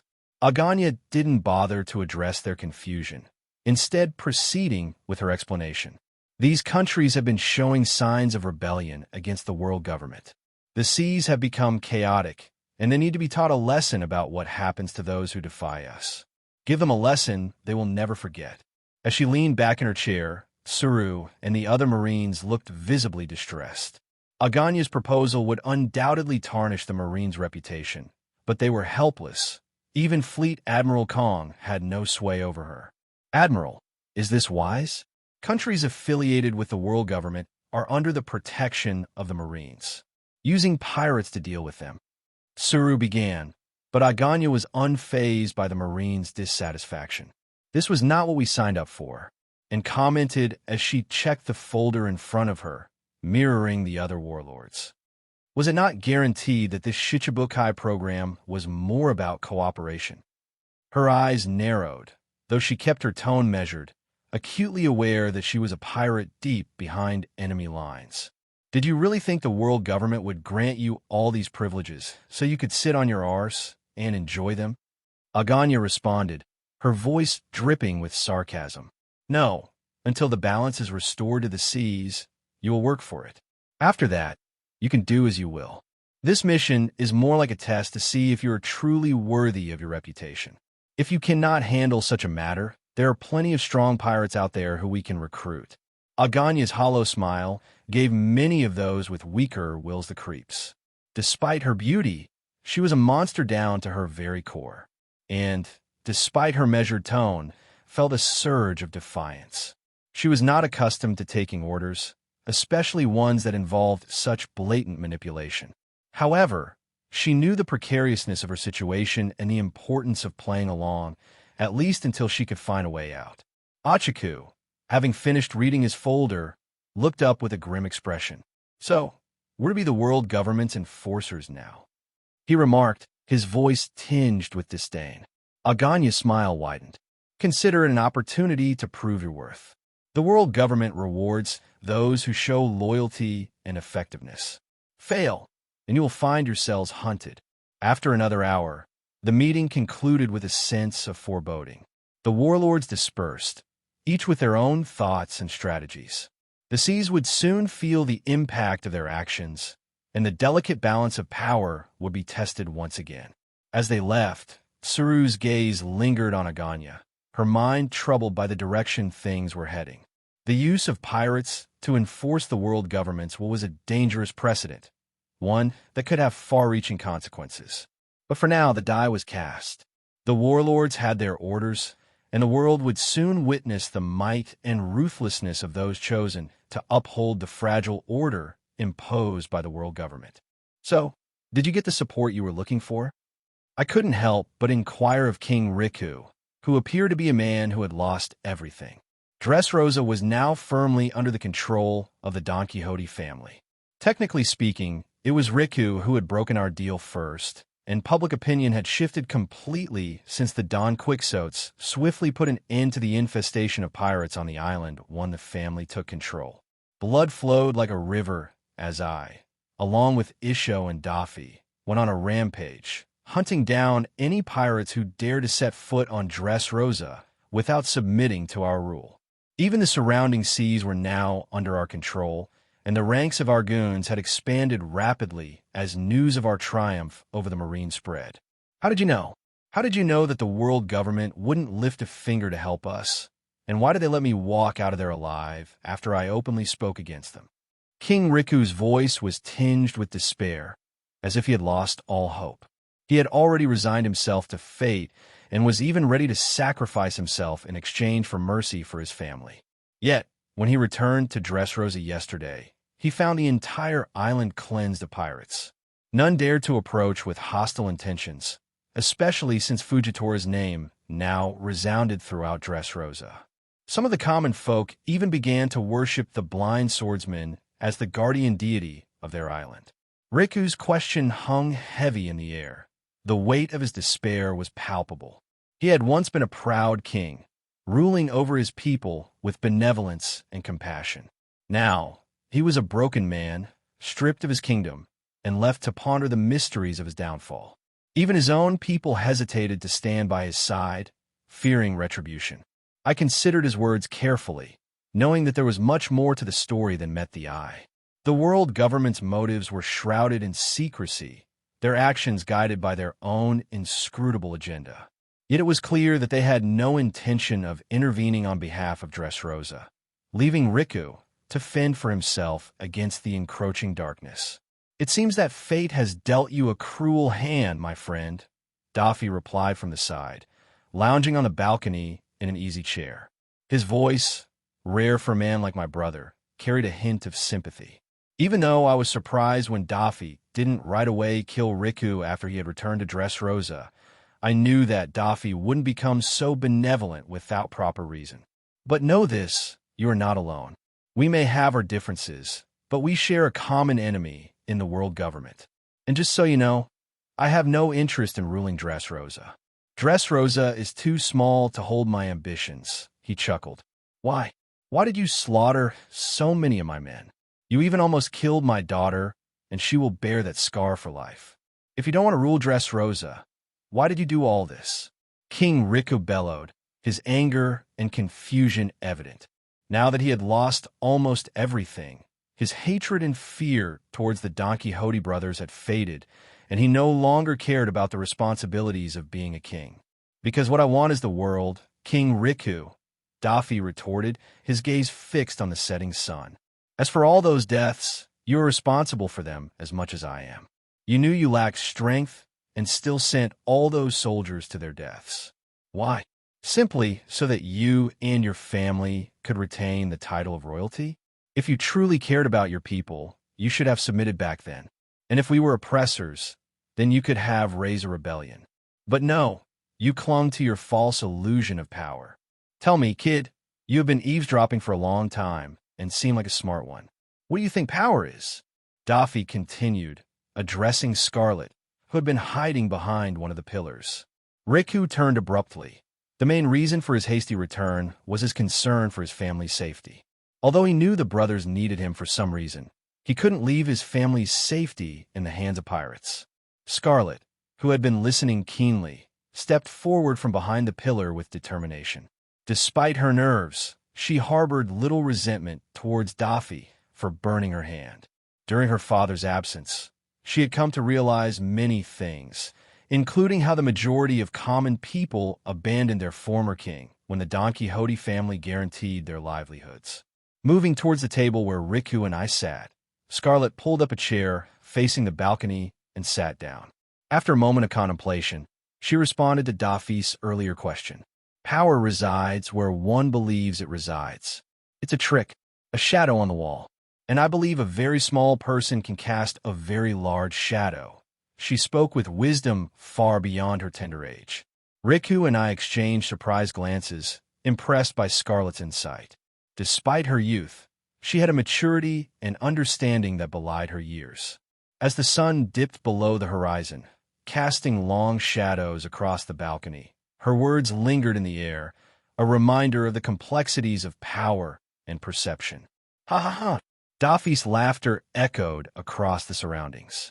See, King Riku, your daughter seems to understand things much better than you do. The world government holds its power because the majority of people believe that's where true power resides. Why do you think the elders are struggling so hard to keep this so-called balance? Daffy turned back to the room, narrowing his gaze at Scarlet, as if expecting her to finish this sentence for him. Because once people believe that they can challenge the illusion of power that the world government holds, then they will no longer fear the so-called celestial dragons. One just has to realize that it's all an illusion called power, created by the world government over the span of centuries. No matter how strong one is, if the whole world turns against them, they will not be able to handle it, Scarlet answered, her voice firm and unwavering. Daffy's eyes gleamed with interest as he regarded Scarlet. Scarlet, you would make a great pirate. Would you like to join the Don Quixote family? He offered, surprising even me. Riku's face was etched with terror, and he quickly pulled his daughter to his side, shielding her from Daffy's influence. Will my family's safety be guaranteed? The little girl questioned, despite her father's protests. Scarlet, what nonsense are you spouting? Do you even realize what you are talking about? Riku's voice was tinged with disbelief. He couldn't comprehend what had gotten into his daughter. While he knew she had always been smart and rebellious, her desire to join a pirate family was beyond anything he had expected. I understand, father, Scarlet responded, her tone surprisingly mature for her age. We have been naive all these years, or at least I was. I thought that every girl in our kingdom enjoyed the same privilege as I did. But then I ventured into Dressrosa during your absence. I saw things out there that you have sheltered me from all these years. I honestly cannot blame the common people for not supporting you, because to them, the livelihood of their family is paramount. Just like how our safety is paramount to you. You keep us safe behind this palace and hundreds of soldiers, but the common people don't have that luxury. She paused, her gaze unwavering, as she continued. Being a king has its privileges, but it also comes with responsibilities. Be honest and tell me, Father, have you been able to fulfill these obligations that are expected of a ruler since the Great Pirate Age, as they call it, started? Scarlet's words cut through the air like a sharp blade, exposing the harsh reality of their situation. She had followed the blind swordsman during the weeks when Riku was in the Holy Land and had come to realize the true horrors of this world to some extent. Even to grant mercy, one needed strength in this world. either one's own strength or the strength of people who could be trusted.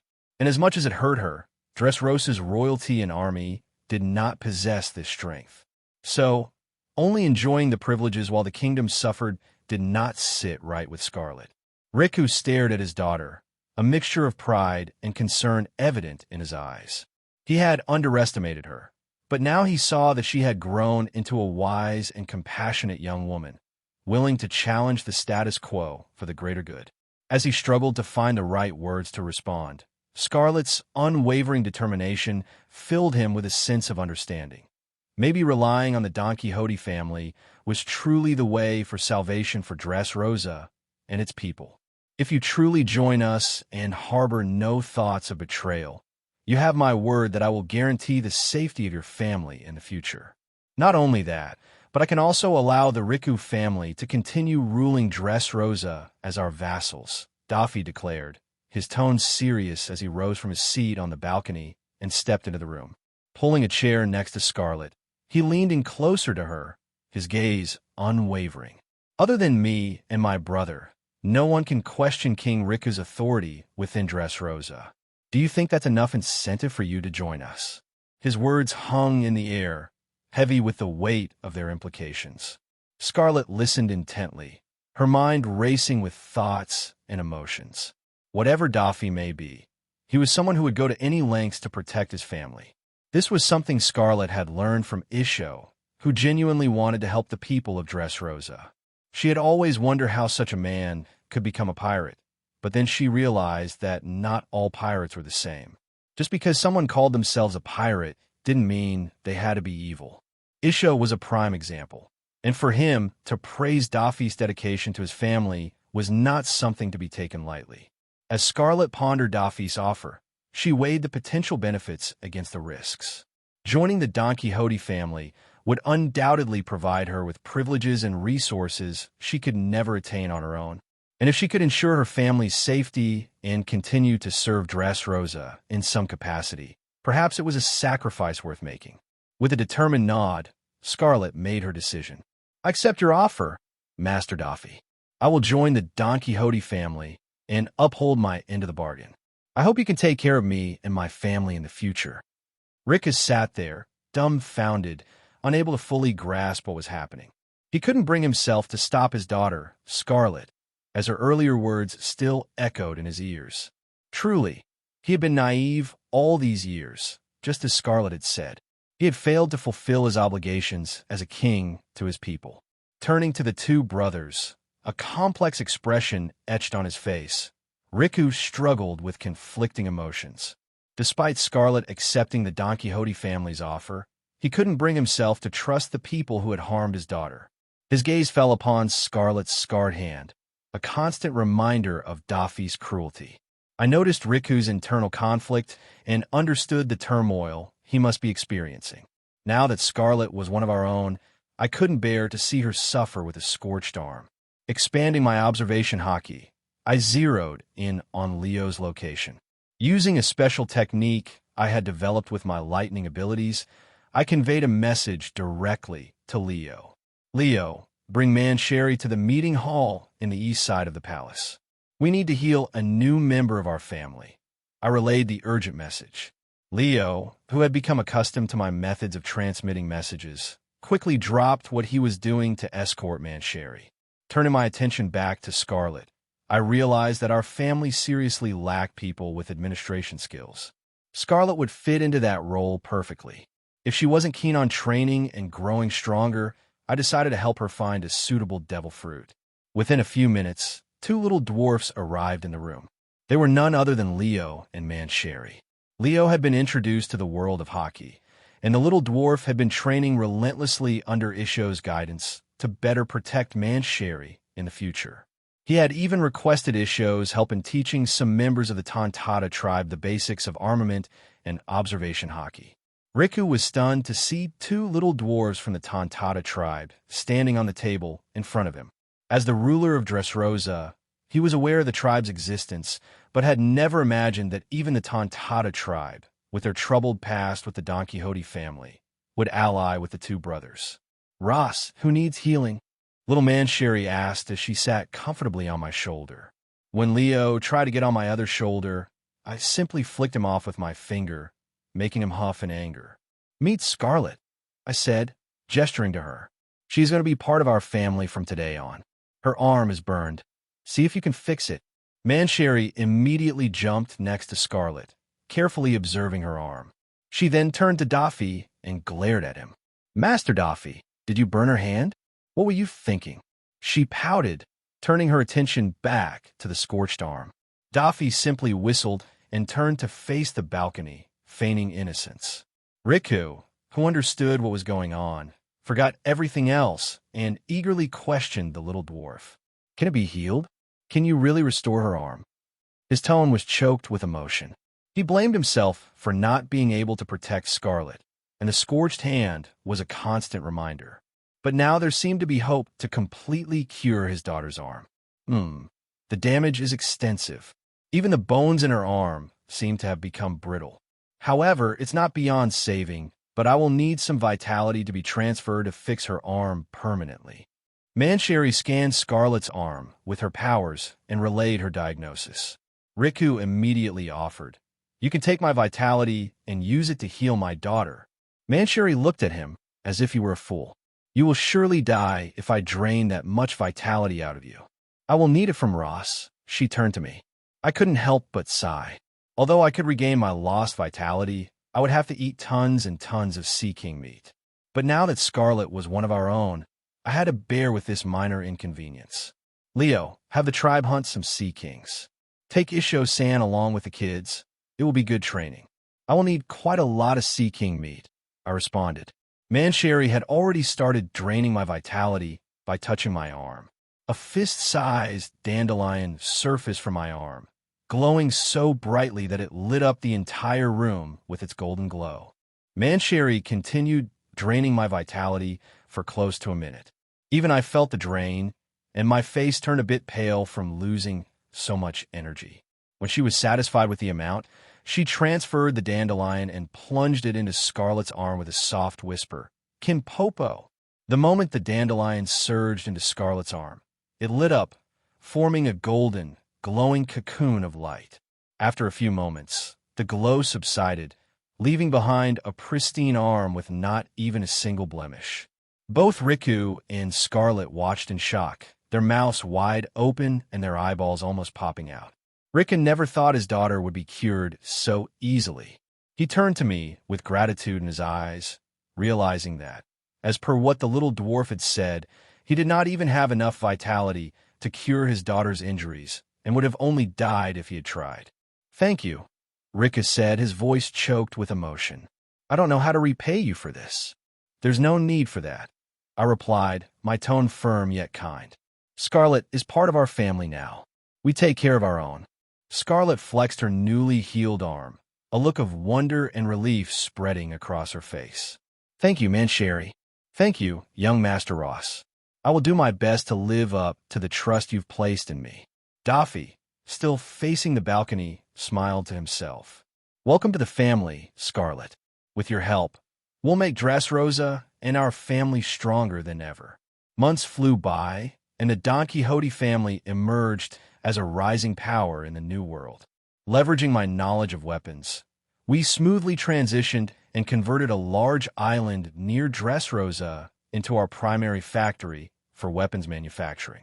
Within these few months, the number of pirates serving under the Don Quixote banner swelled to nearly 10,000. Despite this influx, Dressrosa remained serene, as only pirates with enough authority and rank within the Don Quixote pirates were allowed to enter the main island. The rest were stationed on the surrounding islands.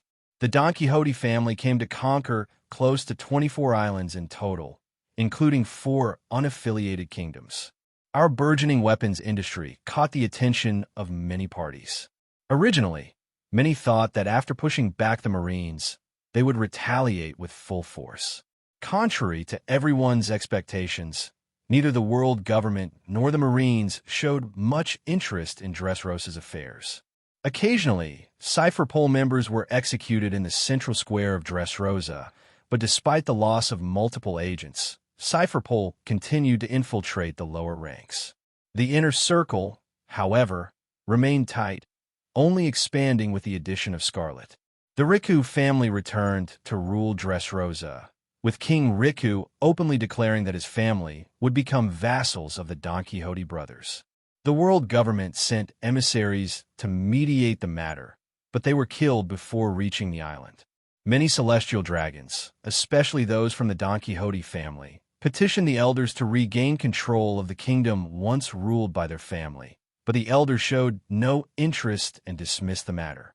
Tensions between the Don Quixote family and the Big Mom pirates had been mounting. Just a month after Reverie, Charlotte Perispero, Big Mom's eldest son, arrived in Dressrosa, demanding the Don Quixote brothers surrender and follow him back to Whole Cake Island as captives. Rosinante, once again, demonstrated why the Lightning Logia is to be feared, raising the half-dozen ships that accompanied Perispero's vessel and capturing Big Mom's eldest son. Upon hearing the news, Big Mom personally embarked on a mission to deal with the Don Quixote brothers. Fate, however, had other plans. She clashed with Whitebeard in the open seas and was grievously injured, forcing her to retreat back to her main base. Katakuri later made a trip to Dressrosa and paid a hefty ransom to release Perispero. Another significant event was the advent of the Seven Warlords. Their first mission, mandated by the world government, solidified their reputation. The Seven ruthlessly slaughtered hundreds of pirates and quelled kingdoms showing signs of rebellion, reminding them of the true price of freedom. The propaganda following their actions was a stark warning to all who dared to challenge the world government's authority.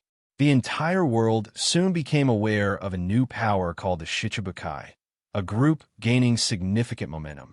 However, their presence didn't dramatically alter the status quo in the new world, as many pirates could still go toe-to-toe with the Shichibukai.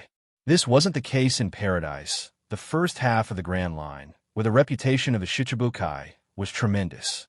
Hector the Butcher started raiding unaffiliated countries left and right, and even fleets belonging to affiliated kingdoms weren't safe from him, as the world government had only restricted them from attacking the kingdoms directly.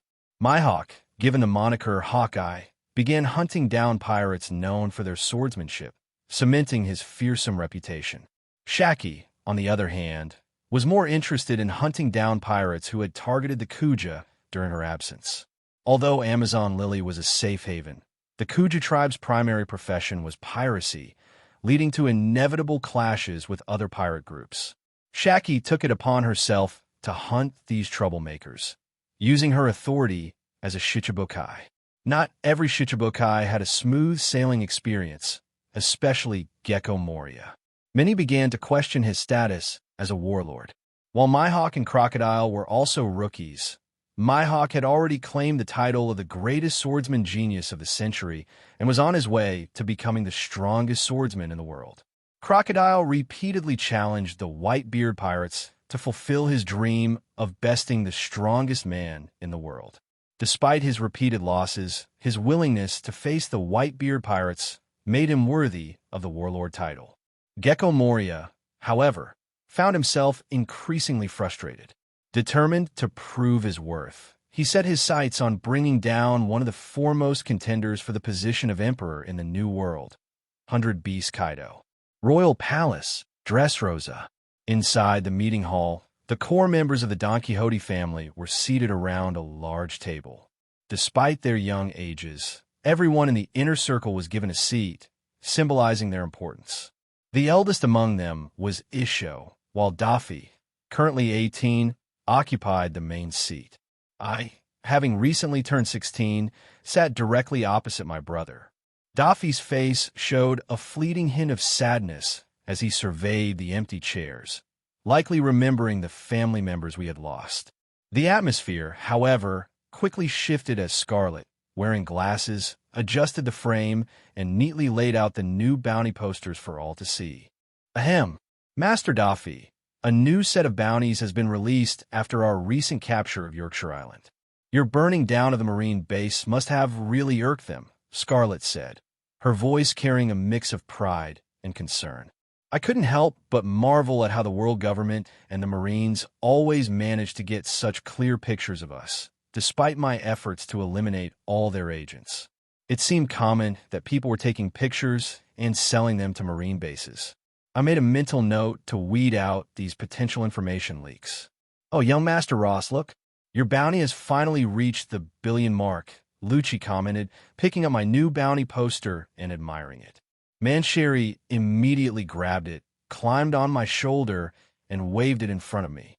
"Want it, dead or alive. Don Quixote, Rosinante. 1,019,000,000 belly." I couldn't help but smirk at the rapid increase in my bounty. Unlike Daffy and Isho, I had been very active on the open seas. With my lightning logia abilities, I had superior speed, allowing me to cover long distances and regularly clash with various parties who thought they could challenge the budding power of the Don Quixote pirates. I destroyed them all, sinking Marine Scout ships and ships of other powers within our territory without exception. The Big Mom pirates had been relentless in clashing with us, but in the last 2 months, their numbers had drastically reduced. It seemed something significant must have happened within their territory. I had stayed in Dressrosa for so long because I feared Big Mom herself would descend upon us. But even months after her clash with Whitebeard, there was no movement from her. So, I had decided to proceed with my plans. I swiped the table to check out the other bounty posters being passed around. Almost everyone in our inner circle has a bounty now, even little Shirley and Lucci. Despite my repeated efforts to keep their identities secret, the Marines had somehow sniffed out their allegiance to the Don Quixote family. This couldn't be helped. However, no one knew the true terror of the children being raised by us. Most of their bounties were just a few million, more of a formality to tempt random pirates to go for the kill. But under Isho's constant protection, unless someone of admiral level personally targeted the children, none would be able to get past him. And it wasn't like the children hadn't been targeted before, but everyone who did so ended up with horrible deaths. Those who died were the lucky ones. Those captured experienced a fate worse than death. "Hell yeah, I finally reached 30 million. Smoker bellowed in delight, clutching his bounty poster and winking at Gladius next to him. The spiky-haired kid just sulked, eyeing his poster, which displayed a 24 million bounty. "So, little brother, are you sure about this?" Daffy questioned me as I disclosed my plans to venture back into the open seas. With Dressrosa steadily on track, my absence would not make much of a difference with my brother and Isho here, and me being OT there would serve as a constant reminder and deterrent to anyone who might set their sights on the kingdom. Even the elder planets would think twice about making a move, knowing that I was the bigger threat among the two Don Quixote brothers. As long as they can't take me down, they'll measure their actions before targeting Dressrosa, I continued. However, I've noticed that, for some odd reason, the elders have stopped actively targeting us. Although there is a continuous influx of CP agents, it seems more like a formality than genuine action. The Marines are also in over their heads, with the number of pirates steadily increasing despite it being more than a year since Roger's execution. Even the threat posed by the Shichibukai is not taken seriously by aspiring pirates, leaving most Marine forces occupied with stabilizing the Four Blues and the first half of the Grand Line. I had thought Big Mom would come straight for us, but it seems she's facing some trouble of her own. Delaying things any longer would only slow down our progress, and I have solid intel about the whereabouts of Senor and Diamante. I replied while caressing Sandai Kitetsu, which lay on the table in front of me. The sword had served me well and often gave me the vague feeling that it had a spirit of its own. Despite its numerous cracks, it still held on as if wanting to accompany me until the end. I had been sparingly using my sword in recent months, as I understood that Kitetsu was at its limit. As I grew stronger, the burden on the black blade became overwhelming, and I did not want to completely destroy it. I hoped to restore it and pass it down to someone in the future. Even Icebug had carefully studied my blade after I told him that the Cloboterman was no myth. If possible, in the future, I would take him to see a ship that had nurtured its own water spirit. After a brief distraction, I turned back to the meeting as Scarlet coughed to catch my attention. "Who are they, Ross? Are they part of the family?" Leo questioned, seated on the table in a miniature chair that was fashioned to accommodate their short stature. Meanwhile, Mancherry had made my shoulders her throne. Being alongside me constantly, whenever I temper my body, made Mancherry closer to me than the rest of the family. Perhaps she instinctively knew that I was the strongest in the family. She was one cunning dwarf. Yes, Leo. They were part of the family since the day it was established. We were powerless back then to help save them from the tragedy. I said sincerely, not hiding our inability to save them back then. Finally, after more than a year of searching and greasing the hands of corrupt Marine officers, I had confirmed that Senor and Diamante were alive. Daffy, hearing that the original cadres of the family were still alive, clenched his fist. The bounty poster in his hand burned to a crisp and turned to ashes. "Where are they?" he whispered, his eyes glinting with determination. "Where else?" "Impelled down," I replied. Despite their lack of notoriety, because of their original connection with us, they're being treated harshly. Maybe the world government thinks they know many secrets. As per the latest intel, they should be confined to level 6. Both are devil fruit users, and the world government wouldn't want them resurfacing in this world.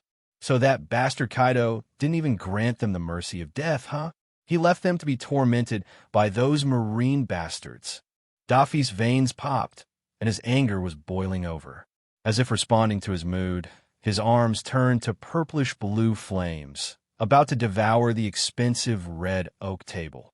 Gladius reacted swiftly and covered the entire table with crystal. The kid was used to Daffy's mood swings, and since he had gained control of his crystal fruit, he had saved many buildings and furniture from my brother's temper tantrums. This time, however, I couldn't admonish him. Daffy's anger was something I could relate to. While he expressed it outwardly, I kept mine simmering inside, ready to unleash my wrath on our enemies responsible for the incarceration of our family members. Daffy's fingers drummed on the crystal table, his frustration palpable. Icebug, who had been pondering the matter, spoke. The fact that they are in Impelled Down means Kaido didn't kill them because he wanted them to suffer, but he might as well have. It's a death sentence of another kind. Giala, who had been silent until now, nodded solemnly. Rescuing them will not be easy. Impelled Down is a fortress, and level 6 is reserved for the worst of the worst. If young Master Ross hadn't told me about its existence, I wouldn't even have known. Senor and Diamante must be suffering as we speak. But with the right plan, we might be able to pull it off. We'll need to be quick, and we'll need to be smart, I said, leaning forward. This isn't just a rescue mission, it's a statement. We need to show the world that the Don Quixote family is strong, that we take care of our own, and that anyone who crosses us will pay dearly, even if it's the Marines. Daffy's gaze met mine, his eyes burning with resolve. We'll get them back, Ross, no matter what it takes. I nodded. We'll free them, and we'll make sure the world government regrets ever crossing the Don Quixote family. So what are we waiting for? And when do we leave? Daffy questioned, setting his mind on the task. Isho, who had been listening intently, finally spoke. I will accompany you, Ross Cohen. My gravity powers will be crucial in navigating Impel Down's defenses. No, Isho-san, it's not time yet. Before we start, Shirley, I need you to try and divine our path if possible. Isho-san, I want you back here, protecting our base.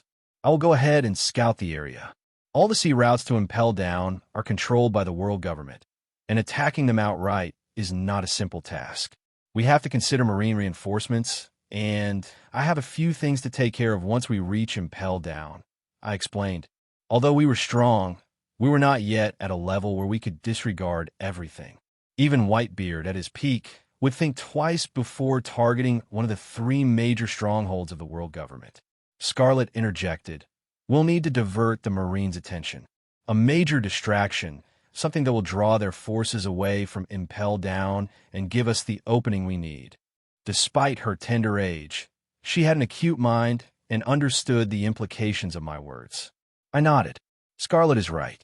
We'll need to coordinate a series of attacks on Marine bases across the New World, but these shouldn't be carried out by our family, as it would attract too much heat after we attack Impel down. We need to instigate other forces to act by spreading some rumors, which I will take care of. This will spread the Marine forces thin and create the chaos we need. Leo, eager as always, piped up. What about us, Ross? What can we do to help? I smiled at the enthusiasm of the Tantado warrior. You and Mancherry will have crucial roles.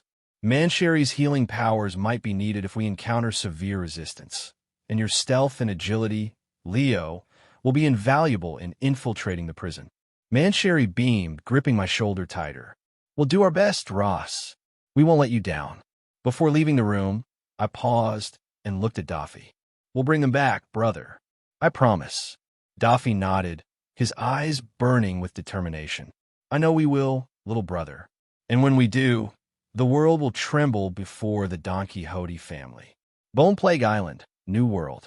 The island, once the stronghold of the infamous Morgan pirates, was now under siege by the Marines. The pirates had recently attacked a Marine base in the New World, slaughtering hundreds of Marines and drawing the ire of the Navy. 3 Marine ships had encircled the small port where the pirate vessels were moored, making escape to the open sea impossible. Knowing they were cornered, the pirates clashed with the Marines with ferocity, refusing to yield an inch. The captain of the Morgan pirates, Henry Morgan, and his vice-captain, David Morgan, were both devil fruit users, with respective bounties of 412,500,000 and 400,400,000 belly. Leading the Marine contingent was Vice Admiral Mamanga, who watched the ongoing battle on the island from the deck of his ship. The main combatants from the pirates had yet to join the fray, and Mamanga was waiting for them to take action. Standing next to Mamanga, just a step behind, was a teen with a custom-crafted sea stone pole slung to his back. The grip was wrapped in leather to prevent it from affecting the teen, as he was a devil fruit user himself. Despite his young age, his marine coat sported the epaulets of a commander, and the pressure he emitted was comparable to that of Vice Admiral Mamanga. Virgo, Zephyr Sand said that you were ready, so I'm going to leave this matter to you. Do you think you can handle it? Mamanga asked, his gaze fixed on the island where his observation Haki detected the strongest presence. Yes, Vice Admiral, Virgo replied firmly. Virgo was the rising star of Marine HQ, having recently graduated from the elite camp at the tender age of 18. Everyone in the Marines believed that Virgo would become one of the pillars of the Marines in the future. Some even called him the next Marine hero. With a gesture from Mamanga, Virgo shot past him using Jeppo and rapidly made his way toward the island. Die, you Marine bastards! A sinister-looking pirate with a bandana swung a cleaver at a Marine who had lost his footing in the middle of the battle. Just as the cleaver was about to descend on the defenseless Marine, a figure appeared in front of the pirate. Tekai! Clang! The blade clashed against the metal-like body of a newcomer, and to the pirate's shock and disbelief, the cleaver snapped into pieces. You! Before the pirate could recover from the shock, Virgo imbued both his arms with jet black hockey. Busashoku Koka. Side-Irin, Ro Quogan. A massive burst of pressure burst through the pirate, tearing a gaping hole in his chest. The pirate choked on his own blood and lay dying with shock etched on his face. Commander Virgo. The Marine who had fallen earlier finally registered who his savior was. Virgo, however, didn't wait to exchange pleasantries and moved on to the next target, piercing bloody holes through more than half a dozen pirates using Shurgon. The battlefield was a chaotic mix of clashing swords, gunfire, and the cries of the wounded. Virgo moved through it all with deadly precision, his movements a blur as he dispatched pirate after pirate. His mastery of the Rokushiki techniques was evident. Each attack was executed with a level of skill and power that left his enemies reeling. The remaining pirates, realizing the formidable foe they faced, began to regroup and focus their attacks on Virgo. Yet he stood undeterred, his steely resolve and combat prowess overwhelming them. The once confident pirates now faced a relentless force, their morale dwindling with each fallen comrade. As Virgo advanced deeper into the fray, the presence of the Morgan brothers grew stronger, signaling the imminent arrival of the pirate leaders. The tension on the battlefield reached a peak as the Marines and pirates alike prepared for the climactic showdown. The 8 heads of Yamato, no Orochi, moved in unison, each one glaring at the stone golem as if it were prey. Virgo's voice, now a deep, resonant chorus emanating from all 8 mouths, echoed across the battlefield. "You are simply a waste of my time. I have bigger fish to fry." With a deafening roar, the Virgo lunged forward. The ground shook violently as Virgo's massive form collided with the stone golem. The impact sent shockwaves through the battlefield, knocking over trees and sending debris flying in all directions. The sheer force of the attack shattered the golem's arm, leaving Henry scrambling to reform it. David, caught in the path of one of the serpent's heads, tried to dodge but was too slow. The head snapped at him with lightning speed, sending him crashing into the rubble once more. This time, the saber-toothed hybrid didn't rise as quickly. His body was battered and bruised. Shit, it sent a chill down my spine every time Commander Virgo transforms into his mythical Zoan form. One of the Marines who had retreated couldn't help but comment. They watched in awe as the massive Orochi tore through the stone golem like a ravenous beast. Virgo, in his terrifying 8-headed serpent form, was a sight to behold. Each head moved with deadly precision, striking with the force of a natural disaster. Virgo's attacks were not just brute force. They were calculated, each strike imbued with the dark, swirling energy of armament hockey. The combination of his mythical Zoan form and his mastery of hockey made him an unstoppable force. Each of the 8 serpent heads moved independently, yet with a singular purpose, their eyes glowing with an intense, predatory focus. The Marines, watching from a distance, cheered as their commander displayed his overwhelming power. The once confident Morgan brothers now understood why the Marines had retreated so abruptly. They weren't fleeing in fear. They were making way for the true beast of the battlefield. Henry, his golem form crumbling under the relentless assault, looked up at the towering Orochi. This can't be happening," he muttered, his voice filled with despair. Virgo, with all 8 heads glaring down at his enemies, let out a final, earth-shattering roar. "Draco Meteor," he declared as a massive pillar of flames descended on the hapless golem, each head unleashing a devastating attack in unison. The combined force of the attacks obliterated the stone golem, reducing it to nothing but rubble. David Morgan, in his hybrid saber-toothed form, attempted to counterattack his saber-tooth form, swelling to the maximum. He lunged at one of the Orochi's heads, his claws extended, but Virgo was ready. With a swift, serpentine motion, one of the heads struck him mid-air, sending him crashing into the ground. David's form lay in the rubble, struggling to rise, his body battered and bruised. Before David could react, 2 massive serpentine heads closed their jaws on him, one on his neck and the other on his rear.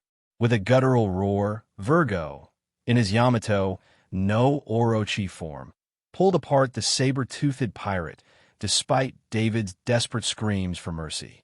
The horrific sound of flesh tearing and bones snapping echoed across the battlefield as David's body was ripped in 2, his blood and guts splattering the ground. "No!" Henry, now lying on the ground, watched in horror as his brother was brutally torn to pieces. Overcome with rage and grief, he clutched a nearby cutlass and began to assimilate the metals and swords scattered around the battlefield. Transforming into a massive metal giant, he charged at the beast that had killed his brother, his roar echoing with primal fury. But Henry's charge was short-lived.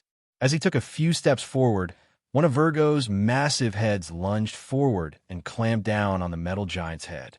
With a sickening crunch, Virgo bit off the head of the golem, killing Henry instantly. The metal giant collapsed, lifeless, as Virgo's monstrous form loomed over the battlefield. Virgo then reverted to his human form, calmly dusting off his marine coat as if the gruesome battle had been nothing more than a minor inconvenience.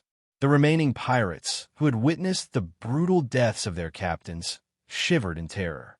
Their weapons clattered to the ground as they surrendered, the lifeless forms of Henry and David serving as a stark reminder of their fate should they choose to resist. The battlefield was eerily silent. The surviving pirates dared not move, their eyes wide with fear as they gazed upon a young Marine who had single-handedly decimated their leaders. Virgo's display of power had shattered their will to fight. The Marines, now confident in their victory, moved in to secure the area and take the remaining pirates into custody. One of the Marines, still in awe of Virgo's transformation, muttered, "It gives me goosebumps every time." "You could have handled that more delicately, Virgo." They were devil fruit users.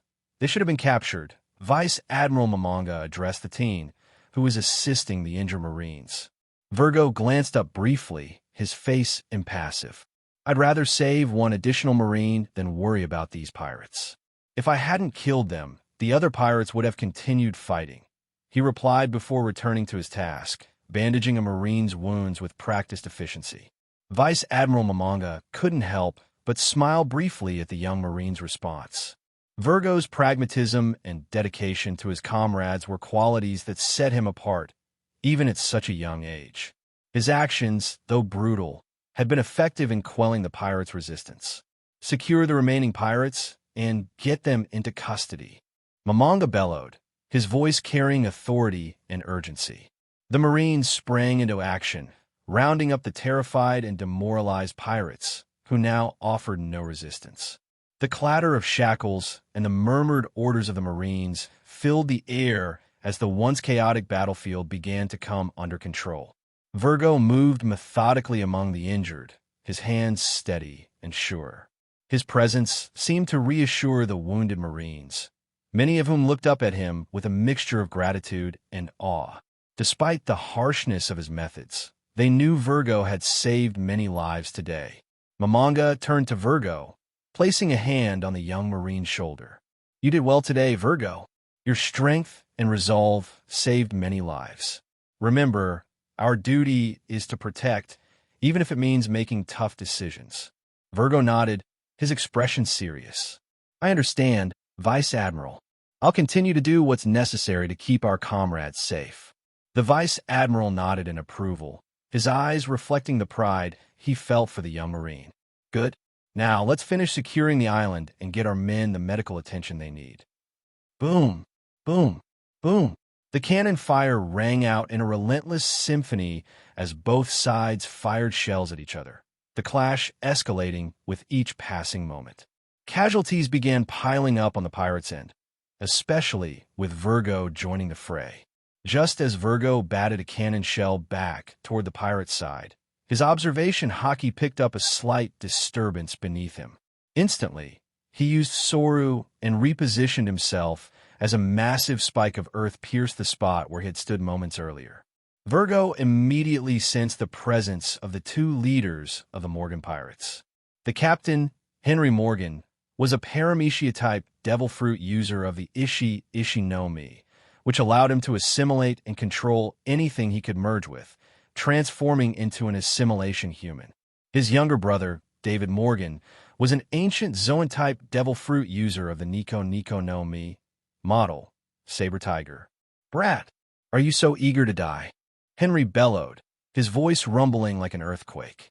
He merged with the ground, transforming himself into a massive golem made of stone and earth, towering over the battlefield at over 10 meters. Beside the colossal golem, David morphed into a fearsome saber-toothed tiger, his size and ferocity matching the ancient predator he had become.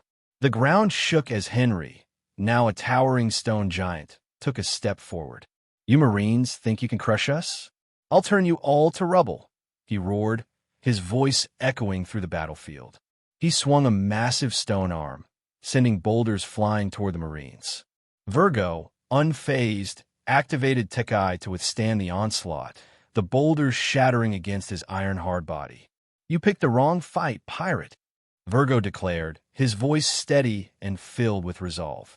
He used Jeppo to leap into the air, aiming to strike from above. David, in his saber-tooth form, lunged at Virgo with incredible speed, fangs bared and claws extended. Virgo twisted in midair, narrowly dodging the attack, and landed gracefully on the ground. "Shurgan!" he shouted, thrusting his finger at David, but the saber-tooth's thick hide absorbed the blow. Henry, the stone golem, tried to crush Virgo under his massive fists, but Virgo was too quick, using sword to dart around the battlefield. Busashoku Koka. Virgo coated his arms in haki, increasing his offensive power. He leaped toward Henry, delivering a devastating punch that cracked the stone exterior of the golem. Quogan. Virgo unleashed a shockwave of compressed air, hitting David squarely in the chest and sending the saber-tooth reeling back. Virgo, completely clad in armament haki, held his own against the Morgan brothers despite the 2-on-1 battle. His superior haki and relentless assault began to push them back. The addition of his sea stone pole further complicated matters for the pirates, who primarily relied on their devil fruit powers.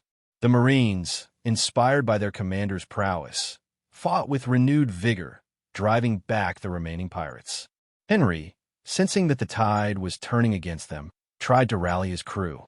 "I'll bury you all," he screamed, raising both arms to summon a massive wave of earth. Virgo moved swiftly. "Tekai Kenpo, Don Poro," he muttered, his entire body hardening as he launched himself at Henry. The impact shattered Henry's stone golem, sending him rolling across the ground. Quickly assimilating into the earth again, Henry reemerged as a towering behemoth, larger than before, casting a shadow over the battlefield and the Marine battleships. "David, keep the kid in check. I'll handle the rest of the Marines," Henry commanded, understanding that directly engaging Virgo was a disadvantage. He shifted his focus to the other Marines. "Sky Slicer," Virgo shouted, firing a massive flying slash aimed at the descending arm of the behemoth. David, in his hybrid form, intercepted the attack. Though he couldn't completely defend against it, he managed to redirect it, only to be sent flying into a building. However, the vitality of his Zoan fruit was overwhelming, and he quickly picked himself up from the debris, the slash marks on his body already healing. Rankyaku! An attack from a Marine ship severed the behemoth's arm just as it was about to crush the Marines. Vice Admiral Mamanga landed gracefully on the ship's railing after launching the attack. With a massive thud, the stone arm crashed to the ground, sending dust and debris flying across the battlefield. "Ha ha! You dumb Marines think such an attack would stop me," Henry mocked, his form expanding as the arm quickly reformed. "Hee hee. My brother is an assimilation human. As long as he's connected to the island, no one can defeat him," David chuckled, preparing to face Virgo again. Henry's golem form now towered over 50 meters tall, his shadow engulfing the entire battlefield. "Virgo, there is no need to hold back," Vice Admiral Mamanga commanded from the ship. Virgo simply nodded, sheathing the sea stone pole securely on his back. The remaining Marines, who had been clashing ferociously, immediately retreated, confusing Henry and David. "Ha ha, run you bastards! Run while you can," Henry bellowed, thinking the Marines were fleeing in fear. However, David sensed something was wrong. His bestial instincts screamed at him, warning of impending danger. Despite his ancient Zoan powers, the pressure emanating from Virgo was bone-chilling. Virgo's eyes locked onto the massive golem and the saber-toothed hybrid. "You've overestimated what you can achieve with your mediocre strength," he said calmly. With the Marines out of harm's way, he focused on his transformation, causing the air around him to crackle with energy. And the ground trembled as his transformation began. In a blinding flash of light, Virgo's form expanded and shifted, his body growing larger and more formidable. Blood-red scales, each shimmering like polished rubies, emerged and covered his entire body. Muscles rippled beneath the scales, exuding raw power and strength. As the light faded, 8 massive heads emerged, each one glaring at the stone golem with predatory intent. David, standing in his saber-toothed hybrid form, froze in shock as he laid eyes on the mythical beast that Virgo had transformed into. It was Yamato no Orochi, a legendary serpent from ancient myths. Each of the 8 heads, with eyes glowing like molten lava, fixed their gaze on the Morgan brothers, who suddenly felt a chilling fear seep into their bones. The sunlight glinted off Virgo's scales, casting a blood-red hue across the battlefield. The sheer size and presence of the Orochi dwarfed even the massive stone golem. Each of the serpent's heads let out a low, rumbling growl, a sound that resonated deep within the earth and sent shivers down the spines of all who heard it. Henry, still in his golem form, tried to muster his courage. "What kind of monster are you?" he bellowed, but his voice lacked its previous confidence. David, sensing the gravity of the situation, took a hesitant step back. His bestial instincts screamed at him to flee, but he was rooted to the spot by the sheer presence of the mythical beast before him. Hello, everyone! As we wrap up this video, I want to share a quick note. I have a Patreon account. If you'd like to support me and enjoy on-demand audiobooks, you can become a Patreon member. Alternatively, you can check out my Google Drive link, which has 500-plus novel audiobooks available through my Ko-fi or Patreon shop. I appreciate your support.